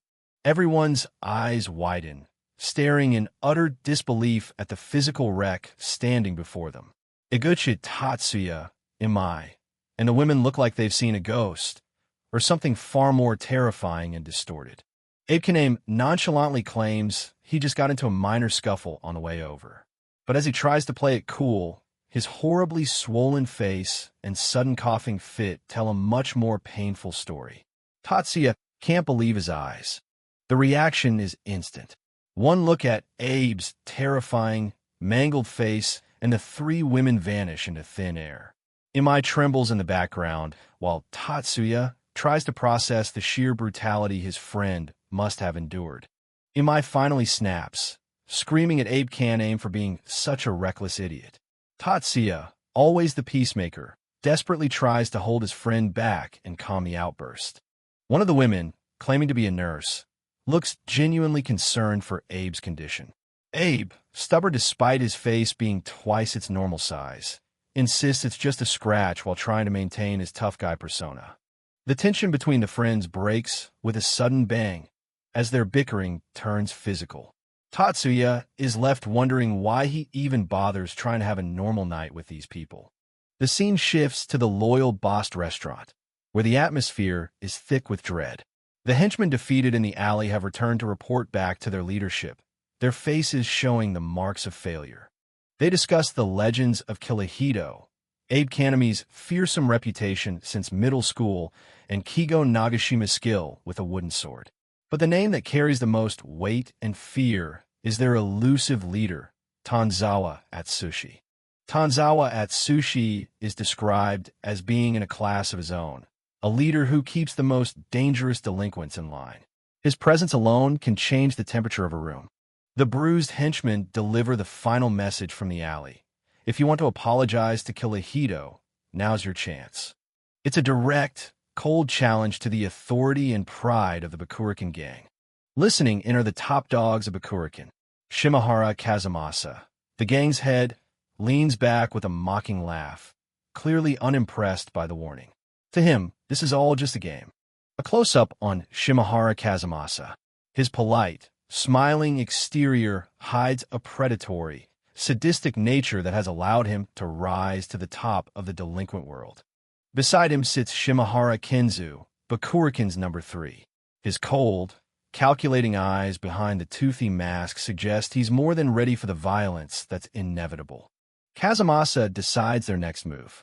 No more pointless skirmishes with foot soldiers. They'll use their superior numbers to go straight for the top and kidnap the Kyohito leader, Tanzawa Atsushi, himself. Back to the daily grind. Tatsuya is at the restaurant where he works. His supervisor reminds him to handle the grocery run, a mundane task that anchors him to a normal, nonviolent life. His aunt gives him a stern look, reminding him to stay out of trouble. Try to stay out of trouble, okay? So no fighting. Her words carry the weight of his freedom, and Tatsuya understands. Standing outside in his apron, Tatsuya reflects on his time since leaving juvie. It's been nearly a month, and while he misses the excitement, he's trying his hardest to keep his promises. He wonders if he really seems that unreliable. He knows his past as a delinquent and his arrest record make people wary, and it's a frustration he carries every day. After making a few friends and getting used to his job, Tatsuya feels his mentality starting to shift. The world outside gangs and violence is beginning to feel like a place he could actually belong. He's not just doing it for himself. He wants to show gratitude to his aunt and uncle for always taking care of him. He doesn't want to cause them any more heartache or trouble. He's serious about turning over a new leaf. But the frustration of his past still lingers, and he vents it on a nearby sign with a powerful kick, a reminder of the monster still living inside him. The sun beats down mercilessly, a scorching day that matches the heat of Tatsuya's inner conflict as he tries to navigate his new reality. Suddenly, the silence of the street is shattered by screeching tires and a loud crash. Tatsuya's instincts kick in immediately as he turns to see what happened. A motorcycle lies sprawled on the asphalt, its rider a blonde-haired figure motionless on the ground. A girl? Tatsuya thinks, instincts taking over as he rushes forward to help who he assumes is a female rider in distress. He quickly helps hoist the heavy bike up before checking the rider. Tanzawa Atsushi looks up, appearing remarkably fragile and feminine as he thanks his savior. At that moment, Tatsuya has no idea he's actually looking at Kyohito's notorious leader. Tanzawa Atsushi, or Akan as his friends call him, gives Tatsuya a dazzling smile. "I appreciate it," he says, looking every bit like a pretty girl in distress and completely fooling the former delinquent. The illusion shatters in an instant. Also, I'm a guy," Akan reveals with a chuckle. Tatsuya's jaw drops in absolute shock, and his cigarette falls right out of his mouth as he processes the revelation. Tatsuya is utterly dejected, feeling like he's hit rock bottom for being so easily fooled. He tells Akan to be more careful in the future and walks away, trying to regain his composure while Akan just laughs it off. He looks back at the crashed motorcycle one last time, cicadas buzzing in the summer heat the only sound filling the silence. Akan picks himself up, still seemingly unfazed by the accident. For some reason, the two end up sitting on the sidewalk together. Despite his desire to stay out of trouble, Tatsuya can't bring himself to leave the girl who turned out to be a boy in that state. Trying to cheer Akan up, Tatsuya starts listing his own embarrassing failures, from multiplication tables to folding paper cranes in juvie. He's trying to show that everyone is useless at something, hoping to make Akan feel better about his clumsy writing. The plan works a bit too well. Akan begins to well up with tears, his face contorted by a sudden, overwhelming surge of emotion at Tatsuya's unexpected kindness. Akan starts bawling his eyes out, moved to the core by Tatsuya's empathy. "You're such a good guy," he wails, leaving Tatsuya feeling incredibly awkward and wishing he kept his mouth shut. The tears turn into a rant. Akan vents about his worst friends, specifically a muscle-bound giant who treats him like a child and constantly nags him about his attitude and fitness. Tatsuya's eyes sharpen as the description hits close to home. Tatsuya realizes the incredible coincidence. "You know, I actually have a friend who sounds just like yours, big and strong, with a face like a bulldog," he says, clearly thinking of Abe Caname. They bond over shared frustration with their overbearing elder friends. Akan rants about how his friend acts like some elder statesman and constantly craves the spotlight, while Tatsuya can only nod in agreement. Despite the complaints, Tatsuya's expression softens as he thinks about his own friend. Still, You can always rely on him to pull through for you at the end of the day, he admits, revealing their deep loyalty. Wow, what a coincidence! Akan exclaims, surprised by how much they have in common. Tatsuya is about to introduce himself when he suddenly notices a group of men closing in on them. The peaceful moment shatters as the Bakurikan gang surrounds them, armed with bats and looking for a fight. Akan seems almost amused, but Tatsuya knows this is the worst possible situation for his parole. The gang decides to take them both out. Akan tells Tatsuya to run, but Tatsuya is already in the middle of it. He tries to explain he's not looking for trouble, but the gang isn't listening. One huge gang member swings a metal bat at Tatsuya's head. He dodges effortlessly, his delinquent instincts kicking in as he realizes just how dangerous these guys are. Wow, he's huge, he notes. Tatsuya is forced into a defensive dance, evading blow after blow while yelling at the gang to stop. He sees Akan grabbed and his blood begins to boil, making his promise of no fighting harder and harder to keep. Another massive swing misses Tatsuya by inches as he continues to dodge with incredible precision. Akan watches in shock, never having seen someone move with such combat-honed speed. Tatsuya's inner monologue cries, "God damn it, I'm not supposed to fight." But as he sends an attacker crashing to the ground, it's clear survival has taken priority over his parole rules. The transformation is complete. Tatsuya's eyes go cold and deadly, the look of a true delinquent returning to his face. "But this is one for you fuckheads," he growls. The beast is out of the cage, and the Bakurikan gang is about to find out why. Iguchi Tatsuya unleashed a powerful punch. He was secretly amazed by his opponent's strength. This man was no ordinary thug. Although the enemy's power could rival the giant Abe Kaname, Tatsuya still controlled the fight with a decisive kick. Meanwhile, from afar, a pair of eyes quietly watched his every move. The brawl ended quickly.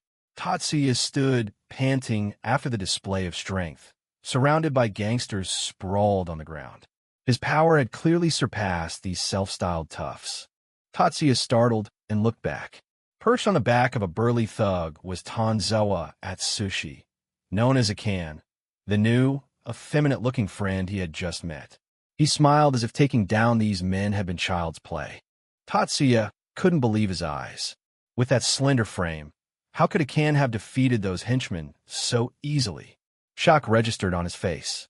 Suddenly, Akan shouted a warning as he saw a dark figure lunging toward Tatsuya's back. It was a man wearing a terrifying shark tooth mask, wielding a bizarre weapon attached to a chain. Kung! Tatsuya narrowly dodged the counterattack. The stranger's weapon slammed into the pavement, sending up grisly sparks. The masked man struck with extreme speed and brutality. Tatsuya ground his teeth in pain as he felt a wound on his shoulder. This newcomer's appearance had completely changed the situation. It was no longer an ordinary scuffle. The attacker was Kigo, a fearsome member of the Kihito Special Unit. He strolled forward with chilling calm, dragging the heavy weapon behind him. Kigo smiled behind his mask and praised Tatsuya's skill. The two faced each other, the air thick with killing intent, ready for a life-or-death confrontation. Just as tension peaked, police car lights suddenly swept across. The sirens wailed, freezing everyone. Akan shouted for Tatsuya to run immediately if he didn't want to end up back in jail. In the chaotic moment, Tatsuya's and Kigo's eyes met. A mutual respect between strong opponents flickered, but it wasn't the time to settle scores. Kihito's men quickly climbed into vehicles and fled as the police descended. Tatsuya was forced to run as well to protect the newfound freedom he had just gained. The street clash ended unfinished. A while later, peace returned to the Young Bowling Center.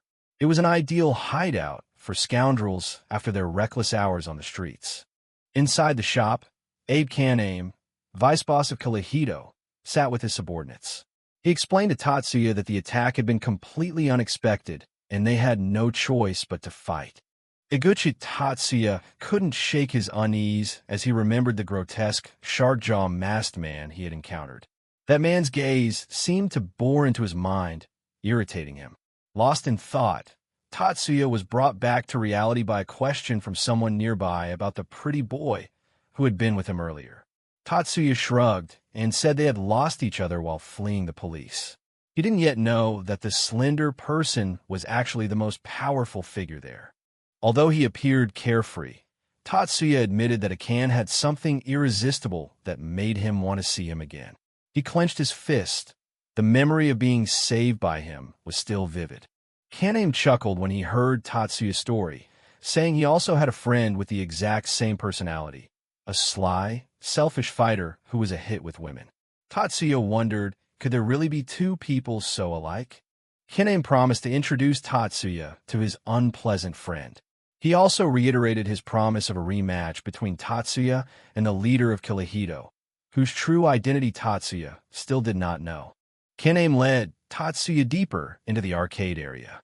He solemnly introduced the seventh-generation head of Kyohito, the man everyone in Chiba feared, Tanzawa Atsushi. Before them, a group of notorious ruffians surrounded an arcade machine. The room's atmosphere turned solemn and tense as the leader appeared. Kaname greeted the leader who was absorbed in his game. Tatsuya followed behind, curious to see what the famed gang boss actually looked like. But when the leader turned around, Tatsuya went pale. That familiar voice, that careless smile. Could this person really be Akan whom he had just met? Kaname also noticed something unusual in Tatsuya's eyes. The truth finally comes to light.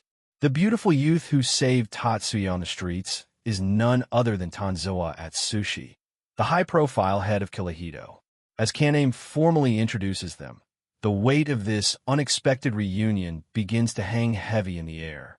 Tatsuya stands paralyzed by the irony, realizing he's just accidentally befriended the very man who sits at the top of the underworld. As their gazes meet in the dim light of the arcade, a sudden, sharp realization ripples through the room. Tanzawa Atsushi freezes, his eyes wide with genuine shock. The feminine beauty of his face is momentarily masked by a raw, unfiltered expression of disbelief. It seems the encounter with Eguchi Tatsuya has caught even the legendary head of Kyohito off guard. In contrast, Tatsuya lets out a soft, knowing chuckle. His face, still bearing the bandages from his recent brawl, is lit with a smirk that suggests he's finally pieced together the puzzle. The tension in the room is palpable as the two lock eyes. Tatsuya points an accusing finger at Atsushi, a triumphant grin on his face.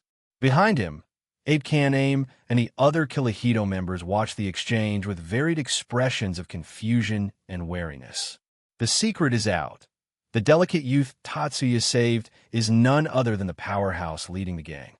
The silence is broken by a sudden, intense burst of realization from all three men. Atsushi, Tatsuya, and even Kaname share a moment of shared shock, their faces captured in a triple-paneled sequence of ha, and ha. The absurdity of the situation is starting to sink in. Atsushi erupts into hysterical laughter, his small frame shaking with mirth. He leans back, unable to contain his amusement at the twist of fate. Kaname and the others stand by, bewildered by their leader's sudden outburst of joy in what should be a serious meeting. As the coins clatter in the background, Atsushi wipes a tear from his eye, still chuckling. Tatsuya joins in, his laughter a mix of relief and lingering disbelief. The unbelievable meeting with the head of Kyohito has turned from a potential confrontation into a bizarre comedy of errors. The atmosphere shifts as Atsushi leans in close, his expression turning sharp and intense. He acknowledges Tatsuya by name, the playful Akan persona replaced by the authoritative aura of a gang leader. The unbelievable meeting is now a formal introduction. Atsushi begins a philosophical monologue about the two types of people in the world, the rational and the emotional. He observes that in the brutal world they inhabit, it's those with the most extreme emotions who ultimately rise to power. Tatsuya listens, his smirk fading into a look of quiet contemplation. Atsushi clutches his head, the weight of his own words, or perhaps the sheer irony of the situation hitting him. He sees it now. The chaotic energy Tatsuya brings is exactly what sits on the throne of their world. Extreme emotions are the true currency of power here. Atsushi grins widely, his eyes shining with a dangerous light as he addresses Tatsuya once more. The feminine features are now underlined by a predatory sharpness. He's clearly intrigued by this newcomer who carries himself with such raw, unbridled strength. The mood in the arcade turns grim. Tatsuya's expression hardens, matched by the stern, wary looks of Kan-Aim and the man with glasses.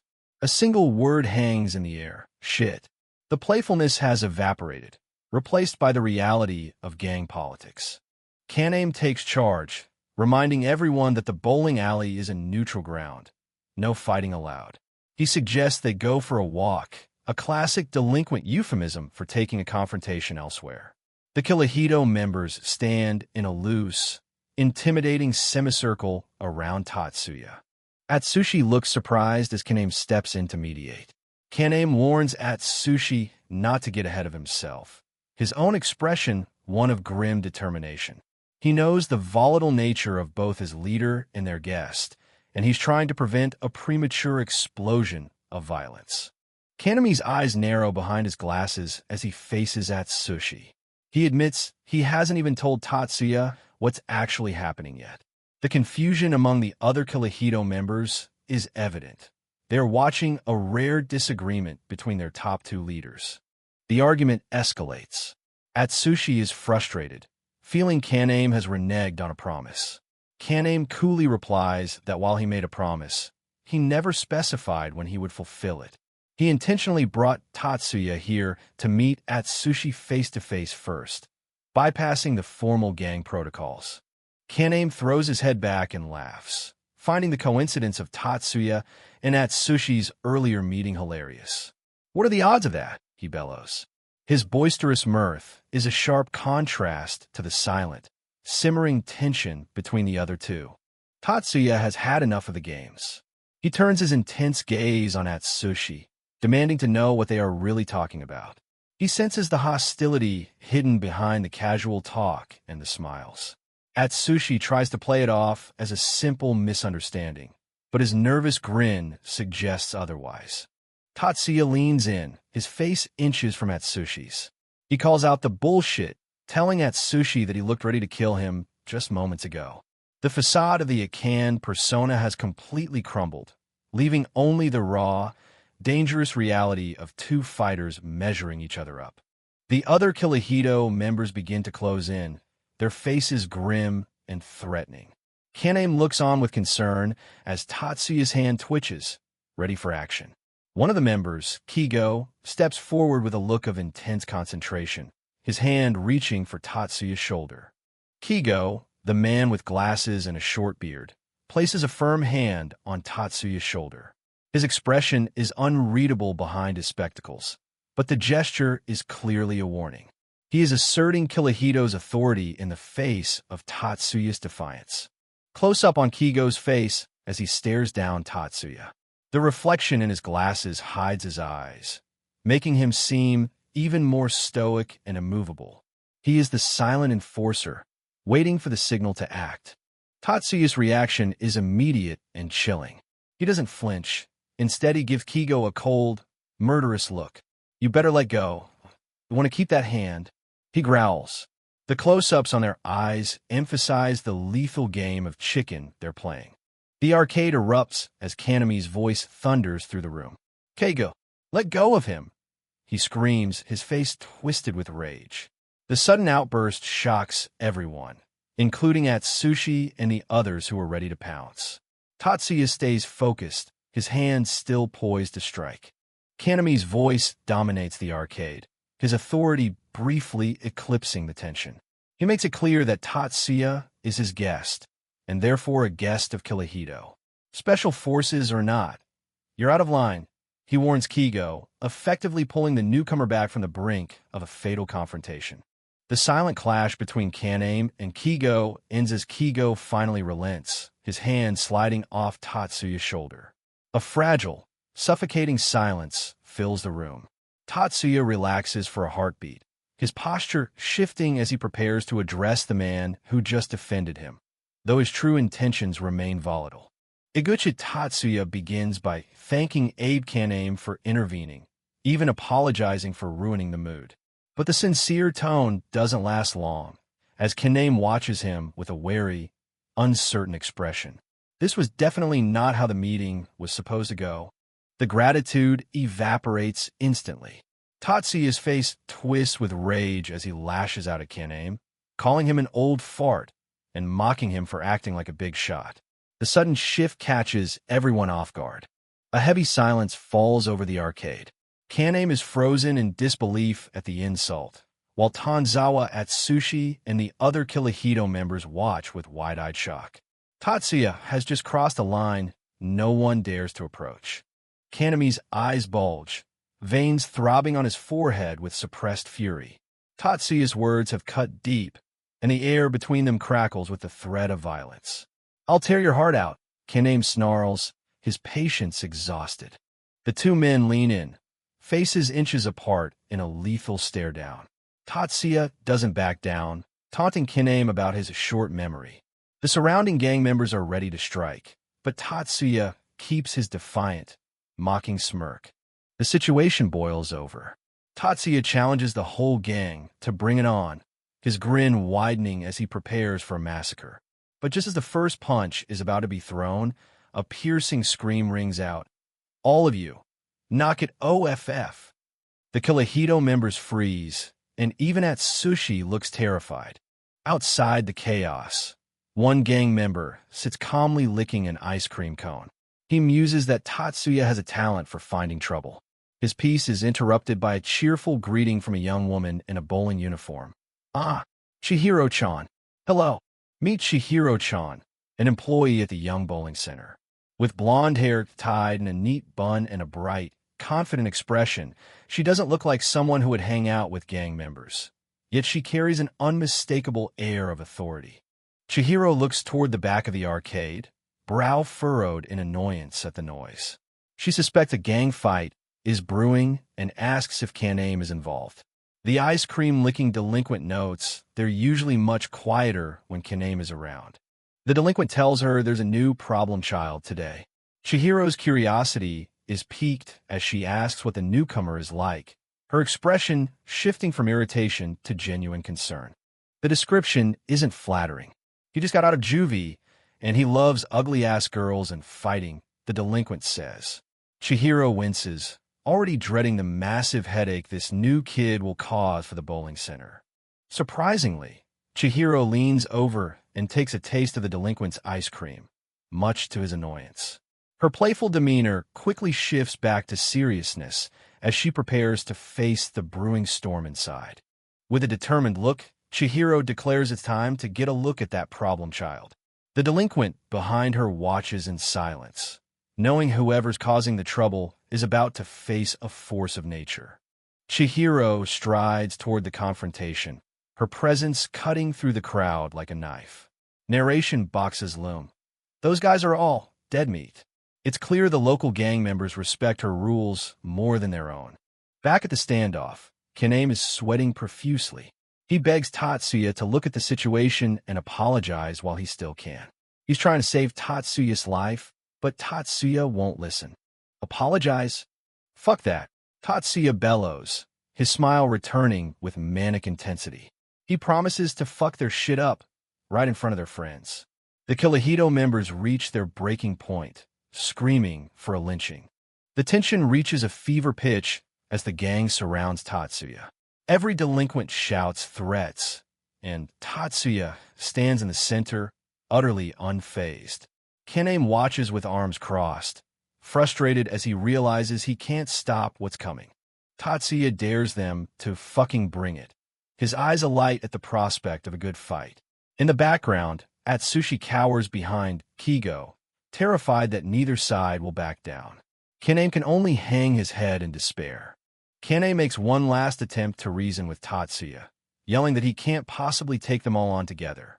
But Tatsuya is beyond logic now, his face a mask of primal aggression. Tatsuya issues a bone-chilling ultimatum. One of you is going to lose an eye or an ear. He knows he might be killed, but he's determined to take as many of them down with him as possible. The sheer lunacy of his threat makes even the most hardened delinquents hesitate, while Atsushi laughs hysterically in the background. Suddenly, a loud clap rings out. "All right, that's enough. Chihiro-chan has arrived." The entire room falls silent. Tatsuya and the Kihito members look on in shock as the cheerful bowling employee stands before them, a wide smile on her face that somehow feels more threatening than Tatsuya's rage. Chihiro strides through the arcade like a queen, and the once vicious delinquents part like the Red Sea, each of them bowing deeply as she passes. The transformation from a bloodthirsty gang into a group of disciplined schoolboys is instantaneous. Chihiro confronts Kaname directly, her smile never wavering, but her tone sharp as a razor.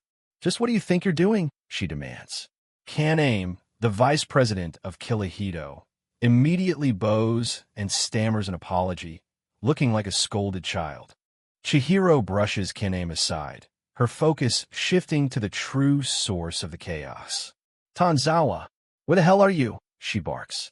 Atsushi, attempting to hide behind his mask, is instantly spotted. Before he can slip away, Chihiro's hand snaps out like a trap, snagging him by the face. Tatsuya can only look on, speechless at the sight of a gang leader being hunted down like a naughty child.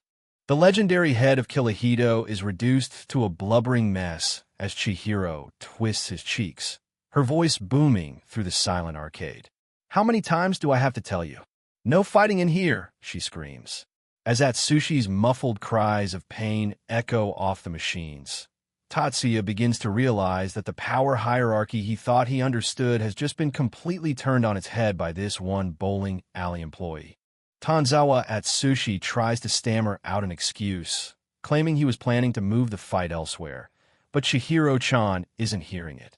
"No excuses," she snaps. Iguchi, Tatsuya, and Abe Kaname can only watch in silence, with Tatsuya leaning over to whisper a desperate question to Kaname. "Who the hell is she?" Kaname's only response is a bead of cold sweat running down his face. A memory flashes through Tatsuya's mind. Kaname's earlier words about a certain someone who maintains order not through fear of punishment, but through something else entirely. As Tatsuya looks at the stern young woman standing before him, the pieces of the puzzle finally start to fit together. This is the one who keeps the monsters of Kihito on a short leash. Chihiro finally releases Atsushi, who is reduced to a sniveling mess, rubbing his sore face. She turns her full, intense attention to Tatsuya. The arcade air, once thick with the bloodlust of a dozen gang members, is now heavy with the weight of her piercing gaze. Tatsuya finds himself unable to look away, his own defiance momentarily stalled. "So you're the aforementioned problem child, huh?" Chihiro muses, her voice low and dangerous. She stands her ground against the much larger Tatsuya, her expression one of clinical observation rather than fear. Tatsuya can only offer a confused "wah" as he tries to process this new, unexpected authority. Close up on their eyes, the immovable object meets the irresistible force. Tatsuya's wild, predatory gaze is met with Chihiro's calm, steel-like resolve. It's a silent battle of wills that feels every bit as lethal as the brawl that was about to erupt just moments ago. Chihiro's expression softens ever so slightly into a taunting smirk. She admits she was watching from the back and sarcastically calls him pretty cool. Then, she hits him with a chilling question. "How far would you be prepared to go if I hadn't stepped in just now?" She's testing him, probing for the depths of his recklessness. The lecture continues as Chihiro points out the harsh reality of his situation. "Best case scenario, you'd have gotten yourself half killed," she says, her voice devoid of sympathy. She looks him in the eye and asks if he was truly prepared to die for real over such a trivial confrontation. Tatsuya's internal bravado is being systematically dismantled by her logic. Their eyes lock again, each searching for a sign of weakness in the other. In the background, Kaname, Atsushi, and the rest of the gang watch with bated breath. The tension has shifted from a physical threat to a psychological one, and the silence in the arcade is deafening. Tatsuya finally breaks the silence, his voice barely a whisper as he admits, "Honestly, I wasn't ready to go that far." It's a rare moment of honesty from a delinquent. But he quickly follows it up with a "but," his eyes regaining their dangerous spark. Even when faced with common sense, his pride remains his primary driver. Tatsuya's face hardens as he explains his primal philosophy. "I can't live knowing that people think they can fuck with me." To him, respect is more valuable than life itself. It's the code he lives by, the one that got him into juvie and the one that threatens to keep him there. The reactions from the Kyohito members are a mix of shock and grim understanding. Atsushi looks on with wide eyes. Kigo's expression is unreadable behind his glasses, and Kaname hangs his head, perhaps recognizing the same self-destructive fire in Tatsuya that he sees in so many others in their world. Chihiro's eyes narrow as she listens to his justification. She raises her hand, a graceful but sudden movement that catches the light. There's no hesitation in her posture, only a cold, focused intent that even Tatsuya fails to anticipate. Smack! The sound of the slap echoes through the entire bowling alley. Tatsuya's head snaps to the side, his hair flying as the force of the blow sends a shockwave through the room. The surrounding delinquents gasp in unison, their faces frozen in expressions of pure, unadulterated horror. No one, absolutely no one, slaps a man like Tatsuya and lives to tell about it. Tatsuya stands paralyzed, a red mark blooming on his cheek. He slowly raises a hand to touch the sting, his mind reeling. "The fuck did you do that for?" he whispers, his eyes wide with a combination of pain and utter confusion. In the background, Kaname and the others look like they've just witnessed an execution. Chihiro doesn't flinch. She stares him down with a gaze so cold it could freeze the blood in his veins. The slap wasn't just physical. It was a repudiation of his entire worldview. She isn't afraid of his rage. She's disgusted by it. "This is exactly why I can't stand you gangs," Chihiro declares, her voice dripping with contempt. She scans the room, her words a stinging indictment of everyone present. To her, their posturing and so-called codes are nothing more than pathetic excuses for selfishness. She continues her scathing critique, pointing out how they only care about their own egos and the thrill of fighting. "As long as you feel good about it, that's all that matters, right?" she screams, gesturing to the innocent bystanders in the arcade whose lives are disrupted and endangered by these imaginary slights. The most devastating blow comes next. "Have you ever thought about the feelings of the people who worry about you?" she demands. Tatsuya's face goes pale, his mind perhaps flashing to his aunt and uncle, the only family he has left. Chihiro has found the one crack in his armor and is driving a stake through it. Kaname and the rest of Kyohito look down in shame, unable to meet her gaze. Chihiro's words carry an undeniable weight of truth. She reminds them they're kept afloat by something invisible, the patience and grace of those who haven't given up on them. Even Boss Atsushi is silent. "None of you are as nice or as cool as you think you are," Chihiro screams, her face a mask of righteous fury. It's the ultimate insult to their delinquent pride, yet no one dares raise a hand against her. She has stripped away their glamour and left them with the reality of their immature behavior.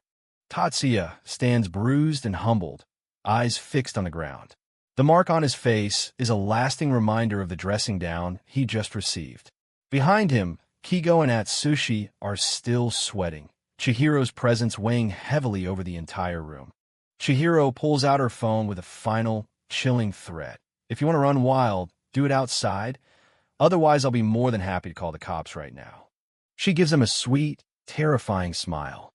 As the Kyohito members shuffle out like scolded schoolboys, a stunned Tatsuya can only think, Who is this girl?" Chapter 2 ends with Chiba's fiercest fighter completely outmatched by the queen of the bowling alley. Welcome back to the tense developments at Young Bowling Center. The air is thick with the smell of gunpowder among the gangs. Iguchi Tatsuya stands there, surrounded by thugs who are panicking at the thought of being identified.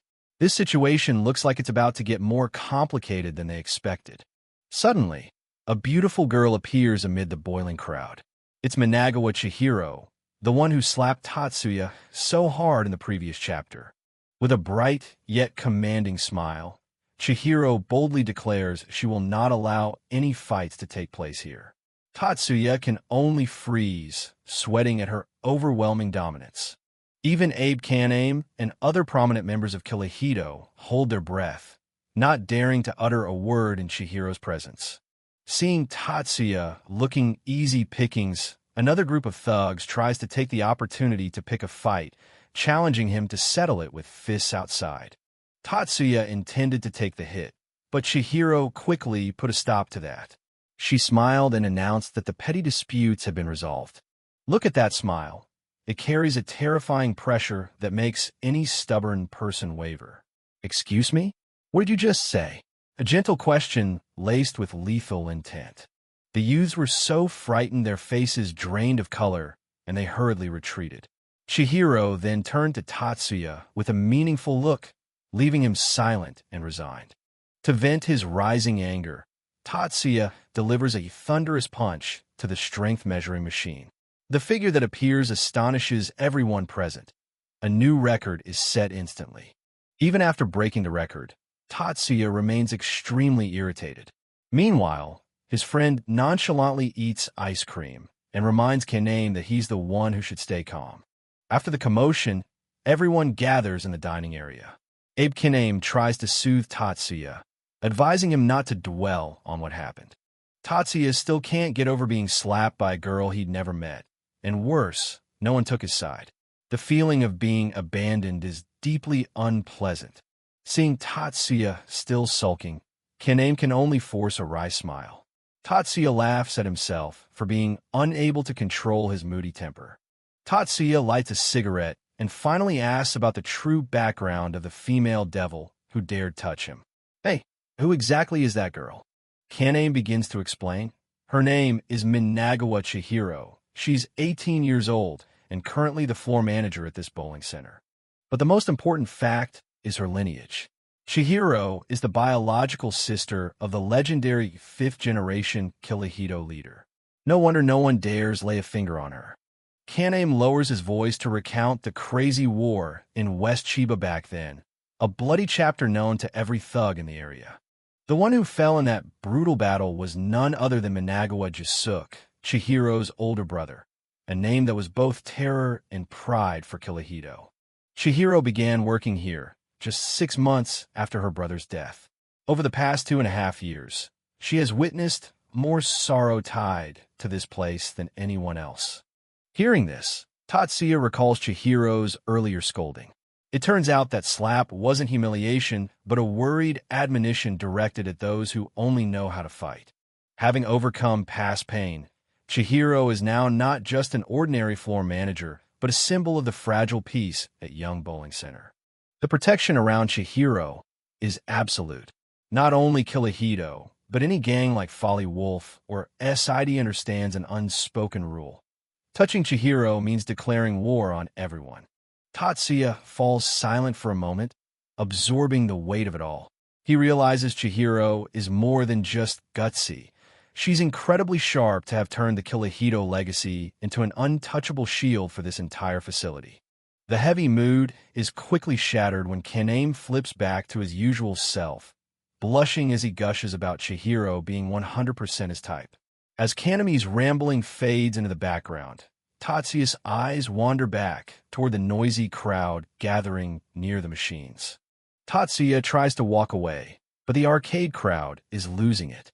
Someone just set a new high score of 128 kilograms on the boxing machine, and the regulars figure no one will ever beat it. Kaname keeps grumbling about Chihiro's symbol of peace reputation. Clearly, he's the only skeptic. Tatsuya turns back, curiosity piqued, or maybe he just needs to blow off steam. The guys around the machine watch with interest as the newcomer approaches. He doesn't say a word, just drops a coin into the slot and straps on the glove. The locals snicker, expecting him to choke under pressure. Tatsuya stays focused, tuning out the noise. With a sudden burst of power, Tatsuya throws a punch so fast it's almost a blur. The impact on the bag is deafening, sending a shockwave through the arcade. The bag nearly tears off its mount as the sheer force registers. Everyone holds their breath for a second. The digital display flashes a staggering 146 kilograms. The crowd erupts in shock. That's not just a record, it's a statement.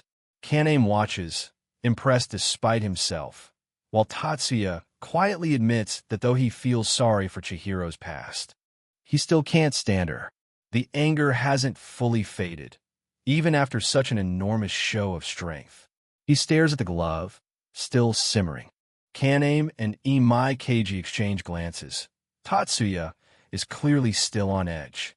Then a familiar voice cuts through the tension. "Ah, don't say that. Someone says she can be cute when she wants to be." It's Tanzawa Atsushi, better known as Akan, approaching with a playful smile. Akan looks impossibly cheerful for someone who just walked into a tense scene. His feminine features and bright expression sharply contrast with the hardened delinquents around him. Kaname starts yelling at him to stay put, worried about dangerous people roaming the streets lately. Akan laughs it off, telling Kaname to quiet down because he's got Kigo protecting him. Turning to Tatsuya, he suggests they forget the drama for a moment. Akan reaches out, sincerely thanking Tatsuya for stepping back when things were about to get ugly outside. He recognizes the restraint it took for someone with Tatsuya's temper. Tatsuya sighs as his anger finally begins to ebb. He admits that stepping back probably saved him from getting pummeled by 30 or 40 guys. Kaname watches, seemingly surprised by the sudden mutual respect. The tension breaks with a solid handshake. It's a moment of recognition between two very different kinds of leaders. Introductions are finally made. "My name's Tanzawa Atsushi. Call me Akan," the leader says with a grin. Tatsuya responds in kind, and Akan immediately dubs him Tachon. Kaname and Keiji breathe a sigh of relief. Crisis averted. Akan turns to Keiji, calling him the sole member of the Kaname gang. Keiji is taken aback, while Tatsuya wonders what kind of strange guy he's just met. Tatsuya still can't decide what to make of Akan, who seems far too casual for a gang leader. Meanwhile, Keiji actually starts to like the idea of having his own gang name. Akan throws an arm around Keiji, joking that running a gang is hard work. But as Tatsuya watches, he glimpses something darker, a terrifying, predatory intensity behind Akan's cheerful facade. He realizes Akan isn't just odd, he's dangerous. Suddenly Kaname's phone rings and his face goes grim. "Got it. I'll be right there," he says, and the arcade's playful atmosphere vanishes. Something is wrong. Kaname apologizes to Tatsuya, explaining urgent Kurohito business has come up. He tells Tatsuya to go home with Keiji for safety. As Akan waves a cheerful goodbye, Tatsuya is reminded that despite the games and jokes, Kaname and Akan are part of a violent underworld. Tatsuya watches them leave, his expression unreadable. He knows Kaname is right. Freedom here is fragile.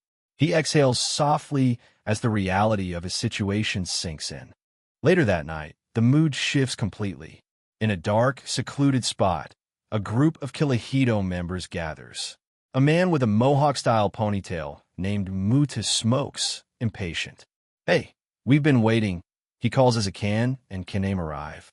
Akan and Kaname move through the shadows, their faces lit only by distant streetlights. The carefree Akan from the arcade is gone, replaced by the calculating head of Kurohito. Mutu points to two men kneeling on the ground, bruised and terrified.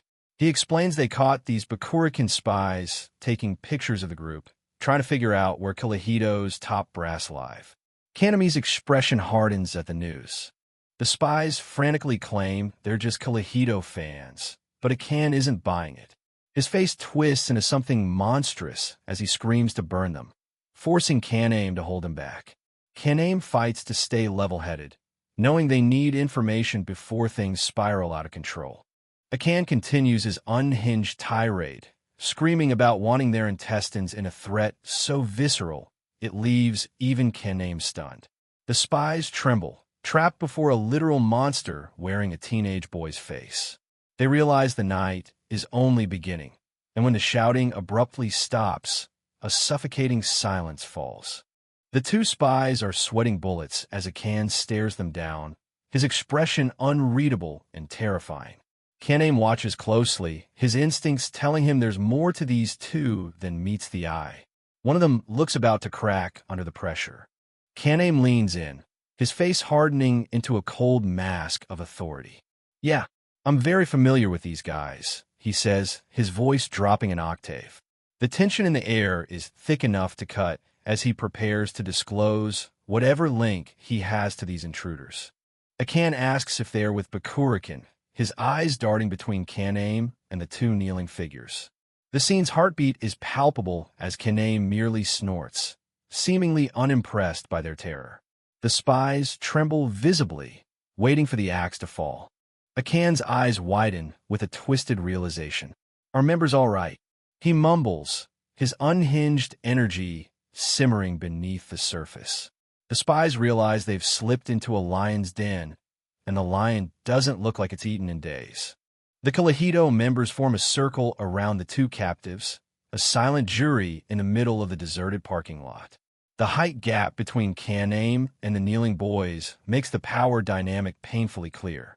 Mutu stands to the side, waiting for his leader's final word. Kaname suddenly breaks the silence with an unexpected reveal. "From my old fan club." Shock floods the spies' faces. Even Akan is thrown off by this bizarre detail. The terrifying interrogation has taken a surreal turn. Kaname sighs, the murderous intent vanishing as quickly as it came. "They're kids from my hometown. They're not Bakurikan spies or anything like that." The two boys look as if they've just received a last-minute pardon, mouths hanging open in disbelief. Kaname continues to vouch for them, calling them idiots who used to worship him. He explains they probably don't even have IDs because they've failed their scooter tests a dozen times. Akan stares at them blankly, wrestling internally between his urge for violence and this pathetic reality. The boys can only stammer, "Why, yes, sir," in agreement. Kaname's voice softens, but remains stern as he warns them that if it happens again, they can kiss their asses goodbye. He makes it clear he won't always be there to play guardian angel. The weight of his words sinks in as he stares into their souls. "Am I understood?" Kaname's roar shakes the parking lot. His eyes flash with a brief return of that old gang leader intensity, ensuring these fans grasp how close they came to death. "Don't ever do this again." The boys practically vibrate with terror as they scream apologies. Kaname gives them one last disgusted look before telling them to get lost. Akan stands there, his unhinged smile replaced by sheer disappointment. He'd hoped for a more hands-on resolution. As the boys scramble away, Mutu grumbles that he could have sworn they were spies. Akan rolls his eyes, muttering that it was the worst acting he's ever seen. The tension breaks, but an underlying sense of danger remains as the Kalehido members prepare to head home. Kaname watches Mutu walk off, realizing his right hand probably saw through the fan club lie too. He breaks into a cold sweat, knowing he just played a dangerous game of favoritism in front of his crew. Mutu's silence is deafening. Akan pops another candy into his mouth, his expression turning melancholic. He mumbles that he should probably tell Mutu the truth, then offers a chilling piece of wisdom. People will more readily fuck over someone they love than someone they fear. He's teaching Kaname a lesson about power he won't forget. Kaname stays silent, Akan's words hanging heavy in the cool night air.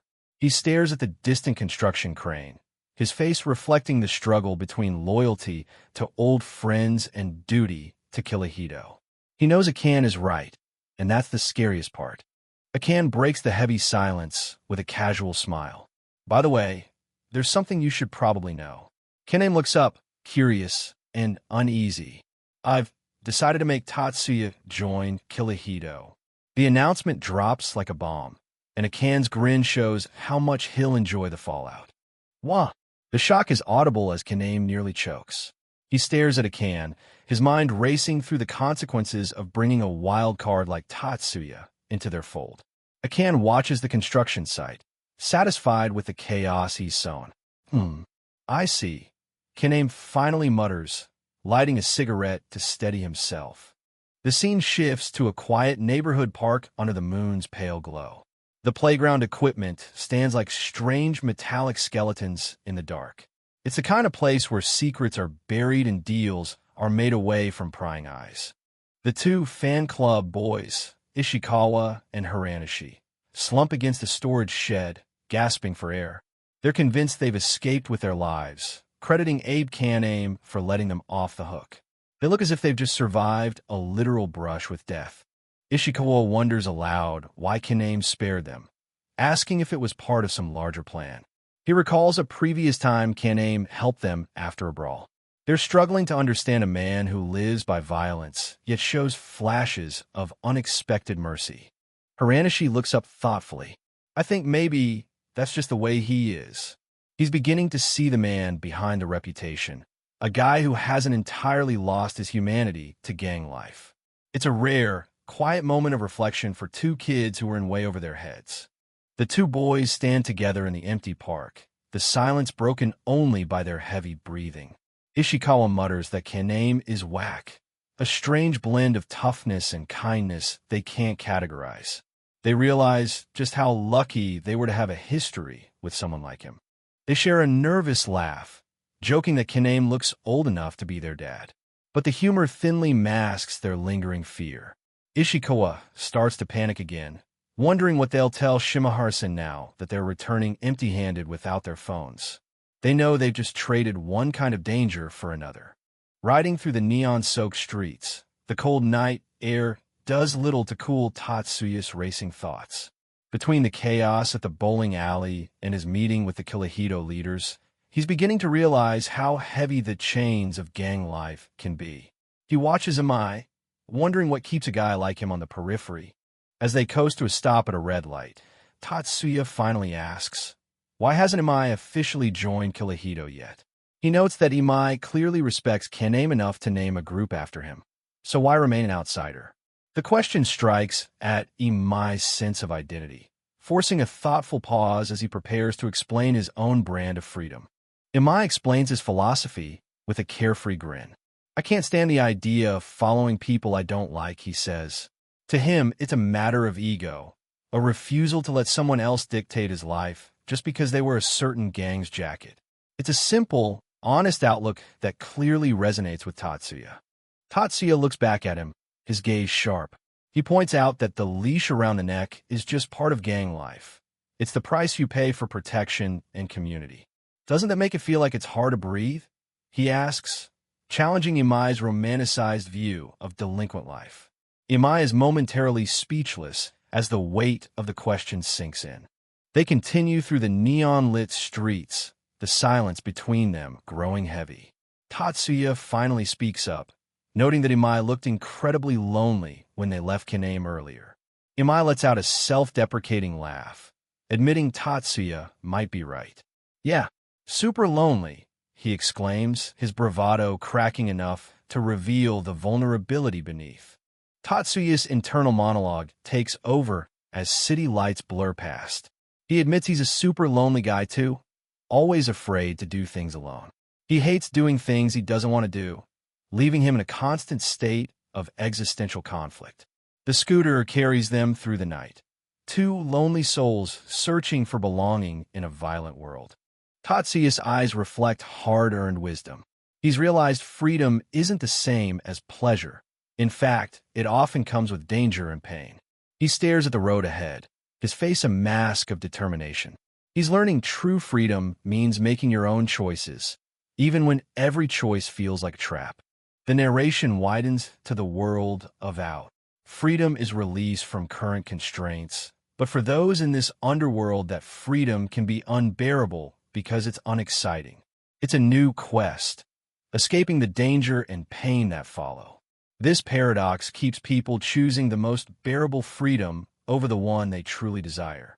The scene abruptly shifts to a grim industrial building, the Bakurikan hideout. The sharp lines of the metal staircase and cold, unfeeling architecture set a chilling tone for what will unfold inside. This is a place where hope goes to die, the air thick with the metallic scent of fear. Inside, two more spies, one with bleached hair and one in leopard print pants, are tied up and gasping. Their wrists are bound so tightly the wire cuts deep into their skin. Please, and no more.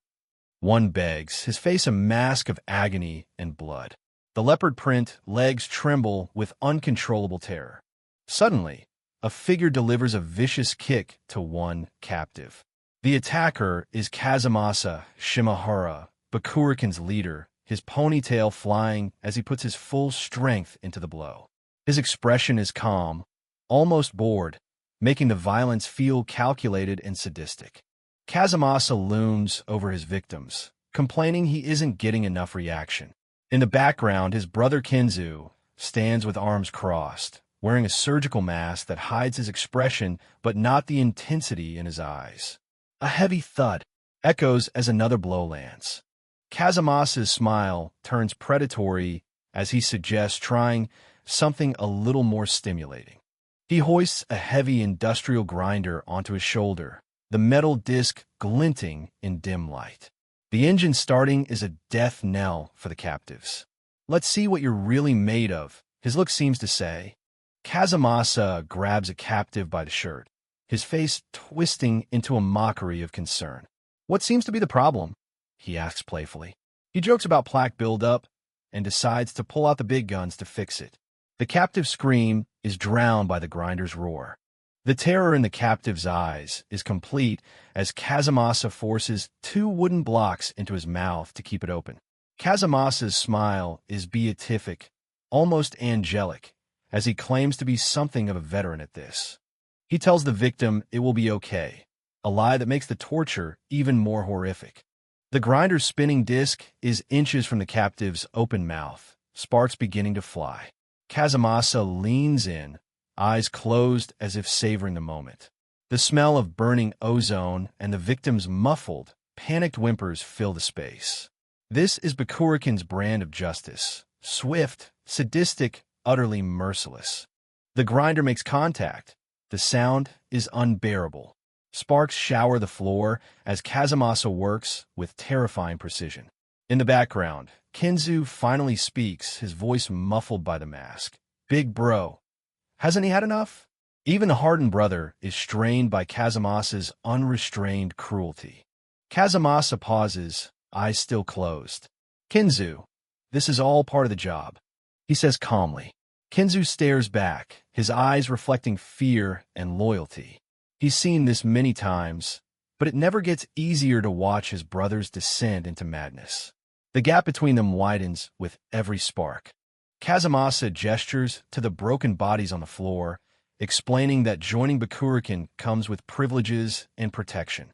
It's what lets them walk around town acting like they own the place, he points out. The guy in leopard print pants sobs uncontrollably.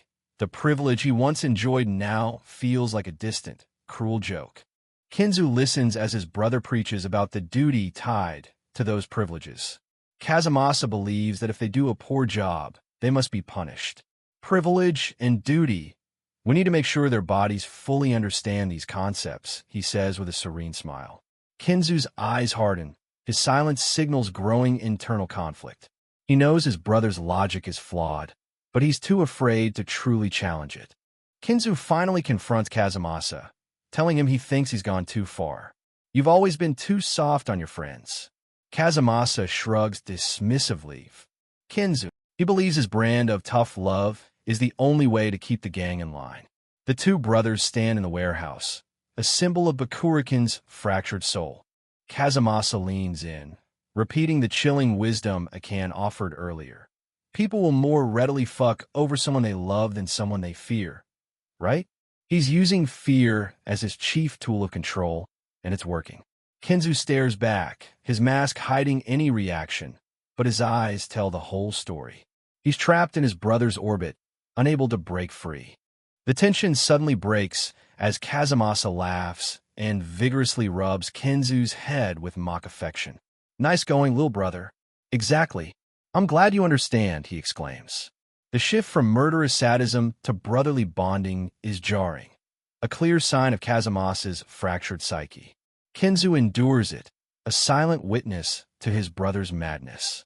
Kazumasa prepares to leave, telling Kinzu not to stay out too late. He waves to his captives, still gagged and bleeding on the floor. "Wow, would you look at the time?" he says with a cheerful grin as he exits. Kinzu watches him go, eyes lingering on the broken men his brother left behind. The door slams shut, leaving him alone in grim silence. The scene shifts to the next morning at a construction site. A man calls Kazumasa, and Kazumasa turns, his expression completely transformed. Now he's just a normal worker in a simple uniform, ready for a day of honest labor. The monster from the warehouse is nowhere to be seen. He blinks, the exclamation point in his speech suggesting he's snapped back to his normal persona. Kazumasa bows politely as his boss and co-worker Suzuki-san pass, apologizing for his dead phone with the humble tone of a model employee. When the boss mentions that his father, the old man, is looking for him, Kazumasa's facade remains flawless, hiding any trace of the monster unleashed hours before. As they walk across the Shimahara construction site, the boss drapes an arm around Kazumasa, urging him to take his future inheritance seriously. Kazumasa's polite smile is the perfect mask for the ideal successor, but while he plays his part in the morning sun, the grim reality of his true nature still lingers in the shadows back at the hideout. Back at the Bakurikan hideout, the sound of running water is the only thing breaking the heavy silence. Kinzu stands by the sink, posture rigid as he surveys the aftermath of his brother's brutality. The air is thick with the metallic scent of blood and the lingering echoes of screams. Kinzu watches the two captives, broken but alive, desperately wash blood and terror from their faces. One of them, still trembling, manages to stammer, "Thank you for saving us." Kinzu just stares back, his expression a complex mix of pity and grim resignation. Kinzu sighs, the weight of his brother's actions pressing down on him. "No, it's not your fault," he mumbles, admitting Kazumasa went too far. It's a rare moment of empathy from someone in Bakurikan, a sign Kinzu hasn't completely lost his soul to gang life. Kinzu explains the reality of their situation. Gathering information is one of the toughest jobs in this world.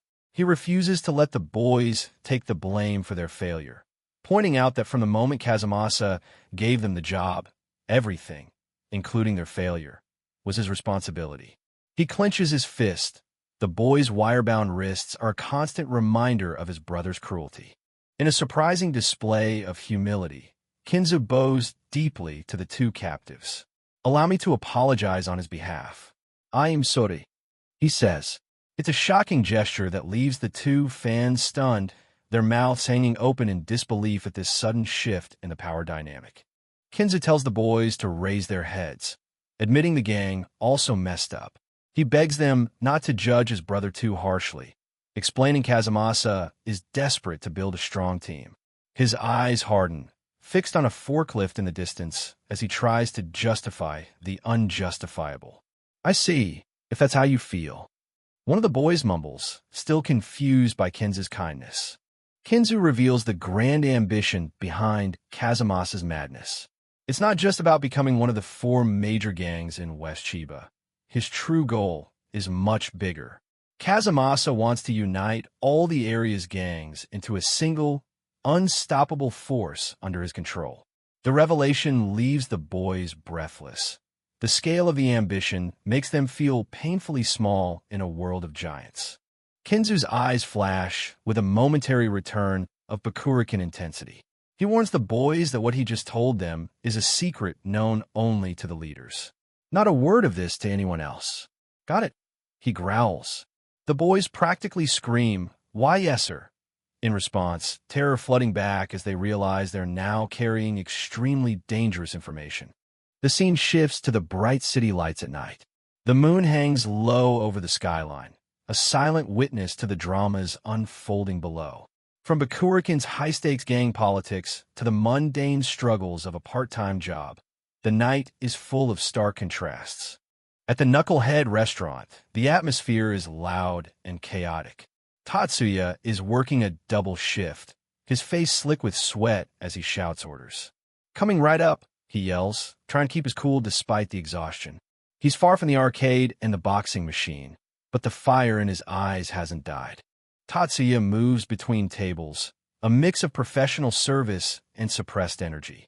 He overhears two customers gossiping about a guy named Tanaka who dropped out of school to join a biker gang.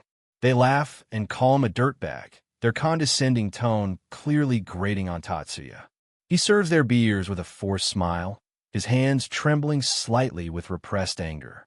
The customers keep insulting, calling the dropout a loser who can't hold a job to save his life. They mock how delinquents act tough with friends but become meek cowards when alone. Tatsuya listens, his expression darkening with every word. He whistles a low tune to stop himself from exploding right then and there. The insults grow vicious. One customer calls delinquents fucking losers who should go die in a ditch somewhere. They insist that in the real world, people like Tatsuya are doomed to fail no matter how hard they try. Tatsuya approaches their table, face a mask of calm, but the air around him feels ready to ignite. Seriously, can't they just go die? The customer laughs, oblivious to the danger right beside him. Tatsuya hits his breaking point, but instead of attacking the customers, he vents in the back alley. He drives a devastating kick into a heavy concrete post, the impact echoing through the narrow space. His knucklehead shirt is soaked with sweat, his eyes wide with fury and self-loathing. He's trying to survive in a world that hates him, and the pressure is beginning to crack his resolve. Tatsuya leans against the wall, gasping as he stares at his bruised fist. Huh. His heavy breathing, the only sound in the alley. Nearby, a small, bored-looking dog named Meatball watches, seemingly unimpressed by the display of power. Even the town's power lines seem to buzz with the frantic energy coursing through Tatsuya. The look in Tatsuya's eyes is terrifying. The look of someone one small push away from committing an unforgivable crime. I was about to kill those guys, he admits to himself, teeth clenched so hard they might shatter. The mask of Iguchi the worker slipped, revealing the monster inside. And man, that was close. He mumbles as the adrenaline begins to fade. Tatsuya crouches and scoops up Meatball, the small dog squirming uncomfortably in his grip. He rants to the poor animal about serving raging assholes all night. In his head, he sees Chihiro's face and her mocking words. None of you are as nice or as cool as you think you are. She got under his skin in a way no rival gang member ever could. You sure got a big mouth for such a small dog, he growls at Meatball, projecting his frustration. Tatsuya stares into Meatball's indifferent eyes, his expression softening slightly. He admits maybe Chihiro and those customers were right. He's struggling to find his place in a society that has already decided who he is. Meatball just gives a blank stare, tongue lolling as if he'd much rather be sleeping than hear Tatsuya's existential crisis. Tatsuya sits on the ground with his back to us, a solitary figure in the dark alley. He thinks that at the end of the day, everyone is basically the same, just dumb people with different perspectives. Suddenly, the loud vroom of a passing motorcycle grabs his attention, and he looks back with a sharp, instinctive reaction. Even Meatball perks up at the sound. Exclamation point. Tatsuya thinks, his delinquent instincts instantly on high alert. Tatsuya scoffs at the motorcycle, mocking the riders as garbage at revving.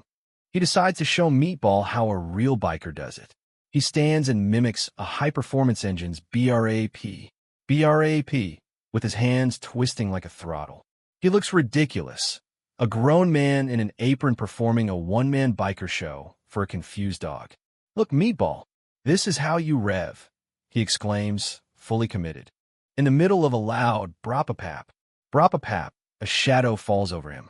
He looks up, frozen in pure shock. His bubble says it all. Someone caught him mid-embarrassing biker act. The high-tension drama of his night suddenly takes a very humiliating comedic turn. The door swings open with a loud gash, and Tatsuya's boss stands there, looking down with an unreadable expression. Tatsuya is frozen, apron still tied, hands still in the revving pose. The contrast between his earlier rage and this humiliation is absolute. He looks like he wants the ground to swallow him. He stammers, unable to form a full word. Pop, his thought bubble exclaims as the realization sinks in. Tatsuya and his boss take a cigarette break. The alley's silence more awkward than before. Tatsuya looks miserable as damn it. Not again. Thought bubble showing deep regret. The boss takes a long drag, commenting that Tatsuya must have a lot of pent-up stress. Igriega. Tatsuya mumbles, his delinquent pride crushed. He looks at the starry sky and thinks, somebody shoot me. Fitting for a man who survived a gang war only to be undone by his own embarrassment. Guess you got a lot of pent-up stress, huh? The boss repeats, his calm voice making things worse. The scene shifts from the restaurant alley to the deceptive neon sign of Loyal Boss. As Tatsuya tries to recover, the cold politics of the Chiba underground gather under the starry night. The sign proclaims wonderful taste, but the conversation about to take place inside will be anything but sweet. Looking at Loyal Boss calm, inviting exterior, it's hard to believe this family restaurant hosts a high-stakes meeting between rival gangs. While Tatsuya wrestles with the mundane struggles of a worker, Bakurikan's leaders have arrived to negotiate a debt of blood and money. The game is changing, and West Chiba's peace is being weighed across a dining table. Inside Loyal Boss, the atmosphere is dangerously quiet as Kazumasa Shimahara listens to the charges against his crew. He remains perfectly calm, eyes closed in a serene smile as he recounts the incident. One of his men crashed a bike into an NF car, was beaten for it, and then blurted out Bakurikan's name. It's a classic bit of street-level friction that's about to become a high-level diplomatic nightmare. Sitting across from him is the man in charge of NF, Harukawa Jr. He's a mountain of a man, his tank top barely containing his massive frame as he sips his coffee with terrifying indifference. He claims he wants to settle this peacefully, merely asking for money to cover repairs and the injured person's medical bills. The row of NF members standing behind him only adds to the intimidation. Harukawa Jr. leans in, his dark, unblinking eyes fixed on Kazumasa. He drops the number with casual, chilling finality. Let's make it 1 million yen. It's extortionate for a simple fender bender, a clear test of Bakurikan's strength and willingness to fight. The silence that follows is thick enough to crush the air from the room. Harukawa Jr. isn't just any gang leader. He's the head of NF, the largest gang in North Matsuda, a man whose reputation is built on pure, unadulterated violence. Word on the street is that he was a judo prodigy kicked out of high school after nearly killing 3 seniors. He's the kind of person you don't cross. You avoid him like the plague if you want to keep your limbs intact. The story of Harukawa's fame is darker than most realize. He allegedly crushed the eyes of 2 of those seniors during that infamous fight. Bakurikan's members sweat bullets, already embroiled in a brutal war with Kirihito. They feel trapped between a rock and a hard place, knowing they can't afford to look weak before a monster like Harukawa. Shit, we've got no choice, one of them thinks, his resolve crumbling under the weight of Harukawa's legend. Then comes the twist that floors everyone, even Harukawa. Kazumasa doesn't argue, threaten, or blink. He simply reaches into his bag, pulls out a thick stack of bills, and hands over 1 million yen as if it were pocket change. Very well. Here you go, he says with that same serene, terrifying smile. The entire restaurant, NF and Bakurikan alike, gasps in shock. This isn't just a payment. It's a display of wealth and strategic power, hinting at a much deeper, more dangerous game. The war for Chiba has just taken an expensive, unpredictable turn. What is all anyone can manage as the chapter closes? At the start of Chapter 4, Mutu, representing the Kirihito gang, tries to settle the conflict with money. He places a stack of cash on the table, hoping this payment will end the recent troubles. Opposite him is Harukawa, leader of the North Fukuda gang, with his underlings watching with hateful, contemptuous looks. The air in the diner grows thick, tense enough to be suffocating. The meeting takes place in a nearly empty restaurant, but the murderous intent radiating from both sides makes even the servers shudder and avoid them. One side shows Kiyohito's forbearance, the other North Fukuda's brutality. Harukawa picks up the cash and sneers. He calls Muto a fool for carrying such a large sum, clearly wanting not only the money but to humiliate his rival. Watching, Harukawa's men begin to whisper and snicker. They're surprised by Kiyohito's generosity, but quick to mock Muto's cowardice in trying to buy peace. Muto keeps a calm smile, hoping the money will erase the debt between the gangs. However, Harukawa has a different plan, one far more cruel and greedy. Harukawa suddenly changes course, pointing to one of his wounded men and declaring the matter far from over. He demands more to compensate North Fukuda's losses. With a malicious grin, Harukawa asks for an additional 2 million yen. The sum is a blatant extortion, putting Muto in a bind since the initial compensation was already enormous. The outrageous demand silences the restaurant. Even Harukawa's men hadn't expected their leader to flip so shamelessly, while Kiyohito's side begins to feel rising fury. Muto explains they've paid enough, and that fairness must come from both sides. Harukawa coolly replies that Muto is a big idiot who doesn't understand fairness, and he refuses to relent. Seeing words won't work, Muto offers a risky proposal, a one-on-one fight. If Harukawa wins, he'll receive an extra 100 million yen, but if he loses, North Fukuda must return 200 million yen in compensation. Harukawa bursts out laughing at the provocative offer. He doesn't need the money. He's in the mood to teach his rival a lesson. The negotiation breaks down, giving way to violence. Muto's smile vanishes, replaced by a sharp glare. They decide to leave the restaurant to find a more secluded place for the life-or-death fight, avoiding police intervention. The scene shifts to a quiet parking lot under a starry night. This will be where one of the two powers collapses, an eerily peaceful space before the storm erupts. Under the bright beams of car headlights, the two gangs line up across from each other like an impromptu ring. Harukawa and Muto face each other in the center, ready for an uncompromising showdown. Their physical contrast is obvious. Harukawa is bulky and covered in tattoos, while Muto is slender in appearance but exudes a cold, killing intent. Both are confident in their strength. Harukawa taunts that Muto should save the money for hospital bills instead. He's certain he'll be the last man standing after this fight. In the distance, Ishikawa and Kiyohito's members watch anxiously. They don't understand why Muto accepted a duel at such a tense moment, especially with conflicts involving Kiyohito. Shimahara Kenzu also appears, silently observing. Ishikawa analyzes that if they act too aggressively here, Kiyohito will face the full force of North Fukuda, the largest gang in the Matsudo area. That's a risk too great for them to bear. North Fukuda is not only strong in numbers, but brutal in behavior. Starting an all-out war with them now would be tantamount to suicide for the already weakened Kiyohito.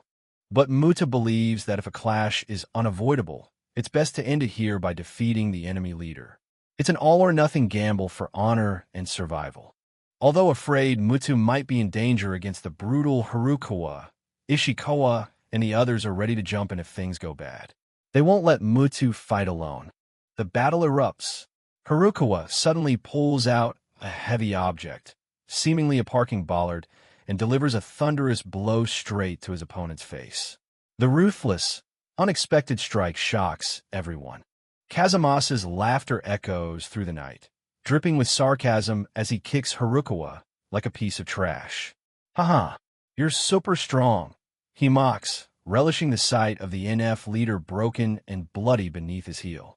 The assault is relentless, leaving Harukawa no room to breathe or fight back. Every spectator feels the chilling shift in the air. This is no longer a negotiation, but a demonstration of the absolute cruelty Shimahara Kazumasa is capable of. The brutality in the parking lot reaches its peak. Shimahara Kazumasa, the sadistic leader of Bakurikan, hoists a massive stone pillar with cold efficiency. With a grunt, he brings it down on Harukawa's face. The impact is sickening. Blood splatters across the pavement as the North Fukuda leader is crushed under Kazumasa's ruthlessness. It's not a fight anymore. It's an execution. Kazumasa wipes sweat from his brow, wearing a casual, almost bored expression despite the carnage. "Phew, I'm pooped," he exclaims with a disturbingly light tone. He mocks Harukawa's futile attempts to escape, standing over the broken body of the man who once thought he could challenge West Chiba's hierarchy. The power dynamic has shifted irrevocably in a single night. Witnessing their leader's sheer strength, the Bakurikan members are awestruck. They quickly move in to tie up the defeated Harukawa, following Kazumasa's orders. Kazumasa smiles, relishing the easy victory. He admits he once thought his middle brother, Kuji, was the strongest, but tonight proved he's in a league of his own. The terror in his subordinates' eyes is the only validation he needs. The aftermath is a systematic takeover. Bakurikan members strip North Fukuda of their licenses, securing identities and control. Kazumasa announces he's taking Harukawa to a secret location to discuss his future, a euphemism that chills the air. He leaves the cleanup to his brother, Shimahara Kenzu, who stands quietly behind his mask, a silent witness to the brutality. Kazumasa then hops into his car and leaves the scene of his conquest. As Kazumasa's car peels away, the air remains thick with tension. Ishikawa and Taguchi, the Kyohito members who watch from the sidelines, approach Kenzu with trembling voices. They ask the terrifying question, where is Kazumasa taking Harukawa? Kenzu's silence is more ominous than any answer, his eyes unreadable behind the black mask. Kenzu finally speaks, but his words offer no comfort. He claims he doesn't know where his brother is headed, though his tone suggests he simply doesn't care. He dismisses their concern, pointing out the obvious: North Fukuda was never on their side. The Kyohito members are left to grapple with the realization that a far more dangerous predator has just cleared the field. Kenzu stares coldly at the Kyohito representatives. To him, this isn't about loyalty. It's about Bakurikan's inevitable expansion. He makes clear they should expect no mercy or partnership simply because a common enemy was eliminated. In the underworld, the line between friend and foe is as thin as a blade's edge. Under the cold light of the full moon, Ishikawa and Taguchi can only watch as the night deepens. They sense the coming storm. North Fukuda's defeat isn't a victory for peace. It's the opening salvo of a far more brutal war. The fair enough, they mutter, is a resigned acceptance of their world's harsh reality. The scene shifts abruptly from the night's dark violence to the bright, sun-drenched backyard of Iguchi Tatsuya's home. The sound of sizzling meat and the smell of charcoal fill the air as the sun beats down. It's a stark contrast, a momentary reprieve from the gang world shadows. Tatsuya is hosting a yakiniku party for his friends. They're laughing and eating, enjoying the simple pleasures of grilled meat and cold beer. A dog and a cat wait patiently for scraps, adding to the domestic normality. For a moment, they're not delinquents or gang members. They're just young men enjoying a summer day. Tatsuya smiles, glad to provide this haven for his brothers. The group is in high spirits. They joke about how much better this is than going to the beach. Abe Kiname leans back and relaxes while a friend in a bandana laughs heartily. The camera captures the sweat and raw energy of their youth, a fleeting moment of peace before the inevitable return to the streets. Tanzawa Atsushi, the charismatic, somewhat eccentric vice-head of Kyohito, is in full party mode. He teases Tatsuya as a blue-collar boy, urging him to eat more. Tatsuya shovels food into his mouth, face sweating, fully focused on the feast. But behind the laughter, Kaname's expression clouds as reality begins to sink in. Akan notices Kaname zoning out and playfully shoves a piece of hot meat into his mouth. That's hot. Kaname yelps, snapped back to the present. He tries to laugh it off, claiming he was just lost in thought, but the weight of leadership responsibilities is clearly starting to gnaw at him, even amid the festivities. The conversation inevitably turns back to street business. Kaname asks how the conflict with Bakurikan is going. The news is grim. Kyohito is on the defensive, and 3 more of their guys have been hospitalized. Bakurikan's guerrilla tactics are proving a massive headache for the vice head. The sunny backyard can't quite hide the growing shadow over their gang. Akan watches Kaname closely, eyes sharp despite his relaxed posture. He knows Kaname is more sensitive than he shows. He senses there's more than just the war with Bakurikan bothering him. The bond between these leaders is deep, built on years of shared struggles and secrets. Kaname excuses himself and heads to the bathroom, needing a moment of solitude. He stands over the sink and lets out a deep sigh. The pressure is mounting. The war is escalating, and the human cost is becoming too much to bear. He's a man of strength, but even the strongest pillars can crack under enough pressure. Outside, Akan drops a bombshell. He suggests getting Tatsuya to join Kihito. Kaname, returning from the bathroom, is horrified. "No way," he shouts, reminding Akan that Tatsuya is on parole. He won't let his friend risk his freedom for the gang's mess, and is determined to keep Tatsuya on the straight and narrow. Akan stays nonchalant, leaning back with a lollipop in his mouth. He argues that as long as the parole officer doesn't find out, it shouldn't be a problem. They could use the extra muscle, and besides, it would be fun. Kaname's answer is a firm, unwavering forget it. He knows the true cost of their world and won't gamble with Tatsuya's future. Akan persists, his gaze drifting to the distant bowling pin sign, a relic of their past battles. He remembers how Tatsuya never backed down even when surrounded by enemies. It's that fearlessness, the willingness to die to take someone down, that earns Akan's respect. He sees Tatsuya as a true warrior, someone who belongs in their world.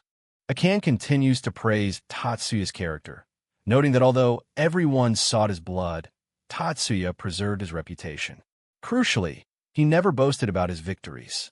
To Akan, that humility combined with strength is rare in their world, making Tatsuya someone they can truly trust. Akan lights a cigarette, his tone turning serious. He talks about the betrayal and backstabbing that pervade their business. In such a world, a man of Tatsuya's integrity is worth more than 1,000 soldiers. He's convinced that having Tatsuya at their side is key to survival, but Kaname remains unmoved, jaw set hard. As they walk through the amusement park area, Akan delivers his final argument. When it comes to men, being trustworthy matters more than mere strength. Strength can be bought or faked. Integrity is inherent. Tatsuya has both, and in Akan's eyes that makes him a king among delinquents. Kaname, however, only sees a friend he must protect. Akan turns to Kaname with a playful, almost childish grin and issues an executive order, begging him to ask Tatsuya to join. "Oh, please, kanyamiami," he teases. Kaname's frustration boils over. "Screw you. Go ask him yourself," he yells. The banter is light, but the underlying disagreement is deep. Both care for Tatsuya, but in very different ways. Back inside, Kaname lingers in the bathroom, the weight of the dilemma pressing on him. Akan's proposal is a double-edged sword. Tatsuya could save Kihito, but at the cost of his future. As he searches for a way out, the mundane intrudes, a loud woe. "I'm way off target." From Tatsuya outside breaks his concentration, a poignant reminder of the oblivious innocence Kaname is trying to shield from the coming storm. But while Tatsuya laughs in the sun, the reality of the gray area moves in the shadows. Under the cold, oppressive concrete of an urban overpass, the BBQ's warmth is a distant memory.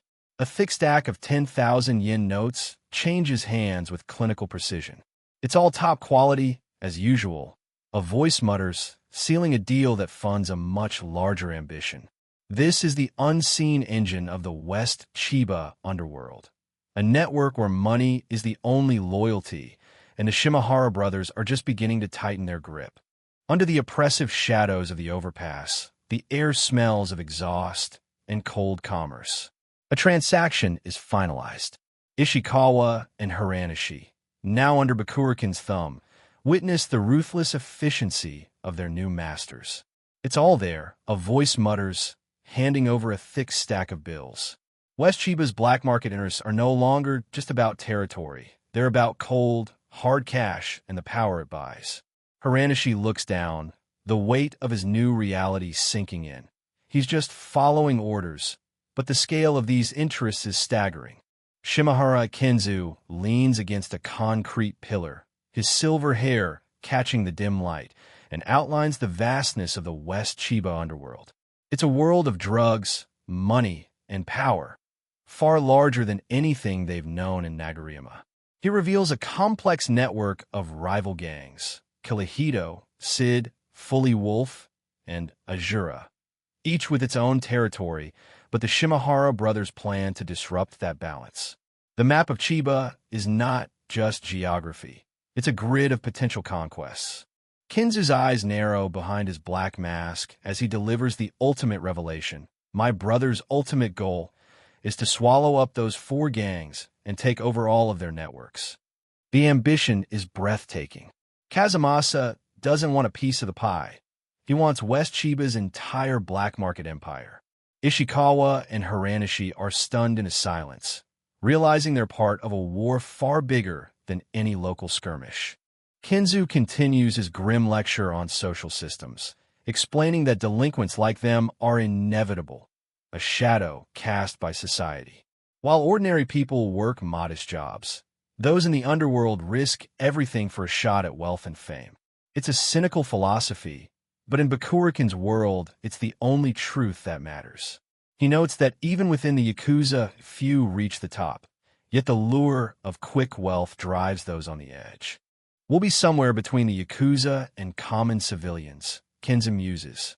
His voice is steady, almost scholarly, as he discusses the economics of danger.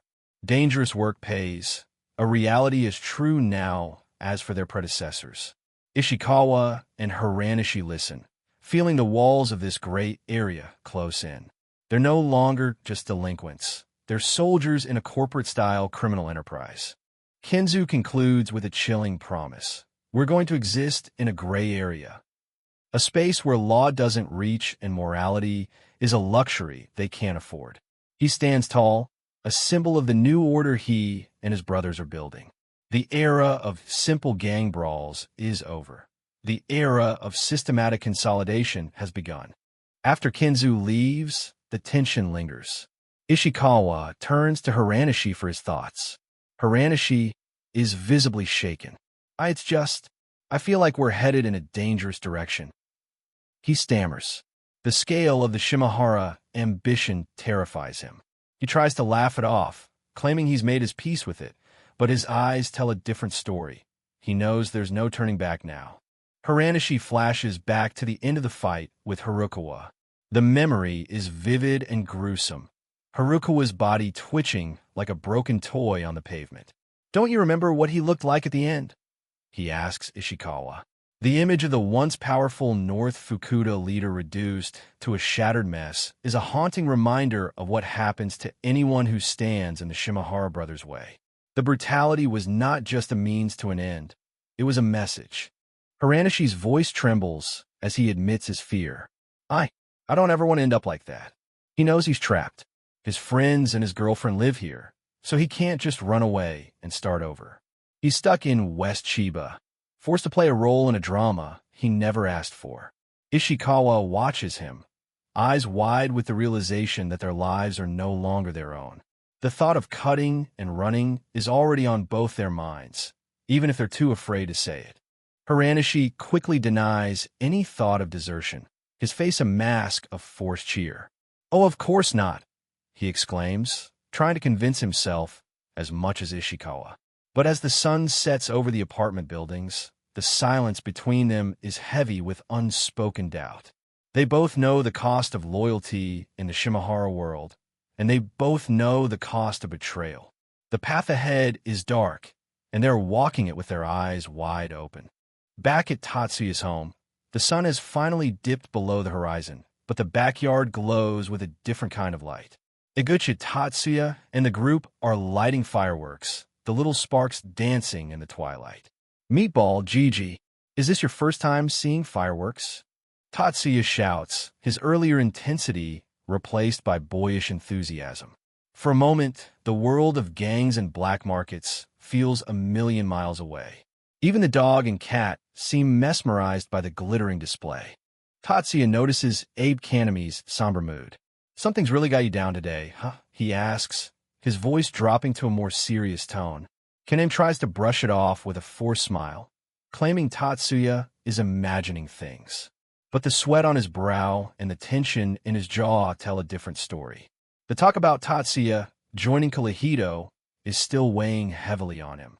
He's trying to protect his friend, but the burden is becoming visible. Tatsuya doesn't buy the denial. "Bullshit. You're thinking about the war, aren't you?" he counters. With his usual cocky confidence, he offers a solution. "If you want, I can help you out. I, the great Iguchi Tatsuya, will come to poor old Kaleido's rescue." It's a generous offer, delivered with a smirk, but it's exactly what Kaname has been dreading. Tatsuya's eagerness to help is the very thing that could destroy the fragile peace he's trying to maintain. Tatsuya continues, oblivious to the storm brewing in Kaname's eyes. "I mean, as long as my parole officer doesn't find out, it'll be fine, right?" Kaname's expression shifts from somber to deadly serious. The mention of the parole officer is the breaking point. Before Tatsuya can say another word, a loud bang from a nearby firework punctuates the tension. The playful atmosphere vanishes in an instant, replaced by a sudden, violent shift in energy. The peaceful evening is shattered by a sudden explosion of violence. Tatsuya is sent reeling as Kaname lashes out. The strike is fast and powerful, catching Tatsuya completely off guard. The backyard, once a sanctuary of laughter and grilled meat, has suddenly become a battleground. The other friends watch in stunned silence as the two closest brothers turn on each other. Tatsuya is stunned, his head snapping back from the force of the blow. W what?" he gasps, unable to process why his friend would suddenly attack him. The friend holding the cat is equally shocked, eyes wide as he witnesses the sudden fracture in their group. Sparks from the fireworks still drift in the air, a surreal backdrop to the raw, visceral conflict between Tatsuya and Kaname. Tatsuya recovers quickly, his face darkening with anger. What the fuck did you do that for?" he yells, his voice cracking with emotion. Kaname stands his ground, back to the camera, a wall of silent fury. The friend with the cat is frozen in place, his only possible reaction. The brotherhood that seemed so solid moments ago has shattered, leaving confusion and resentment in its wake. Kaname's voice is a low growl of repressed anger. "You need to learn when to keep your big mouth shut," he spits. He's not just angry, he's desperate. He knows that Tatsuya's involvement in Kaleido's war would be a one-way ticket back to prison, or worse. Tatsuya, bloodied and furious, can only hiss "Sinuva bitch" as he prepares to strike back. The two men are locked in a tragic misunderstanding, each trying to protect something the other doesn't understand. The fight intensifies as Tatsuya lunges forward with a guttural aura. He's no longer just confused. He's reacting with explosive violence of his own. The other friend is desperate to stop them, shouting, Wait a minute. What the hell's going on?" But the two giants are beyond listening. They move with a speed and power that makes the backyard feel too small. Each blow is a physical manifestation of the frustration and fear they've been carrying. Close-ups show the raw intensity of the struggle. Both men are sweating, bloodied, and breathing hard. Their eyes are filled with a mix of fury and pain. This isn't a gang fight. It's an internal war between two men who care deeply for each other but are separated by the world they try to survive. The friend in the background pleads with them to stop, but his voice is drowned out by the sound of their struggle. The huh of their exertion is the only dialogue left. The blows exchange with brutal frequency. Tatsuya and Kaname are evenly matched in raw power, each taking as much as they give. The impact of their fists on each other's faces is bone-jarring. Tatsuya, in his burnout shirt, is a whirlwind of black market-honed aggression, while Kaname is a mountain of solid, protective fury. They are tearing each other apart, in doing so, destroying the only thing they have left, their friendship. Kaname catches Tatsuya in a powerful hold, slamming him against the house, siding with an OOF. The wood groans under the impact. It's a desperate move to end the fight, but Tatsuya isn't finished yet. The motion lines emphasize the visceral nature of the struggle, the raw power exerted in this cramped, domestic space. They are two titans trapped in a cage of their own making. Kaname follows up with a series of heavy strikes, his face a mask of determination and hidden sorrow. GUH. Tatsuya grunts as a fist connects with his ribs. He's pushed to his limit, but his stubbornness keeps him fighting. Kaname's blows aren't just about winning. They're meant to beat sense into his friend, forcing him away from a path that will only lead to destruction. Each hit is a no to Tatsuya's offer to help. Tatsuya's face tells the whole story, bloodied, glazed, gasping for air as Kaname's overwhelming power bears down on him. Despite the physical punishment, his spirit remains stubbornly intact, his eyes searching Kaname's for an answer he can't find. It's a moment of profound hurt between brothers, where trust has been replaced by a violent, heartbreaking silence.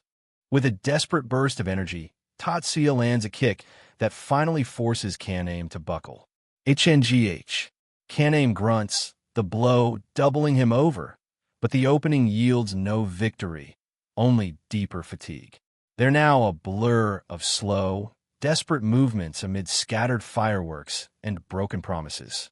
As the brawl slows to a halt, the two friends stand locked in a stalemate of pure exhaustion. The two giants stand amid the ruins of their short-lived celebration, breathing in ragged gasps. The BBQ's festive air has been replaced by a heavy, suffocating silence. Iguchi Tatsuya and Abe Kaname are physically and emotionally spent, the cost of their disagreement written in the blood and sweat on their faces. Behind them, their friends can only watch in stunned silence as the group's two pillars remain locked in mutual exhaustion. Tatsuya, his face a mask of sweat and blood, tries to explain himself. "I just said I was worried about you." He pants, voice cracking with frustration and hurt. But Kaname isn't listening. He's beyond reason, his own pain and fear for Tatsuya's future fueling raw, explosive anger. "Worried my ass. Stop lying," he roars, face contorted in a sneer. To Kaname, Tatsuya's concern feels like an insult, a naive intrusion into a world he doesn't truly understand. Kaname leans in close, his one good eye fixed on Tatsuya with terrifying intensity. "You're just bored," he accuses, voice dripping with venom. He believes Tatsuya is looking for an excuse to dive back into street violence, to blow off steam from his controlled life on parole. To Kaname, Tatsuya's offer isn't loyalty. It's a selfish thirst for action at the cost of his freedom. The accusation hits Tatsuya like a physical blow, leaving him momentarily speechless. The silence between them is punctuated only by heavy breathing. "Who should you actually worry about right now?"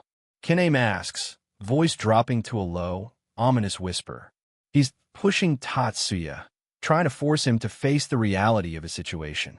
Tatsuya can only stare back, his face a mess of blood and confusion, the weight of Kaname's words finally starting to penetrate his defenses. He's confronted with a truth he's been trying to ignore. Kaname delivers the final, crushing blow. "It's your aunt and uncle who are taking care of you right now." He reminds Tatsuya of the people who risked everything to give him a second chance, the ones who would be devastated if he ended up back behind bars. Kaname uses Tatsuya's love for his family as a weapon, a brutal but necessary tactic to protect him from his own impulsiveness. The image of bloodied, determined Kaname contrasts sharply with the protective brother he usually is. Tatsuya is devastated. The realization of what he's been risking, not just himself but his family, hits like a tidal wave. His eye is swollen shut, blood streams down his face, and his fist trembles with a mix of repressed rage and dawning shame. He's cornered, not by an enemy, but by the harsh, unyielding truth of his situation. The burnout on his shirt has never felt more prophetic.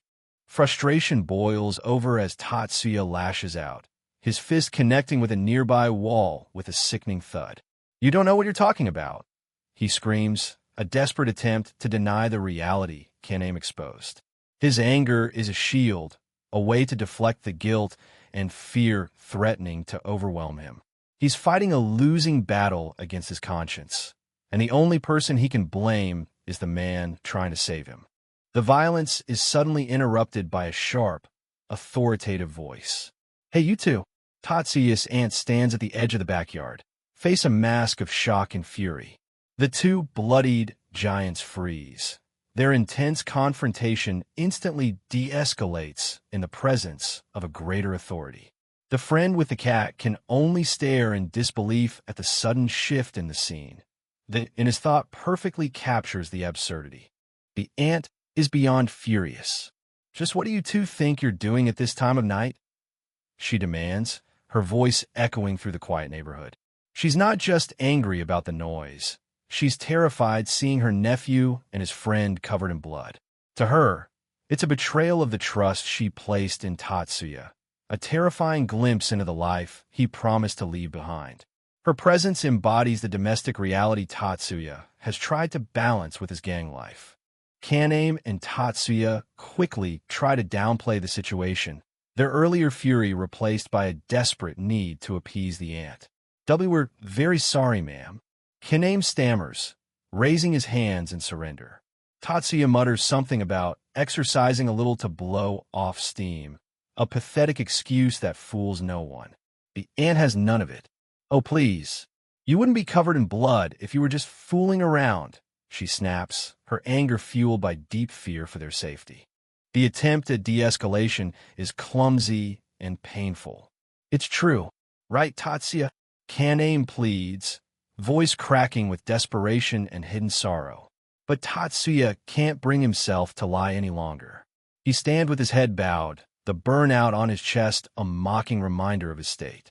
Shut up, he mutters, a final, weary rejection of the Brotherhood just so brutally tested. He's reached his limit, left with only a cold, simmering resentment. Kaname delivers the final, heartbreaking blow. Get lost, he mutters, his voice low and devoid of emotion. He's closing the door on their friendship, at least for now. He believes this is the only way to truly protect Tatsuya, by cutting him out of the gang's life entirely. His bloodied face is a mask of exhaustion and hidden pain, the toll of his leadership and his loyalty to Tatsuya finally becoming unbearable. He's a man who has given everything and has nothing left but a cold, hard resolve. The reaction from their friends is one of utter shock. Tatsuya-kun, the one with the cat gasps, his face a mask of disbelief. Even the aunt is taken aback by the sudden, cold finality of Kaname's words. Kaname ignores them all, turning away with a weary, fine, I guess that's enough for today. He's done fighting, done arguing, and done trying to save someone who doesn't want to be saved. The backyard is left in a stunned, uncomfortable silence. Kaname walks away, his movements slow and painful, the night's silence punctuated only by the crunch of his footsteps on the gravel. Tatsuya stands motionless, his head still bowed, the weight of Kaname's rejection pressing down on him. That's the part one hate about you, he mutters to himself, a final, bitter acknowledgement of the bond that has just been shattered. The aunt's "see you later" is a hollow pleasantry in a world that has just become much darker. The image of Kaname walking away, his back to the camera, is a powerful symbol of the fractured brotherhood. He's a man alone, carrying the weight of his responsibilities and hidden sorrows. Tatsuya, bloodied and defeated, can only watch him go. I don't ever want to see you again. Got it? Kaname's final words echo in the quiet backyard, a chilling promise that marks the end of an era for the group. The third member stands in the background, a silent, shadowy witness to the tragedy. The close-ups of their faces tell the whole story.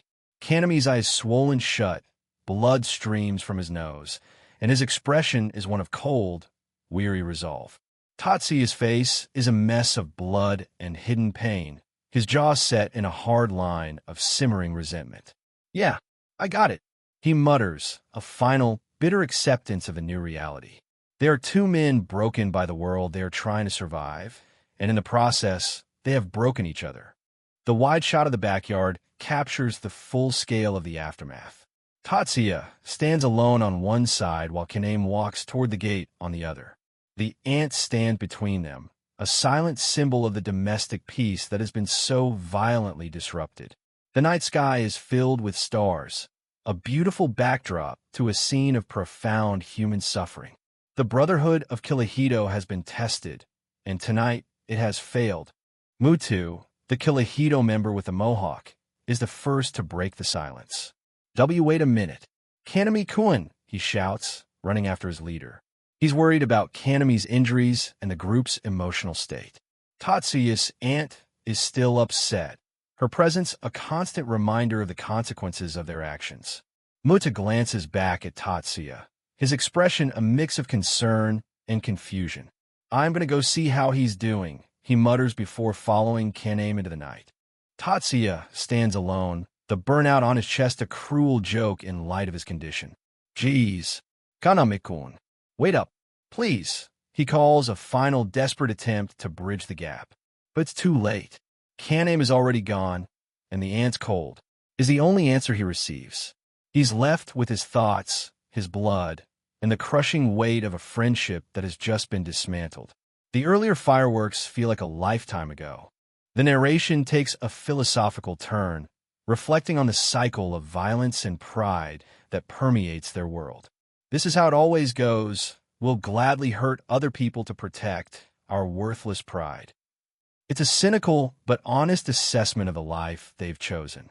Images of the quiet neighborhood and discarded barbecue gear starkly contrast the characters' internal turmoil.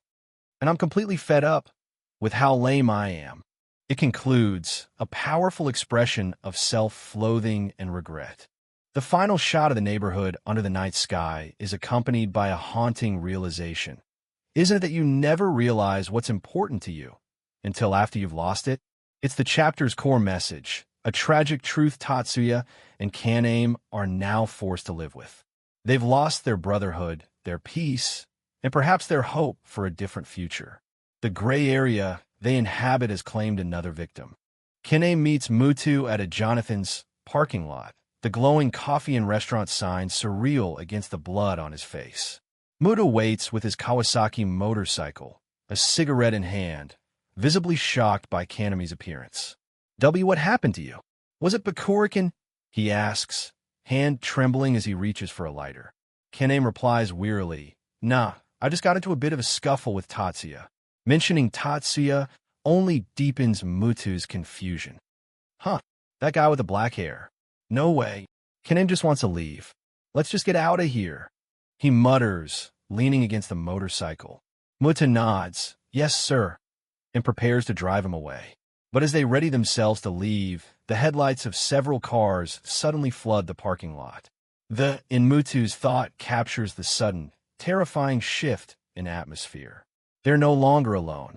The ambush has begun. A dark car peels into the parking lot, its tires screeching on the pavement. Kaname and Mutu are caught in its headlights. Their escape route suddenly blocked. Mutu, wearing his dark shadow shirt, looks on with a mix of fear and confusion. Kaname's eye narrows as internal alarm bells ring. He realizes too late they've been followed, that the internal conflict with Tatsuya left them vulnerable at the worst moment.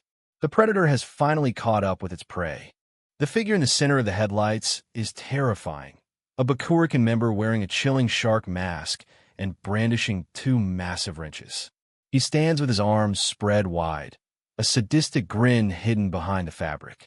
Good evening, he says, a mocking pleasantry in the face of impending violence. Behind him, several shadowy figures emerge from the cars, their silhouettes ominous against the bright lights.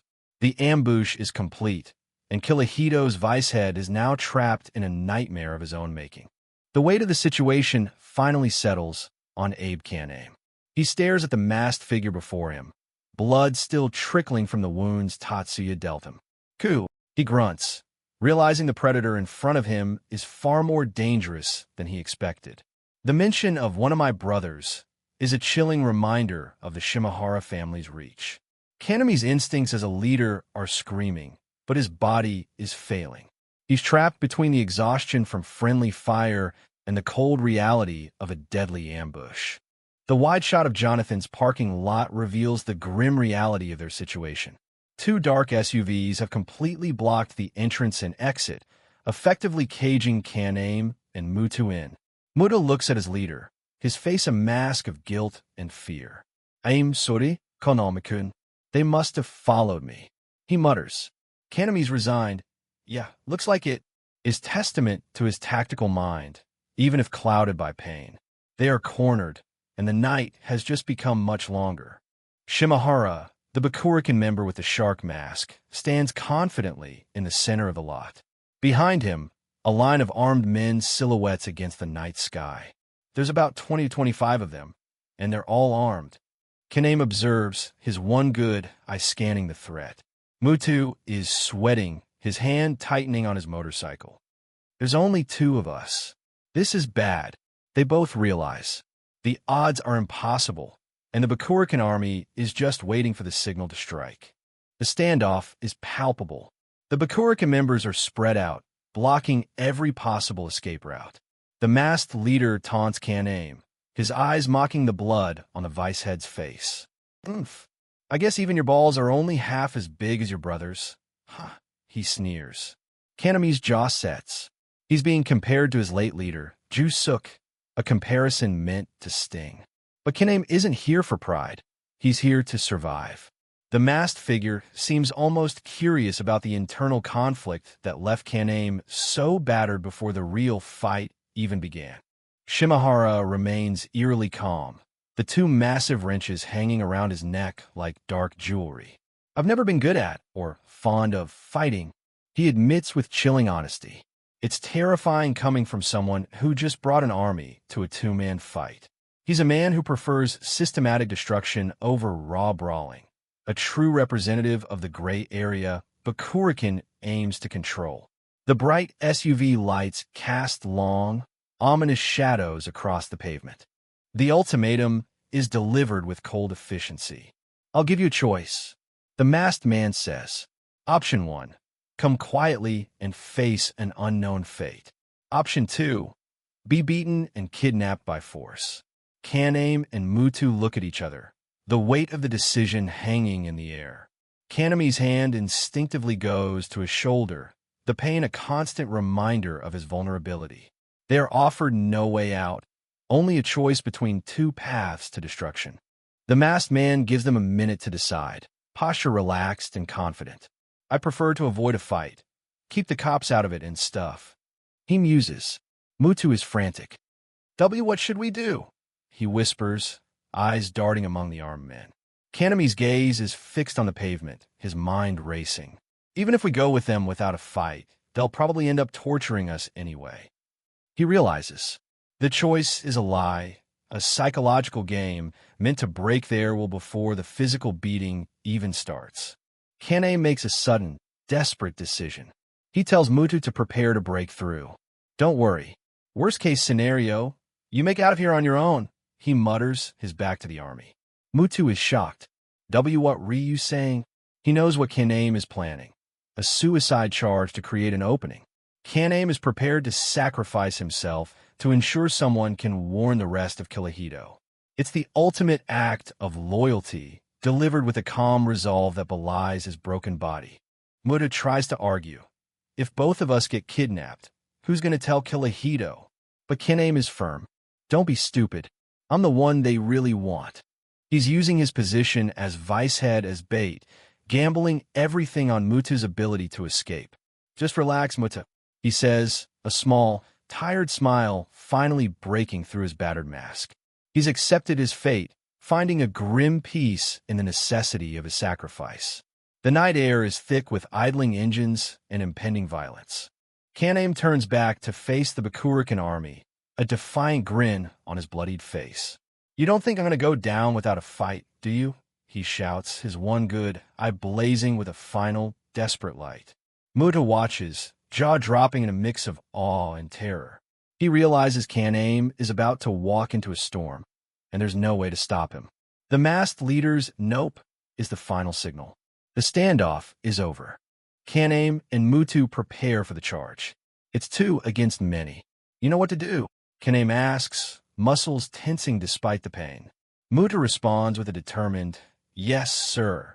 His fear momentarily replaced by raw energy. They stand shoulder to shoulder one final time before the inevitable fracture. The Bakurikan members tighten their grips on bats and pipes. The parking lot silence is about to be shattered by combat. Shimahara checks his phone, eyes narrowing behind the mask. It's time. Have you decided? He asks, thumbs sliding across the screen. The deadline has passed. He's no longer interested in words. He's ready to witness the destruction he's orchestrated. The bright Apple logo on the phone is a surreal modern touch amid primitive violence. The signal has been given, and the wolves are about to descend. Kaname lunges forward, a blur of motion as he charges straight at the masked leader. In the thought bubble captures the sudden, explosive shift in energy. He's putting every ounce of his remaining strength into this first strike, trying to create the chaos Muto needs to escape. It's a move born of desperation and an unyielding sense of duty. The Bakurikan army is momentarily taken aback by the vice-head's raw, visceral charge. The impact is bone-jarring. Kaname lets out a guttural WOH as he crashes into the line of Bakurikan members. He's a whirlwind of fists and fury, throwing himself into the center of the storm. Motion lines emphasize the raw power of his assault, the parking lot becoming a blur of black and white. He's no longer a man. He's a force of nature, fighting for his brother's survival at the cost of his own. The chaos is absolute. Kaname and Mutu are running the gauntlet, with Kaname acting as a human shield. They're coming. Are they stupid?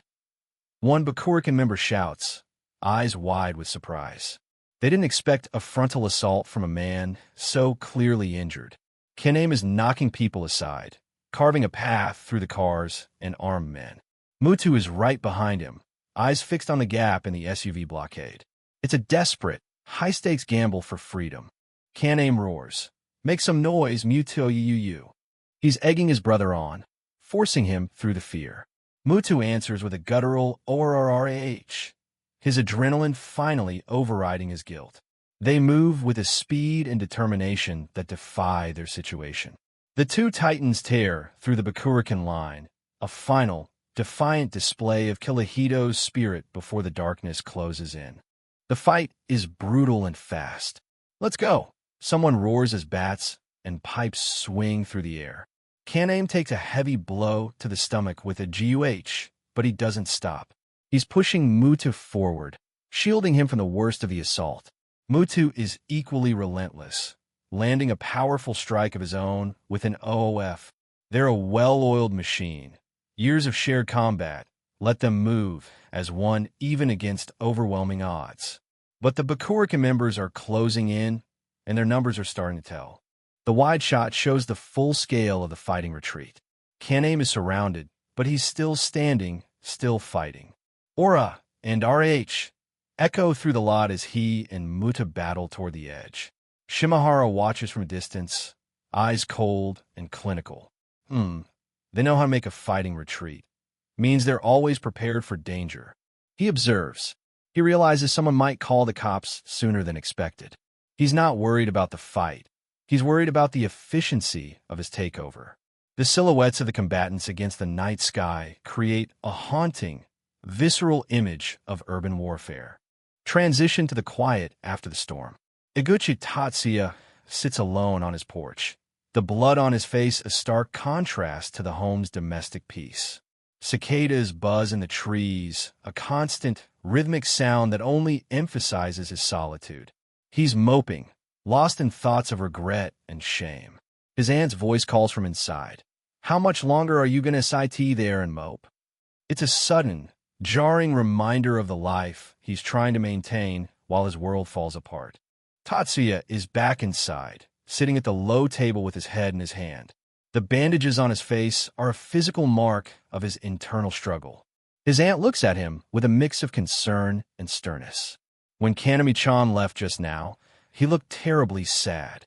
She observes.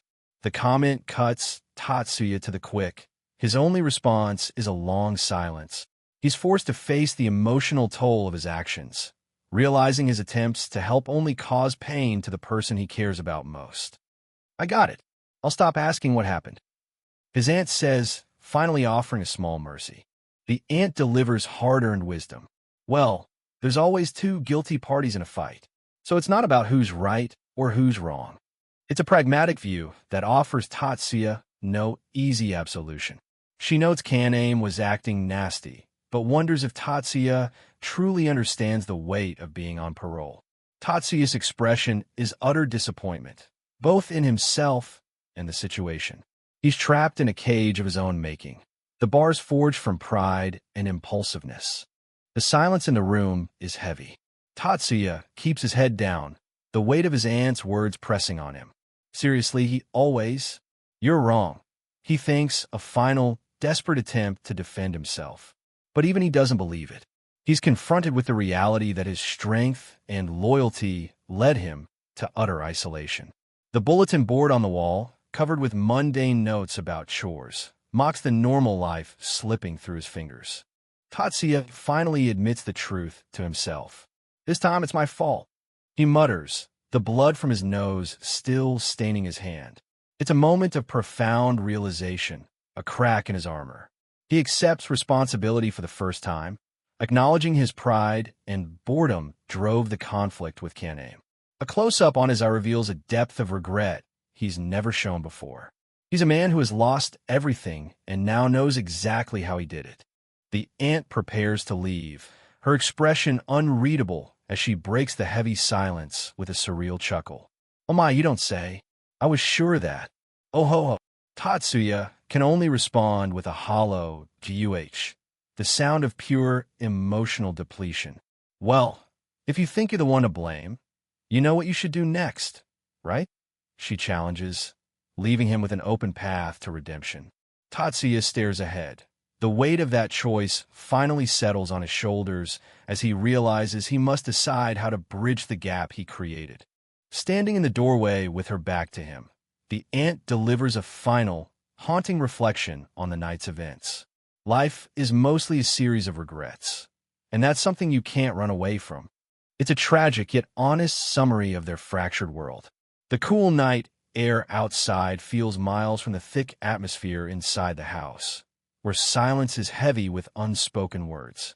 Tatsuya is left alone with his shame, facing a future as dark and uncertain as the silent streets under the moon, unaware that while he sits in regret, Kaname's world is already beginning to collapse. Tatsuya's aunt leaves him with one final, piercing piece of wisdom. What's important is what you do after you've done something you regret. The words hang in the cool night air, cutting through Tatsuya's wall of self-pity.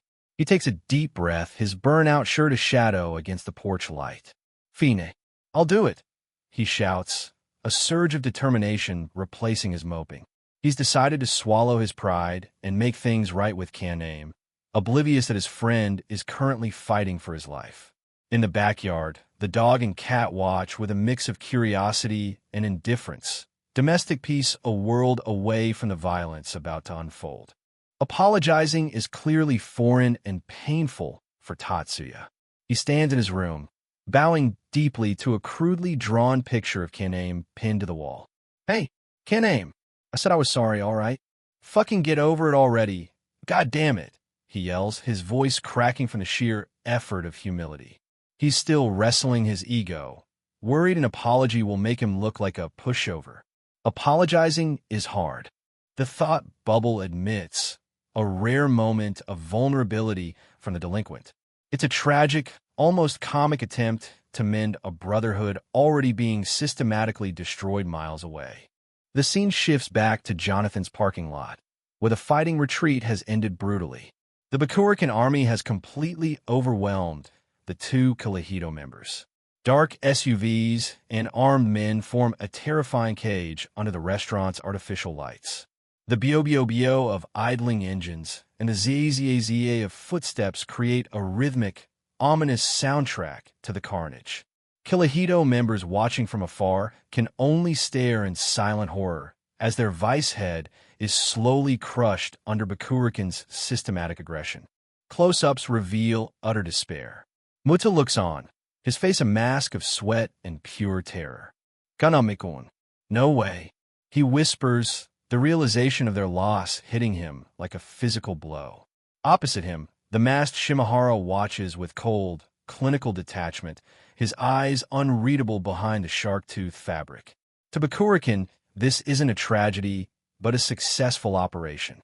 The pride and strength Kanem relied on have been systematically dismantled, leaving only the raw, visceral reality of defeat. The chapter reaches a devastating climax of crushing contrasts. 6 hours after his fight with Tatsuya, Abe Kanem lies motionless on the cold pavement, his body a broken shadow under the night sky. Muta kneels beside him, his face contorted in a silent scream of grief. He's not breathing. The thought bubble confirms, the finality hanging in the air like a death knell. Shimahara stands over them, his massive wrench a silent witness to the brutality. In a cruel twist, the scene cuts back to Tatsuya looking up at the huge full moon, a wide, innocent smile on his face. Wow, the moon's huge tonight. He muses, completely unaware his best friend lies in a pool of blood, his life fading. It's a moment of profound, heartbreaking juxtaposition. The chapter ends with an image of haunting beauty and crushing tragedy. Tatsuya stands under the full moon's bright light, hands pressed together in a sincere prayer. I pray that something good will happen, he thinks, his heart full of hope and a newfound desire to change. The narrator, tinged with deep sadness, delivers the final lines. Even now, I can still remember how beautiful the moon shone that night.